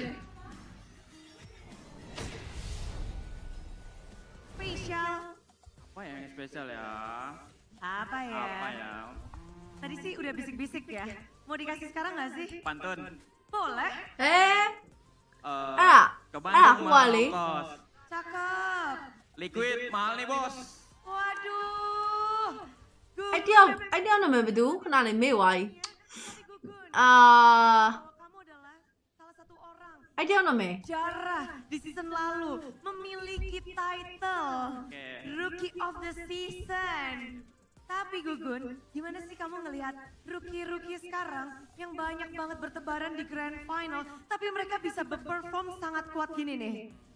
Kalau aku ngelihatnya ya rookie-rookie yang ada di Grand Final ini mereka lebih spesial sih. Kayak mereka punya mekanik yang lebih jago, terus punya mental, gitu sih. Punya mental lah. Wow, mental itu paling penting pastinya ya. Mental paling penting buat main di MPL. Mental paling penting, tapi ngeliat Grand Final ini, Best of Seven, kamu nyangka nggak sih bakal seberat ini untuk kedua tim? Nyangka sih, karena mereka sama-sama jago, terus mereka sama-sama punya mekanik, sama-sama pinter juga sih. Dua tim yang kuat lah season ini. Apakah ini yang spesial dimiliki oleh para rookie yang ada di Grand Final ini yang tidak dimiliki oleh rookie-rookie lain? Iya, karena aku lihat sih mereka gameplaynya juga jago banget sih. Jago banget. Jago banget, pakai banget. Pakai banget. Karena kita tahu sendiri, kalau Gugun sendiri, dia itu sempat satu tim bersama dengan Rins dan juga Idok. Gimana kamu melihat sekarang mereka berperform di Grand Final ini bersama dengan tim RRQ? Aku ngeliat mereka jauh lebih improve daripada game deal dulu sih, kayak mereka tuh punya hero masing-masing yang lebih banyak lah sekarang daripada yang dulu. Terus mekaniknya juga jauh lebih jago daripada yang dulu. Berkembang banget nih, jadi pada saat bersamamu dahulu sama sekarang udah kayak Ya kayak melambung tinggi. Pernah berjuang bersama, kali ini mereka juga harus berjuang untuk Grand Final. Tapi gimana kalau halnya dengan tim Liquid nih? Ada juga Favian, ada Iron, ada Vidi. Favian Nacu ya. Favian Nacu sih jago banget ya, apalagi tadi main link kan, bantai-bantai. Oh, jadi memang dari hero-nya masing-masing tuh kedua tim ini punya yang spesial ya. Dan untuk satu game terakhir, menurutmu apa sih yang harus terpenting nih untuk kedua tim ini? Kalau udah game terakhir sih biasanya mental sih yang penting. Mental. Ada nggak mungkin tips untuk memperkuat mental untuk para player? Oh ya, mungkin semangat aja sih. Semangat terus. Ya mungkin have fun aja sih, nothing tulus aja sih. Have fun and nothing tulus, itu yang harus mereka miliki. Kita memiliki dua tim yang ada di Grand Final ini, mereka memang sedang berjuang untuk menjadi juara, tapi kedua tim udah punya slot untuk M6. Nyangka nggak dua tim ini yang bakal mewakili Indonesia? Nyangka sih, aku ngeliat mereka dari regular season, mereka konsisten, terus tiap minggunya juga mereka improve sih, nggak nge-stuck. Gugun, ngelihat betapa improve-nya dari kedua tim ini, gimana halnya mereka berjuang untuk nama Indonesia di kancah internasional, Gun? Kita bisa melangkah jauh nggak sih? Kalau aku ngelihatnya sih bisa sih. Paling hambatannya tuh paling dari tim PH sih. Kalau aku ngelihatnya tim Onyx doang sih. Onyx PH. Berarti sejauh mana nih kira-kira nih? Mungkin Grand Final harusnya bisa sih. Grand Final! Wah, memang menjadi salah satu tujuan kita karena ini adalah di Aksiata lagi, kembali lagi kita ingin meramaikan Grand Final. Namun untuk kontender sekarang kamu pasti ngeliat dong region-region lain. Bagaimana sih kamu ngeliat mungkin dari perbedaan setiap regionnya dan mana nih yang bakal menjadi region terberat kita yang akan kita lawan? Kalau menurut aku sih kalau buat season sekarang sih PH sih, dari Onyx sama Aurora sih. Karena mereka tim baru juga kan di internasional kan. Masih menjadi PH. Philippines menjadi lawan yang akan berat. Wow, kalau dari sekarang sendiri di Grand Final ini, di game yang ke-7 kita akan menyaksikan banyak sekali aksi-aksi di internasional pun juga. Apa nih harapan yang mungkin Gugun ingin sampaikan kepada dua perwakilan Indonesia kita yang akan berjuang di M6? Harapannya sih semoga lebih konsisten sama lebih improve lah. Semoga kalian bisa kalahin tim PH. Dan bawa pulang piala M6. Mantap, amin semuanya. Dan hari ini akan menjadi penentuan siapa yang akan mengangkat piala untuk MPL Indonesia Season 14. Kita akan bersama-sama masuk ke dalam Grand Final. Game penentuan, game yang akan bisa menjadi satu gong untuk tim. Akankah RRQ Vs atau tim Liquid ID? Mari kita sambut bersama dengan panelis. Monggo. Mangga. Thank you, Gugun. Thank you, Bude.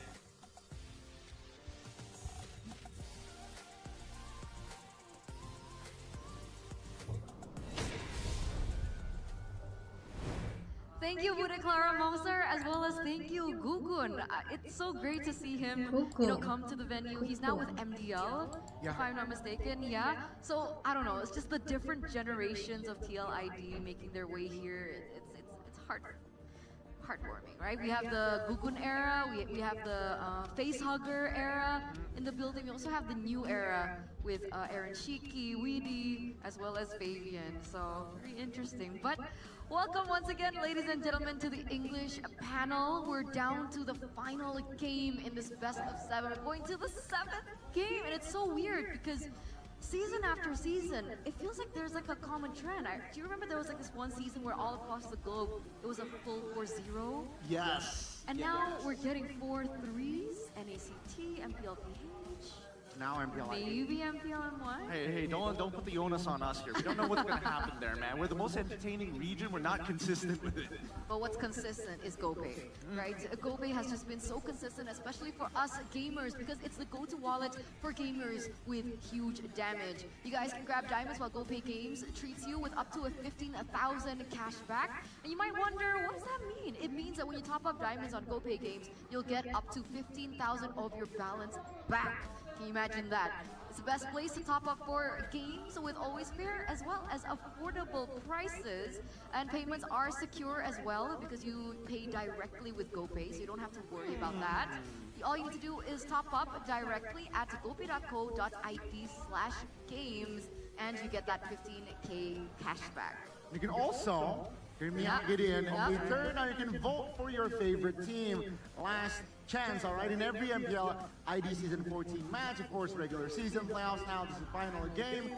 on the GoPay app and collect as many tokens as possible to win free prizes. From MLB skins, GoPay coins, gaming phones, and hear me out again, electric motorbike. Dude, that's crazy, because another crucial resource for gamers is to make sure that you're by getting your mobile credit through the new GoPay app at cheap prices. Get 15K worth of credit only for 9,900. That is ridiculously cheap. Value.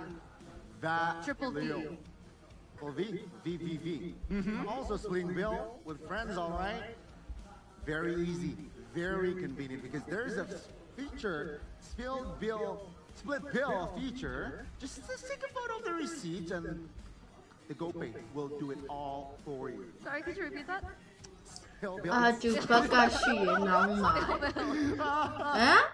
Aku di Nala Starlight က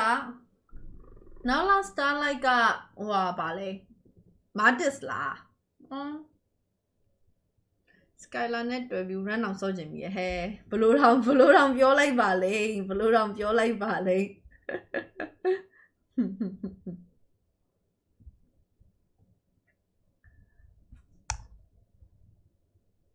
You guys can check it out at ubslifestyle.com or the UBS Lifestyle e-commerce where, there's the Benedetta Electro Katana and there's the Mythic Warrior. And the thing is, with every purchase of the limited edition, you guys have a chance to, you will get a free skin. Wow. Here's the thing, Fnatic, they got 4 rings, courtesy of UBS. Are you gonna be the new M1? Are you gonna be the new Evil? Hey. Gideon, you know about this, 10, right? 11, I do. It's been a million years, and Evils are still bragging about their M1 trophy. I'm getting not a million years, though. A little bit of that from the Onyx fans. Difference. Regarding the timeline of M1 and season 13. Well, we're talking about like overall Evo M1 ကရရဲ့ဟာကိုထည့်ပြောနေတာ champions ones, ငါဂိမ်းစော့နေရပါဟာဂိမ်းလေးခိုးစော့နေရဘလို့ဖြစ် ဘယ်နဲ့စကားပြောနေရဆိုတာကြီးပဲ a couple of MPLs, but at the end of the day, I think people need to understand that the next are here. They landed. ခဲပါပဲ They landed. ရှင်တို့လည်းအတော်ဆိုးတော့ What's တော် wrong? ဆိုးတော့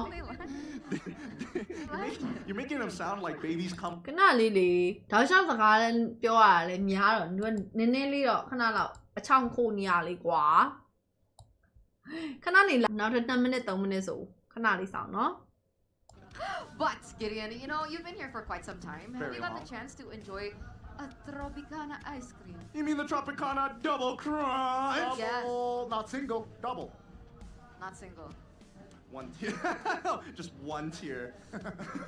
From all our single gamers out there. This is the only time. You have us.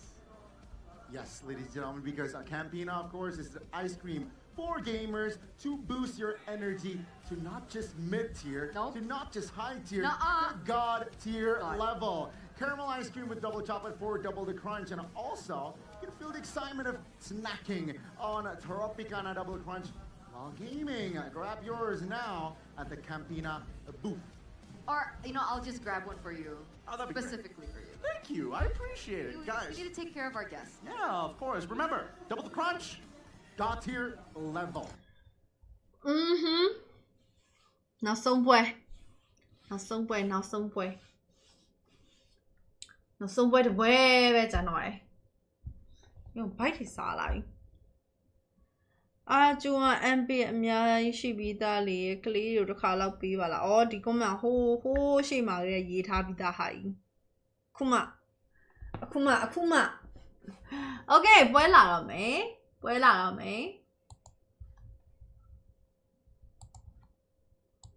Wow နိုင်ပါလား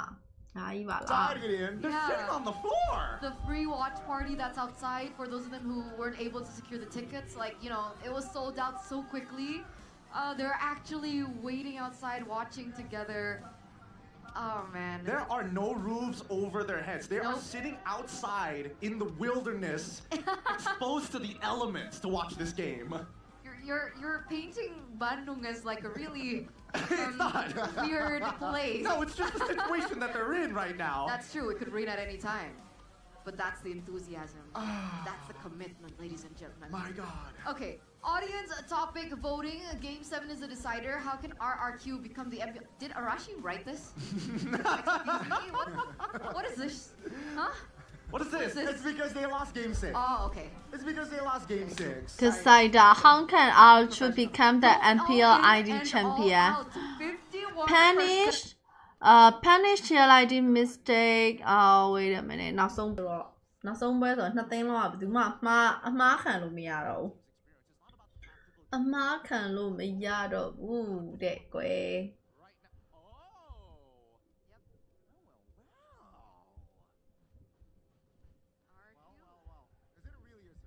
Arashi Tigreus and skin ထပ်ထွက်တယ်အော် Dropped the game when they were blue side. Yeah, once in this game series. 3, I believe. Yes. Yep. They were trying to figure out this new strat that RRQ deployed against them, and I think now they've adapted to it. But now RRQ, it's their turn because they have the initiative to determine what's gonna come in that draft. Boy, oh boy. Ooh. One last hurrah. This is it, ladies and gentlemen, for this trophy that you see on screen. Both of these teams have been fighting with their sweat, blood, and tears up until this point. We've had so many full series from the regular season, full best of 3s, full best of 5s, where we made it to the playoffs, and now not entertained a full now somewhere draft lobby for the grand finals as we welcome the final drafting phase presented to you by the official tournament smartphone Samsung Galaxy S. ကဲနောက်ဆုံးပွဲလေးတော့တိတ်ချာလေးကြည့်ရပါတော့မယ်ဒီပွဲမှာနိုင်တဲ့အသင်းကချန်ပီယံရမယ်အဲ့တော့ဒီပွဲကဘယ်အသင်းချန်ပီယံဖြစ်မလဲဆိုတော့အဆုံးအဖြတ်ပေးတဲ့ပွဲစဉ်တစ်ခုဖြစ်သွားပါပြီထိပ်ဆုံးနေပြီးတော့R2 first pick ပြန်လည်ရရှိထားတယ် Cascue အနေနဲ့ကသူ Fanny ရဲ့ပြီးတော့ဒါဟိုပါပေါ့နော် RN ရဲ့ Hater ကို respect ban ပြန်လည်ပြီးတော့ပေးထားတယ်တစ်ဖက်မှာဆိုရင်တော့စုယူ ban နဲ့ chip ban နဲ့မပေးဘူးသိရမလား liquid က R2 ကိုအလွန်ဆုံးပေးရင်မဲတရာလောက်ပဲပေးတာကျန်တဲ့ဟာတွေမပေးဘူးအဲ့တော့ R2 နောက်ဆုံး last pick ပါမြန်ဖြစ်လာမယ် Kali ban နဲ့တဲ့Kali ကအဖြေလားအဲ့လိုတော့မဟုတ်ပြန်ဘူးKali ကအဖြေလားအဲ့လိုတော့မဟုတ်ပြန်ဘူးရှုံးတဲ့အသင်းကဘာရမှာလဲတဲ့ runner up ပေါ့ရှုံးတဲ့အသင်းကတရဖူကြီးချွတ်ပြီးတော့ကောက်ပေါက်ခဲ့မှာ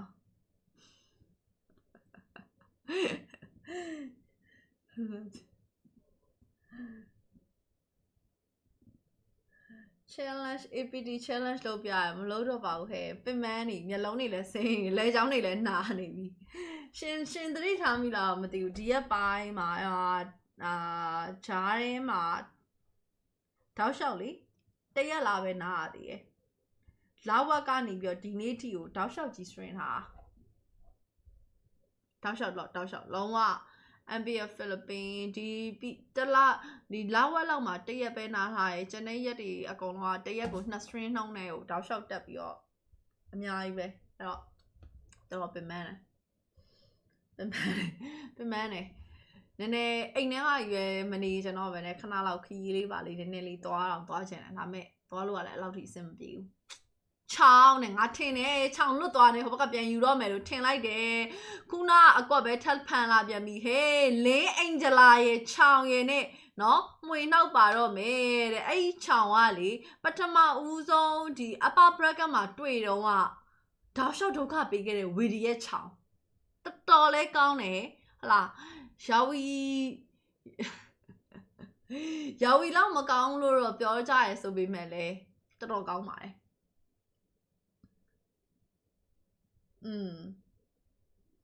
MBMY လဲကြံသေးတယ်နောက်ထပ်အလုပ်ကိုလောက်အောင်မယ်လာပြန်ပြီးအာဂျူအဲ့အာဂျူမှာအသက်ခေါ်လိုက်တဲ့ coach ကလေ grand final တစ်ခုလုံး draft တစ်မျိုးပဲထုတ်သွားရဲဆိုတဲ့ဟာလေဘယ်လိုပြောရမလဲယွန်းစရာကြီး Facebook လေးကျန်တော့အမ live ကတန်းကြည့်ပြရကျေးဇူးပါဘယ်နှပွဲရှိလဲဒါနောက်ဆုံးပွဲပါစကိုင်းပြောင်းနေမဲ့တော့ပတ်ကွေးဟာစလာပြီ31ရက်နေ့ MBMY နဲ့31ရက်နေ့က MBMY ဆိုပေမဲ့ငါ31ရက်နေ့မှာကျုပ်ကမပြီးသေးဘူးလေမီနီ tournament ရှိရလေမီနီ tournament တစ်ခုလုံးလဲကျုပ်တယောက်လဲ cast ပေးရအောင်ပါလေယောဂီကြောင့်မပြောရတယ်တတိယလို့လာပြန်ပြီငါပြောတယ်လင်းအင်ဂျလာပဲထွက်လာအောင်ပါလို့နဲ့ခါ regular season မှာတော့လေ draft တွေကိုအစမ်းတကြဲတွေဆက်ထုတ်ပြပြီးတော့တခါတဲ့ဒီဘယ်လိုပြောရမလဲ final လဲ playoff လဲရောက်ကို2ကွက်ပဲသုံးရတယ်ကောက်ကွက်ဆိုရင်တော့ကောက်ကွက်2ကွက်ပဲသိရမလားဖင်လေးပညာလောက်တာရယ်ခေါင်းလေးပညာလောက်တာရယ်ကောက်ကွက်အဲ့2ကွက်ပဲသုံးရတယ်ဘိန်းမပန်းလေဘိန်းမပန်းဆိုမဲ့သူတို့ဘိန်းကိုယူရဲဆိုတာတစ်ဖက်မှာ FRU မှာဘိန်းယူရလေအခုဒီပွဲမှာ FRU မဲ့အစားဘိန်းယူကြည့်ပါလားခွေးတောင်ဖြစ်သွားအောင်မယ်ခွေးတော်မှရိုးခွေးမဟုတ်ဘူးလမ်းဘေးခွေးဖြစ်သွားမှာ3-3ပါရဟုတ်တာဗောအခုက3-3မိထန်လာတယ် no နောက်ထပ် banning face မှာတော့ဒီတစ်ခါတော့ 4VS တွေပါဦးစားပေးပြီးယူတာမျိုးမလုပ်တော့ဘဲနဲ့တပ် pick cloud တွေကို 4VS မပါခဲ့ဘူးအဲ့ဒီအတွက်ကိုfourth banning မှာတော့ 4VS ban သွားပါပြီလင်းအင်ဂျလာပေးပြန်ပြီလင်းအင်ဂျလာဖြီလို့မရတော့မဟုတ်ဘူးသိလားလင်းအင်ဂျလာတစ်ချက်မှအမှားမခံတဲ့ထဲမှာပါတယ်မလင်း first tower ပေါက်သွားတာကိုလင်း buff မရတော့တဲ့တနေရာတို့အဲ့လိုမျိုးရှိလိုက်ပြီးဟေးဆိုရင်တောက်လျှောက်မှောက်မှာ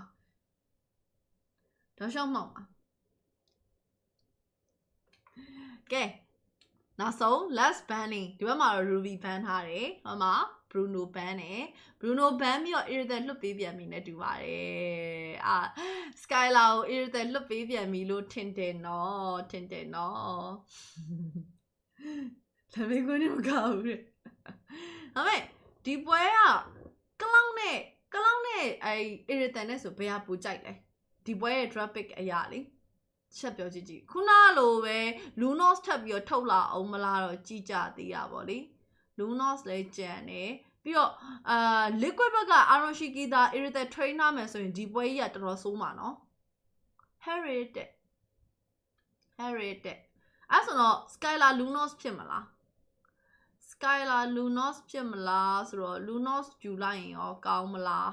မကောင်းဘူးလားမပြောတတ်သေးဘူးယူရင်တော့ယူလို့ရတယ် Lunos လည်းကောင်းတယ် Heritage ဆော့မှာဖြစ်တဲ့အတွက် Skylar favorite hero cloud ကိုထုံရင်လည်းကောင်းတယ်အဲ့နှစ်မျိုးလုံးတော့ရှိတယ်ဘာရက်ဟာ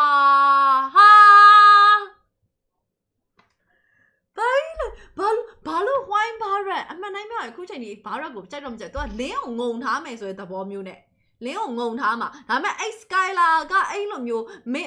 mass man နဲ့မှာအဲ့လောက်အထိုင်ကျတဲ့ mass man နဲ့ဟိုဘက်က mobility အားရည်နဲ့စောက်ပြဿနာရောတက်တော့မယ်တကယ်ပြောအဲ့ drop ကအကြီးကျယ်ပြဿနာတက်တော့မယ်ဒါပေမဲ့ကြော်နိုင်တော့ကြော်နိုင်ရင်တော့မစိုးဘူးပေါ့လေမကြော်နိုင်ဘူးဟေးနည်းနည်းလေးနှိမ့်သွားပြီဟေးဆိုတဲ့ချိန်ကျရင်အဲ့ဒီဘလို့အလုံးလုံးမလဲတော့တော်တော်လေးတော့စဉ်းစားခက်တဲ့ထဲမှာပါတယ်အော်ကလောက်ဘန်ထားလားဘယ်မှာလဲကလောက်ဘန်ထားတာမတွေးလိုက်ဘူး sorry ဝဲကလောက်မဘန်ထားပါဘူးအော် Lunos ဘန်ထား sorry Lunos ဘန်ထားကိုမမြင်လိုက်ဘူးမမြင်လိုက်ဘဲနဲ့ကလောက်ကိုပဲထိုင်ပြောနေတာစားတယ်တကယ်စားတယ်အေးစရာကြီးနဲ့ကြောက်စရာခေါင်းလိုက်တာကိုရီးယားကလောက်လို့ထင်တာသိလားအေးစရာထွက်လာလိမ့်မယ်လို့လုံးဝမတွေးမိရဲ့ထဲမှာပါတယ်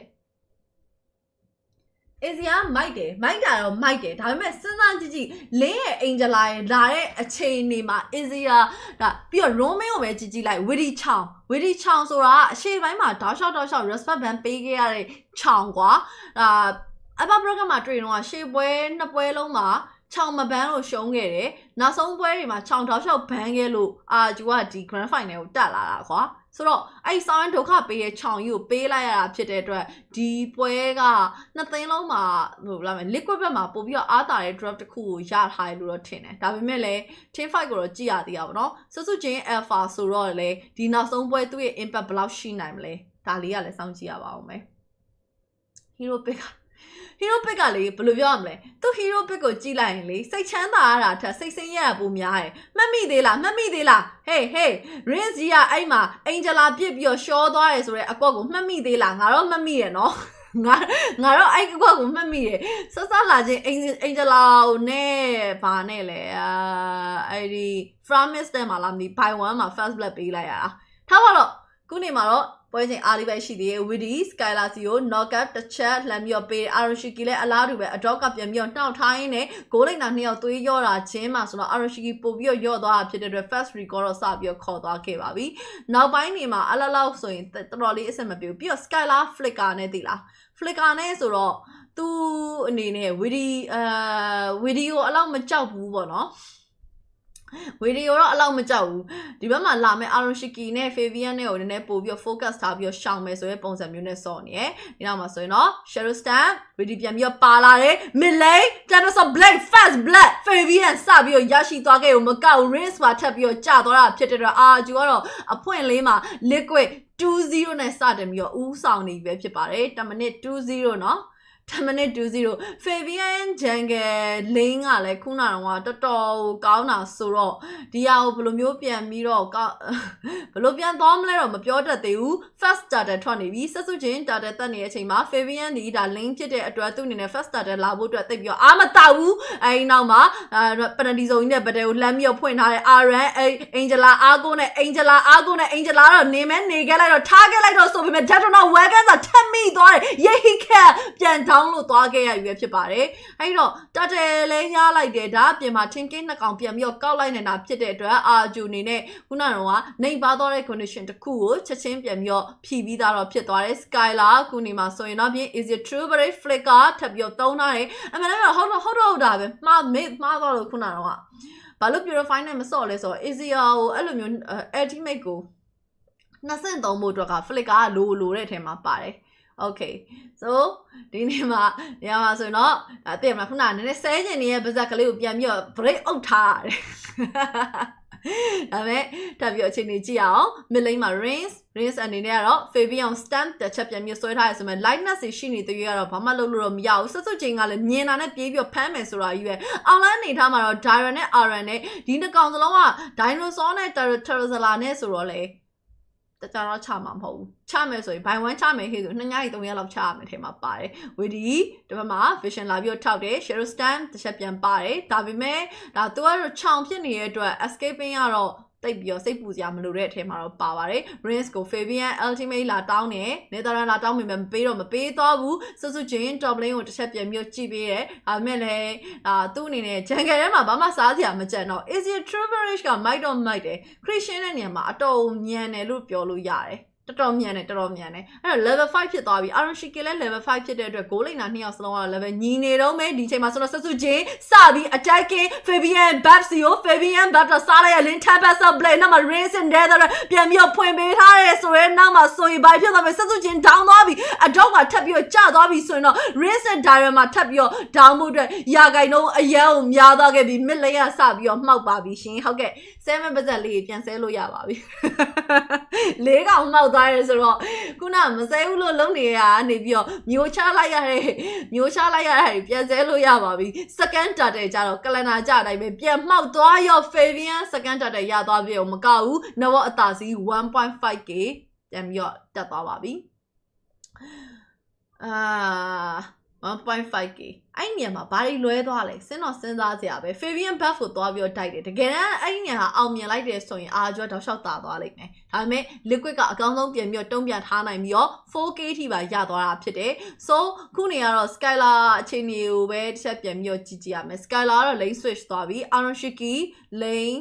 သူလဲ mid lane နောက်မှာရှိနေတာဆိုတော့သူလဲအလားတူပဲအောက်လမ်းကိုတော့ရှောက်လာမယ်ဘေးနားမှာ VD ကတော့ခြုံနေကနေအသာရလေးထိုင်ပြီးတော့စောင့်ကြည့်နေတာဖြစ်တဲ့အတွက် adopt အနေနဲ့ကတော့ခြုံနေပါပြေးစစ်ပြီးတော့ပဲ Skylar စီကိုပြန်ပြီးတော့ချင်းကတ်လို့လာပါတယ်ဒီနောက်မှာ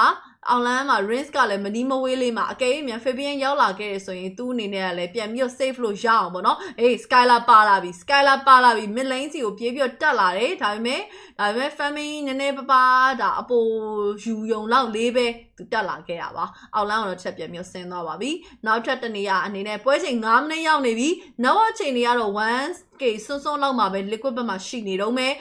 team K ကတော့2 versus 6ဖြစ်ပါတယ်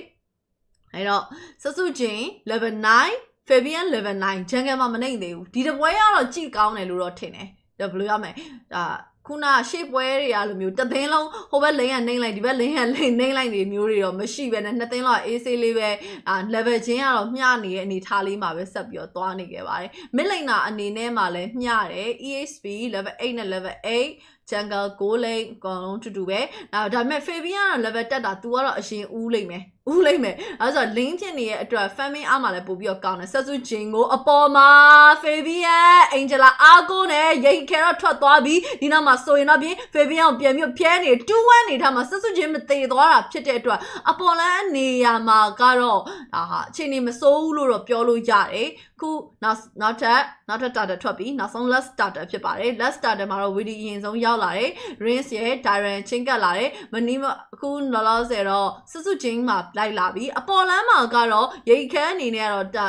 ဒါသူ lane လေး push ဖို့အတွက်နေခဲ့တာဖြစ်တယ် ultimate ကလည်းခုနေမှာကူတောင်းလင်းနေလောက်တော့မှဖြစ်တဲ့အတွက်ဒီ starter button မှာတော့ ultimate ရှားလာဘူး Skylar စီကို Fabian ကြည့်နေတယ်ဒါပေမဲ့ Netherlands နဲ့သူဝင်လို့မရဘူးနောက်ဆုံး last starter liquid ဒါလက်လွတ်လိုက်ရပြီ Fabian အနေနဲ့ကတော့ဒါသူအနေနဲ့ tempest of play ပြစ်ချခြင်းပဲခုနအပေါ်လမ်းမှာသူသုံးလိုက်မိရဆိုတော့အဲ့ဒီလည်းမရှိဘူးပေါ့နော်နောက်ဆုံး last starter ပေးလိုက်ရတယ်ဒီနောက်မှာဆိုရင်တော့ပြင် around wireless hit Skylar 10k စပြီးတော့ရလို့သွားခဲ့ပြီဒါပေမဲ့ RRQ Angela hacker ပူးထားတယ်ဆိုပေမဲ့လည်းဒါ surviving အတွက်ပဲ only 3လိုက်ရတဲ့အနေထားမျိုးရောက်နေခဲ့တယ်ဒီနေရာမှာဆိုရင်ဒါ Fabian ရဲ့ buff ကိုထပ်ပြီးတော့လာကြော်ဖို့အတွက်ကြိုးစားအောင်မယ်ဒီတစ်ခေါက်တော့ Witty ချောင်ရဲ့ performance ကလည်းအခုလုံးဝအပြည့်ထွက်ထားတယ်ကျုံ006ရထားတဲ့ team K 6ကောင်မှာသူ assist ပြည့်တယ်ဒါပေမဲ့ဂျူဘက်ကအားသာချက်ပြန်ပြီးရထားတာကလည်း mid lane first tower ရထားတာဖြစ်တဲ့အတွက် lane ရဲ့ buff အတွက် anti ရဲ့များတဲ့ condition တစ်ခုကိုဖန်တီးထားနိုင်တာကိုတွေ့ရပါတယ်ဆိုတော့နှစ်သိန်းလုံးက attacking လုပ်တဲ့ပုံစံချင်းတိတ်တော့မတူလှဘူးဒီဘက်မှာ Angela link ဖြစ်တယ်အဲ့ဒီအတွက်သူတို့ရဲ့ family pattern နဲ့ဆော့ရဲ့ပုံစံကတော့ပုံမှန်လေးပဲမှန်းလွယ်တယ်ပေါ့နော်ဒါပေမဲ့ဂျူကကျတော့ link buff ကိုသူတို့ကအဓိကတည့်ပြီးတော့တိုက်ခိုက်ကြလိမ့်မယ်ထဲမှာတော့ပါတယ်အဲ့ buff မရှိရင်အဲ့ link ကပြဿနာဒုံလဲသွားမယ်ထဲမှာပါတယ်ဒါပေမဲ့လေတစ်ဖက်မှာ counter ပြန်ဆင်းလာခြင်းရဲ့အရေးအယောင်တွေမြင်နေတဲ့ Fabian ဒီဘက်မှာဆက်စုချင်းရဲ့ buff နားမှာကြော်စူးစမ်းသွားတယ်ပါသွားလားbuff ကတော့သူ့ရဲ့ buff red buff ကဘာရထားပြီးသားဒါပေမဲ့ စွတ်စွတ်ချင်းအောက်မှာမရှိဘူးလို့ပဲเนาะဟုတ်တယ် buff ပါသွားတယ်မင်းဟာကိုငါဟာကိုမင်းမကြော်ခင်မင်းဟာကိုငါရင်ကြော်ခဲ့တယ်ဆိုတဲ့အကွက်ကလေးဖန်တီးပေးသွားတယ်ပေါ့เนาะအောက်လန်းနေထားမှာဒါ adopt က skyline ရဲ့ပြန်ပြီးတွဲထားပြီးတော့ bottom lane ရဲ့ first tower ကိုရိုက်ချိုးဖို့အတွက်စူးစမ်းနေတယ် tower အနေထားမှာတော့ RRQ ဒီတစ်ခေါက်တော့သူတို့ tower တွေပြန်ပြီး focus လာ tower နှစ်တိုင်ရထားတယ် RRQ ကိုပဲလိုက်ပြီးဖျဲတယ် RRQ ရှီเนาะဇမန်ဖိုးတွေပါခင်เนาะ flicker တွေပါအကုန်ခုံ Angela haircut တွေပါအကုန်ပေးပြီးတော့ပါ fallback လို့ထားပါတယ်ဒီချိန်မှာတော့ Fabian ကတော့ top lane ရဲ့သူ second tower လာပြီးတော့ချိုးသွားတယ် Dyran သွားပြန်ပြီးတော့ကာမယ်ဒီနောက်မှာ Skylar ဝီဒီလမ်းပြီးတော့ကန်တာကိုခံထားရတယ်ဒီနောက်မှာဆိုရင်တော့ RRQ မှာ ultimate တော့မရှိနေသေးဘူး Adon နဲ့ Skylar ပြန်ပြီးတော့အတွဲလုံးနဲ့ tower တွေကိုပြန်အပြေးမှာ Skylar ရှော့ပြီ Fabian oh my god double K Rinse မှာထပ်ပြီးတော့ကျသွားတယ်ဆိုအနေထားဟာဆိုရင်တော့ဖြင့် button မှောက်ဖို့အတွက်လားတော်တော်များနေခဲ့ပြီဆက်စုချင်းမှာထပ်ပြီးတော့ down သွားရင်းနဲ့ Dyran မဲ့ကြံတော့တယ် Dyran မှာထပ်ပြီးတော့အကျိတ်ခံနေရတယ် tower တွေတော့ပြန်ပြီးတော့ရောက်သွားပြီသို့ပေမဲ့သူကဟိုဘက်ကနေသွားတယ် okay ဟိုဘက်ချုံဒီဘက်ချုံ one shot သုံးလိုက်တာကြီးတိတ်သွားပါပြီကွယ်တိတ်သွားပါပြီမှောက်လိုက်တာဆိုတော့ပတ်ဆက်ကိုမှောက်တာအဲ့တော့ late game ဆွဲရင်ကlate game ဆွဲရင်တော့မစိုးလာပါဘူး late game ကချိန်နေမစိုးလို့ပြောလို့ရတယ်ဒါပေမဲ့ early game မှာဒါကိုမထိန်းနိုင်ဘူးဆိုရင်တော့ liquid ကယူပဲတောက်လျှောက်တာသွားနိုင်နေရှိရယ် first lot team liquid ရရှိထားပြီးမှဆိုရင်တော့ပွဲချိန်7မိနစ်မှာတော့ 4.5k တာနေပါတယ်အဲ့ဒီမှာ lot သာထွက်လာခင်ပြဿနာတွေကတက်ပြီးနော်ကပ်ကပို့ပြီးကြီးဖို့ပဲရှိတော့တယ်7မိနစ်ဆိုတော့လေဒါထိန်းလို့တော့ရနိုင်သေးရောရှိရယ် budget 3ခါဆိုင်တဲ့နေရာမှာအာကျော်တစ်ခါပဲနိုင်ထားပြီးတော့ liquid က budget 2ခါနိုင်ထားတဲ့ပုံစံမျိုးကိုတွားထားတယ် top lane မှာ lot ထွက်လာပါပြီအဲ့တော့liquid အစင်ဒီ lot နဲ့သူတို့ဘယ်လောက်ထိရသွားမလဲအာဂျူရောဘယ်လောက်ထိပြန်ပြီးဖြည့်ရှင်းနိုင်မလဲ Skylar စီကိုထဲတွေ့ပြီးတော့ထပ်ပြီးတော့တိုးဝင်လာတယ်အဲ့နောက်မှာ Tempest of Blade Skylar ထပ်ပြီးတော့ down ပါတယ်အဲဒီနောက်မှာ penalty zone နဲ့ Aran ကလည်းထပ်ပြီးတော့အဝင်လာ Netherland ကမရှိနေဘူး Rinse ပါထပ်ပြီးတော့ Fabian တော့ပြန်ရမယ် Yehikel တော့ပြန်မရနိုင်လောက်ဘူး bottom lane ရဲ့second tower ပါထပ်ပြီးတော့ကျိုးသွားတယ်အနောက်မှာဆိုတော့ Arju အနေနဲ့ခုနေမှာအထိခိုက်ကအရန်အောင်များနေခဲ့ပြီပဲဖြစ်ပါတယ် Adopt ကဆက်စုချင်းရဲ့နှစ်ကောင်လေးပဲကျန်တော့တယ် top lane log ကိုသွားပြီးတော့ရှင်းတစ်ဖက်မှာလည်း Fabian မရှိတဲ့အတွက်ဝင်လာလို့တော့မရနေသေးဘူး mid lane minion wave ကိုထပ်ပြီးတော့ရှင်းမယ်Mega တွေကတော့နည်းနည်းလေးတော့ထိသွားမဲ့သဘောမှာတော့ရှိရယ်Mega Shield လေးပသွားရပေါ့နော်အဲဒီတော့ပွဲချိန်17မိနစ်တော့ရောက်လာပြီ Liquid အနေနဲ့ Nova 4.5k နဲ့အသာစီးရရှိပြီးတော့ Team K ကလည်း2ဆကျော်ပြတ်တယ်6 versus 14ဦးဆောင်နေသေးပဲဒါအခုဒီမှာထင်သလောက်အဲ့ combo ကမိမနေခဲ့ဘူးသူတို့လှုပ်ချင်တဲ့ link တွေကနည်းနည်းလေးပြုတ်နေတယ်သူက Skylar ကို guiding ဝင်နဲ့ကဲမယ်ကဲလို့ပြီးသွားတဲ့ခါကျရင်အနောက်မှာဗဒဲမှာအပွားနေပြီးတော့ Fabian ကိုဝင်လာရင် Netherland နဲ့ပြန်ပြီးတော့ save မယ်ပေါ့နော်ဒါကလည်းတစုတစည်းရဲ့ဖင်ချင်းကရင်ချင်းအပ်ပြီးတော့သွားမှာပဲအဆင်ပြေမယ်နည်းနည်းလေးကွာပြီးတော့နေရာလေးဟသွားပြီဆိုတာနဲ့ Skylar တော့ကအန်တီရတွေကြီးပဲတန်းစီနေရပါတော့ so ခုနေမှာနောက်ထပ် lot for ဖို့အတွက်ကအတော်လေးတော့လိုပါသေးရဲ့ Skylar တော့အပေါ်လမ်းမှာဒါတစ်ချက်ပြန်ပြီး family ယူထားတဲ့ level 12 RRQ level 13 RRQ ကအခုဒီပွဲမှာသူကတော့လုံးဝ free နေတော့ပဲ undead အနေထားစော့ထားနိုင်တယ်liquid ဘက်မှာသူ undead ဒီဘက်မှာကတော့ RRQ ဘက်မှာတော့ undead တယောက်မှမရှိပါဘူးso အခုဒီဘက်မှာ liquid ကလည်းရှေ့ပိုင်းပွဲလိုမျိုးမဟုတ်တော့ဘဲနဲ့နည်းနည်းလေးတော့ပြန်ပြီးသိရမလားပိုင်မလုပ်မယ်မပိုင်မလုပ်ဘူးဆိုရဲအကွက်မျိုးလေးတော့ပြန်လာနေတယ် top lane minion wave တဝစ်ရှင်းအောင်မယ်ဆက်စုချင်းကတော့အခုသူလည်းတတ်တယ်ဒါပေမဲ့တိတ်ထားရတယ်များတယ်တခုသိချင်တာဘာဖြစ်လို့မြန် Angela မဘန်းတာလဲဆိုတာသိချင်တာ Khalid ကိုသွားဘန်းတယ်ကွာအဲ့သူတို့ coach က Khalid ကိုဘန်းတယ် Angela သာဘန်းလိုက်အဲ့မှာပွဲကပြီးနေပြီဆိုတဲ့အဓိပ္ပာယ်ထက်ဘယ်လိုမျိုးပြောရမလဲAngela Link combo သုံးလို့မရတော့ဘူးလို့ပြောချင်တာကွာအဓိက Angela မဘန်းတာso ခုနေမှာဆိုရင်တော့ range ရသလောက်တော့အချိန်ကြီးစောင့်ကြည့်နေအောင်ပဲအချိန်ကြီးကလေဘယ်လိုပြောမလဲဘတ်တော်နိုင်ခံရမယ်ဟာနည်းနည်းများနေရလော့နားမှာတစ်ဖက်မှာသွားပြီးတော့တည်နေတဲ့အချိန်မှာအိမ်အပေါ်ဘက်မဲဂါမာကလည်း crit တွေဝဲလဲအပြင်ဝီဒီယာလည်းအနောက်ထဲမှာနှောက်နေတာဖြစ်တဲ့အတွက် skylar ရှစ်တိုးလို့မရဘူး skylar ရှစ်တိုးလို့မရဘူး second lock ကလည်း liquid ပဲရရှိလို့သွားရွယ်ဖြစ်ပါတယ် so high ground defense second time second attack defend ရပါမယ်တကယ်ပါဗျာเนาะ5.6 5.7 ဟိုဘက်က buff ကိုတိုက်ဖို့မပြောနဲ့ဒီဘက်က buff တွေပါနေခဲ့တာပါ Fabian အနေနဲ့ top lane ကနေပြီးတော့ law နဲ့တူလာမယ် Fabian ကတော့သူဒီ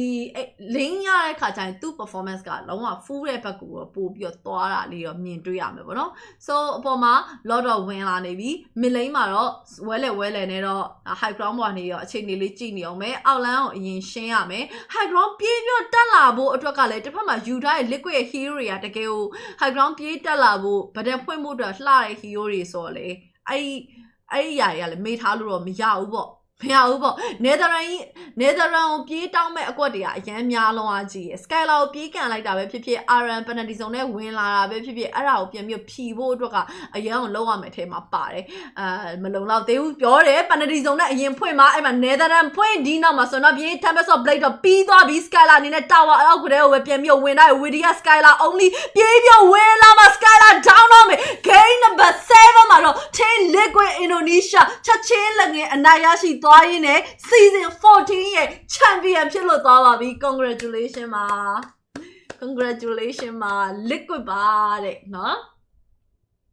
On the night of fate, the cavalry do not buckle or yield when faced with the cruelty of the kings. They push, they scream, and they charge! The revolution is complete. The cavalry, they occupy the castle. They break free from the subjugation of the kingdom. The kingdom is no more. Their nightmares conquered. Their road has never been easy. 11 seasons of failures. 11 seasons of torment. 11 seasons of what-ifs. But this season, a band of young stallions take charge. And for the first time in the organization's history, they have their hands on their first ever MPL ID trophy. Team Liquid ID are your MPL ID Season 14 champions. It was close. It was competitive, but almost just simply isn't enough. Team Liquid ID, with the dream underdog story in their debut season for 3 rookies, they have attained this MPL ID champion status. They are your kings of the galaxy. What a journey it has been. Agony, tension, heartbreak for the kingdom. But they stand tall. What a phenomenal performance. ယူပါကိုပြောတာတော့မှန်တော့မှန်ပေမဲ့ယူပါကိုအစင်လိုက်မမှန်ဘူးအဲ့လေးတော့ခံလိုက်နော်1-2ကိုနိုင်ပါလို့ပြောရဲဆိုပေမဲ့1-2ကိုတော့မဟုတ်ခဲ့ဘူးဒါပေမဲ့ဒီပွဲကအာဂျူ coach ကိုတော့တော်တော်လေးတော့စိတ်ပြတ်မိရဲ့ထဲမှာပါတယ်အဲ့အတွက်ပြင်ဆင်လာဒီ drop ပဲလားဆိုပြီးတော့တော်တော်စိတ်ပြတ်စရာကောင်းတဲ့ထဲမှာပါတယ် liquid ကတော့သူတို့ဘယ်လိုရမလဲ changes လုပ်တယ်ရေးရုံးမယ်ဟလာ Angela Lane ဒါကိုပြေးပြီးတော့ထုတ်ပြတယ် Angela Lane ထုတ်တော့မဲ့ဟာကို game ဒီ drop မှာကလေးမြင်နေရဟာကိုသူတို့အဲ့ဒါကိုတမင်ပေးထုတ်လိုက်တယ်ဆိုတဲ့ဟာဘယ်လိုပြောရမလဲတော်တော်မမိုက်ဘူး To everyone that we deserve to be here. And we surely deserve it. The champions of Indonesia. The first one in 2 years. We have a new champion and it is Liquid ID. Out of all the teams possible, out of all the challengers, said to be able to take down the Sky King. ရဟိုရတပွဲမစောနှစ်ပွဲရှုံးပြီးတော့နှစ်ပွဲရှုံးပြီးချန်ပီယံရပါတယ် Especially before the regular season. နှစ်ပွဲရှုံးပြီးချန်ပီယံရပါတယ် It's a great moment. ဘာပြော Fabian တော့ Fabian ရောကျွန်တော်ကောင်တွေရောတကယ်ကောင်းပါတယ် RRQ. ဒါပေမဲ့ဒီနှစ်သင်းစလုံး M6 ရောက်ရင် M6 ရောက်ရင် Salutations to the kingdom ဒီအချိုးတိုင်း drop pick တွေသွားမယ်ဆိုရင်နှစ်သင်းလုံးကစောစောစီးပြုတ်သွားလိမ့် What မယ် a grand finals it has been. But of course, for the cavalry, they were not able to topple down RRQ. Game 67တော်အားရမကောင်းဘူးဟုတ်တယ်လေဒီအကြီးကိုထုတ်လာရမယ်ဆိုတော့မြင်နေရဲ့သားနဲ့အဲ့ဒါတွေကိုဘယ်လိုပြောရမလဲဘာလဲတစ်ခါလာလဲ Metara from မကောင်းလို့မပြောပါဘူးကောင်းပါတယ်သူတို့ဒါကိုအပီပြင် train ထားတဲ့ drop ဖြစ်ကောင်းဖြစ်မယ်ပေါ့နော်ဒါပေမဲ့ငါပြောရဲအဲ့ဒီSkylar နိုင်သွားပြီဟေးဆိုတာပွဲကနိုင်သွားပြီခေးဆိုတာနဲ့ Skylar အကြီးကျယ်ဒုက္ခရောက်မယ်လို့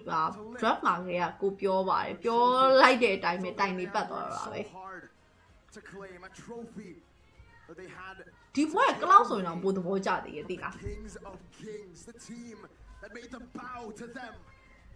ကဲအဲ့ဒါဆိုရင်တော့နားလိုက်တော့မယ်နော်9နာရီလဲခွဲနေပြီဒီနေ့ live stream ကလည်း9နာရီကျော်သွားပြီဆိုတော့နားလိုက်ပါအောင်မယ်ရှင်ကျေးဇူးအများကြီးတင်ပါတယ်လာကြည့်ပေးရတဲ့အတွက်သမင်းတော့စားလိုက်ပါအောင်မယ် good night ပါအားလုံးပဲစိတ်ချမ်းသာကိုယ်ကျန်းမာရှိကြပါစေရှင်အစားအစာရအဆင်ပြေပါစေရှင် good night ပါ They did it. They did it. They certainly have. The rookie is out of nowhere, man. One way, one snatch.